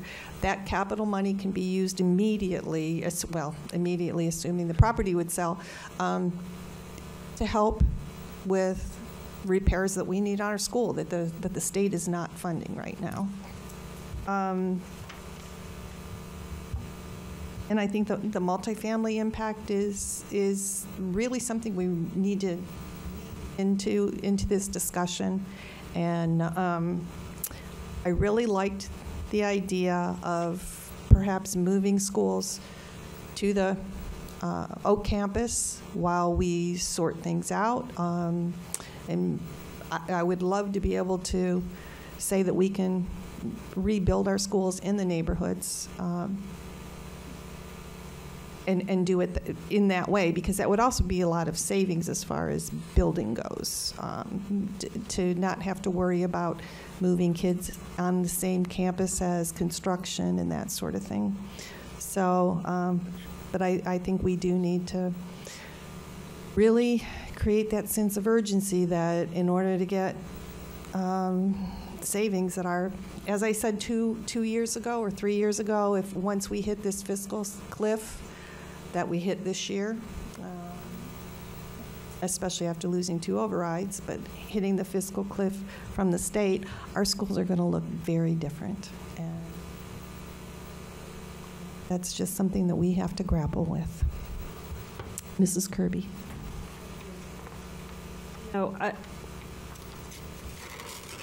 I'd like to see a plan with South Scottsdale that's reboundaried and with schools that are around the 800 enrollment capacity. I remember back in its heyday, my homeschool Kiva was 825. It was not unmanageable. I just asked Board Member Perleberg how big Pima was in its heyday, and she said, well, right now, as a K-5, they're over 600. So it could easily have been 700. Probably was more, I don't know. And I'm sure. Right, and so I don't think that having 800 students on an elementary campus is unmanageable. And Hohocom was 8. Okay, so and I know that everyone wants to keep their community neighborhood school. I'm just not sure it's the fiscally responsible thing to do. So if I could buy into a 6-month discussion. I do not want to continue to kick this can down the road, but if we could look at South Scottsdale, maybe reboundary, look at where we could leverage a bond to build a school to the capacity of 800, that might make a lot of sense to a lot of people. And that would also entail closing a couple of schools.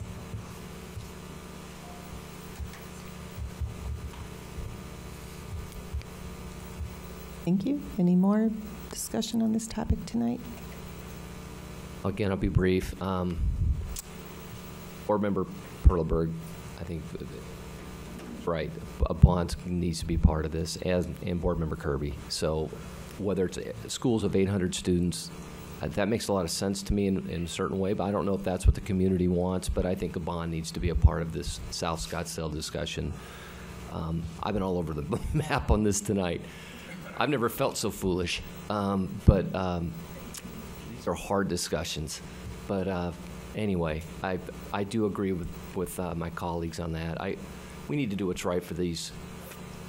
I know that's one thing I am in agreement with them on, and we're all in agreement there. And these are hard discussions to have. But I don't want.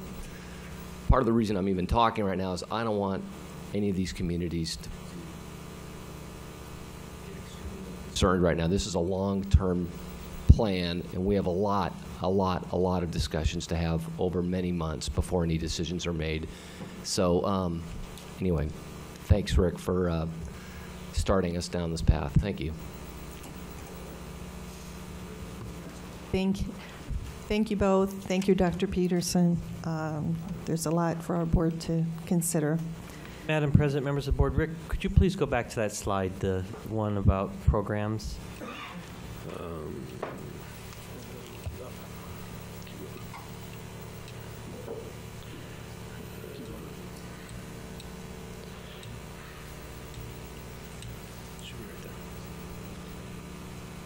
Madam President, members of the board, so several of these things that you see on here, we would like to have just some concurrence that, because I don't believe we need a vote on them, but we would like some concurrence.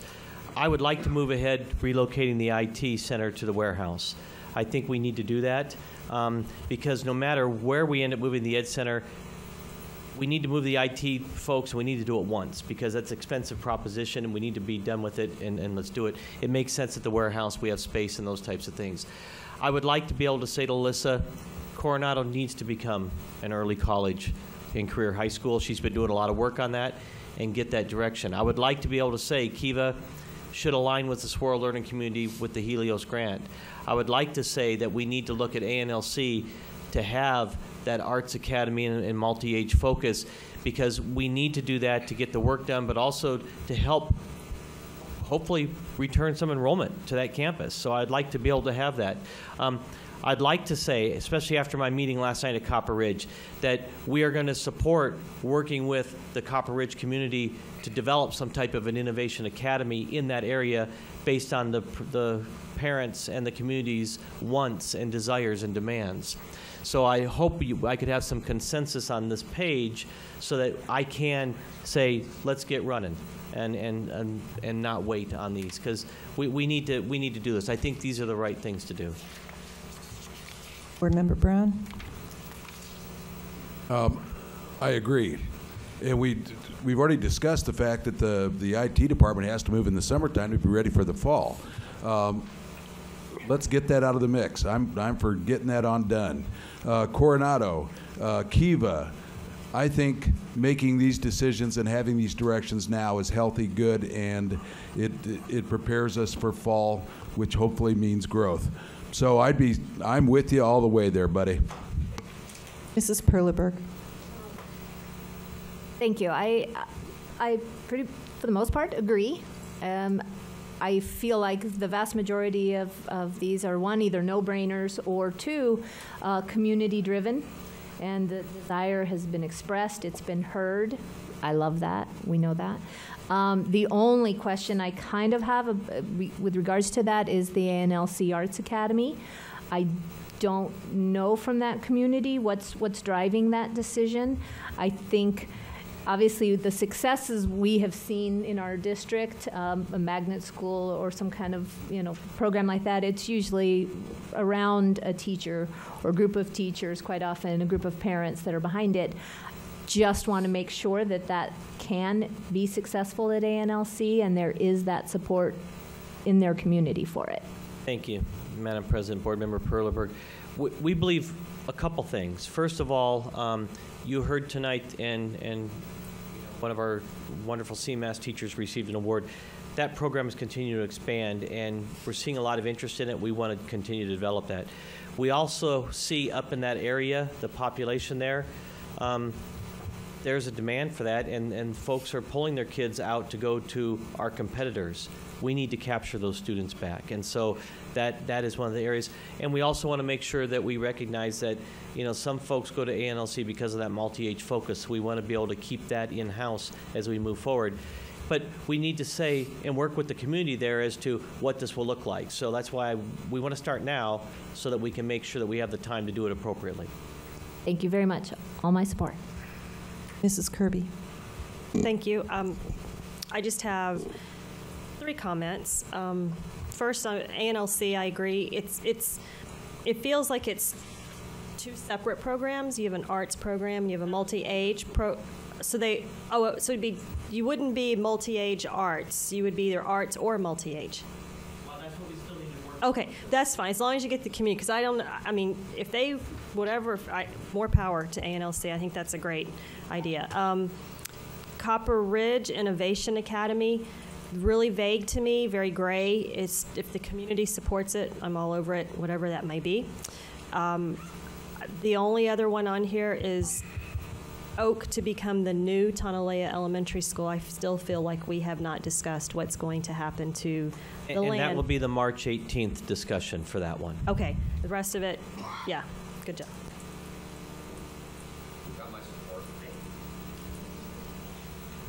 Okay. All right. That's wonderful. Okay. So We got something tonight. We earned our brownies tonight. Really? I just want to Really? say that.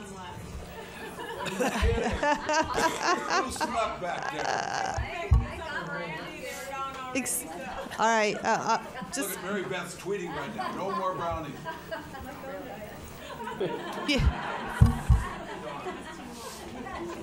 Future items. What I heard from our meeting tonight is that we'll be talking about the facilities issue again. We'll have an update on community meetings regarding that. And one of the things I would like to propose is more in-depth, and this goes along with what Mrs. Kirby said, more in-depth description of the program enhancements. We'll give, you know, some opportunity. I know we have a week of spring break coming up, but some further description of the program enhancements to increase and basically to address enrollment issues. So are there other future items that board members wanted to propose for consideration? Mrs. Sneed? Yes, sir. David, can I get just a little clarification? I'm not trying to beat this to death, but Board Member Kirby had mentioned being uncomfortable taking a vote on the Ed Center until we knew. Is that going to be pulled off the agenda for the 18th? Yes. Thank you. Unless we get the city in the next 2 weeks to be able to say, yep, we can do that. Because then we would need some type of agreement so we could work on a resolution that would have to go to city council and to the government. So if I can get Fritz and those folks to agree in the next few weeks, we'll bring it back. If not, we'll table that until we can get that resolved.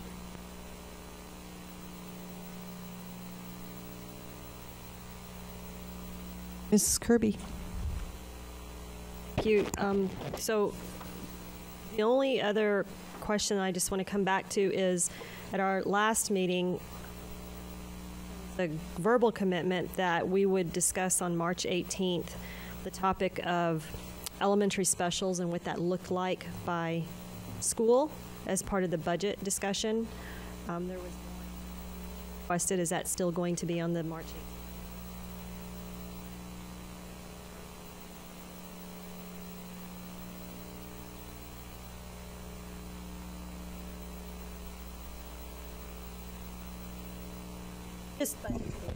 It's okay. But at our last meeting, we really took a deep dive into specials, and I personally, and I know this is work, but I would like to know school by school by school, what do they have today? what will they have in the future? What does that look like?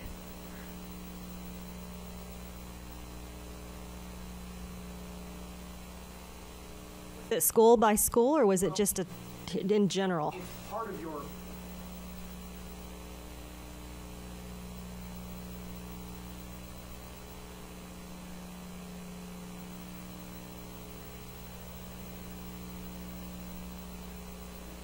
But we'll see. And we also confirmed that we were going to have that distinct discussion between specials and band and strings, I believe, as well. And that clarification, thank you. Mr. Brown? And I just, speaking of budgets, I'd just like to make sure we get some clarity and insights into the Auditor General's report.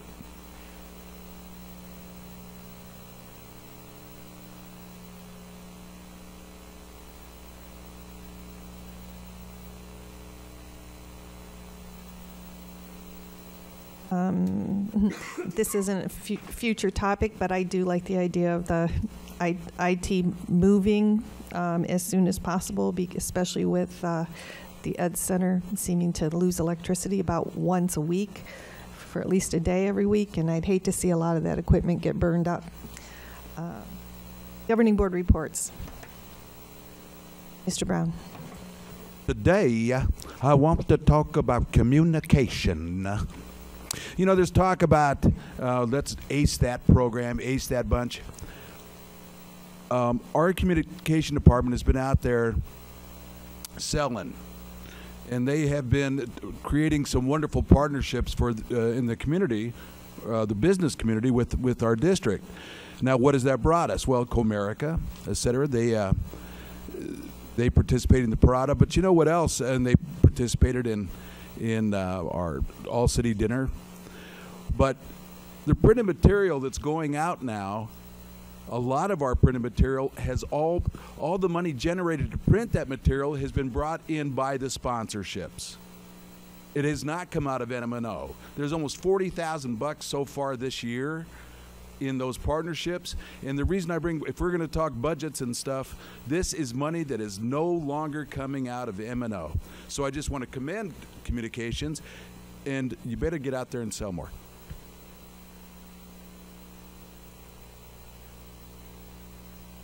Mr. Brown? Sure. Hey. Dates of upcoming meetings: Thursday, March 6th at 10 a.m. There will be an executive session. It's new now, isn't it? Oh, that is changed.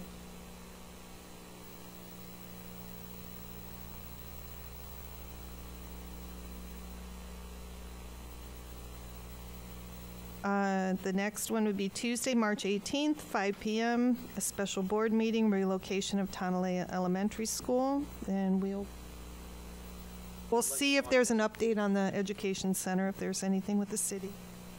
Thursday, April 3rd at 12 p.m., there will be a board retreat, and Tuesday, April 8th at 5 p.m., a regular board meeting.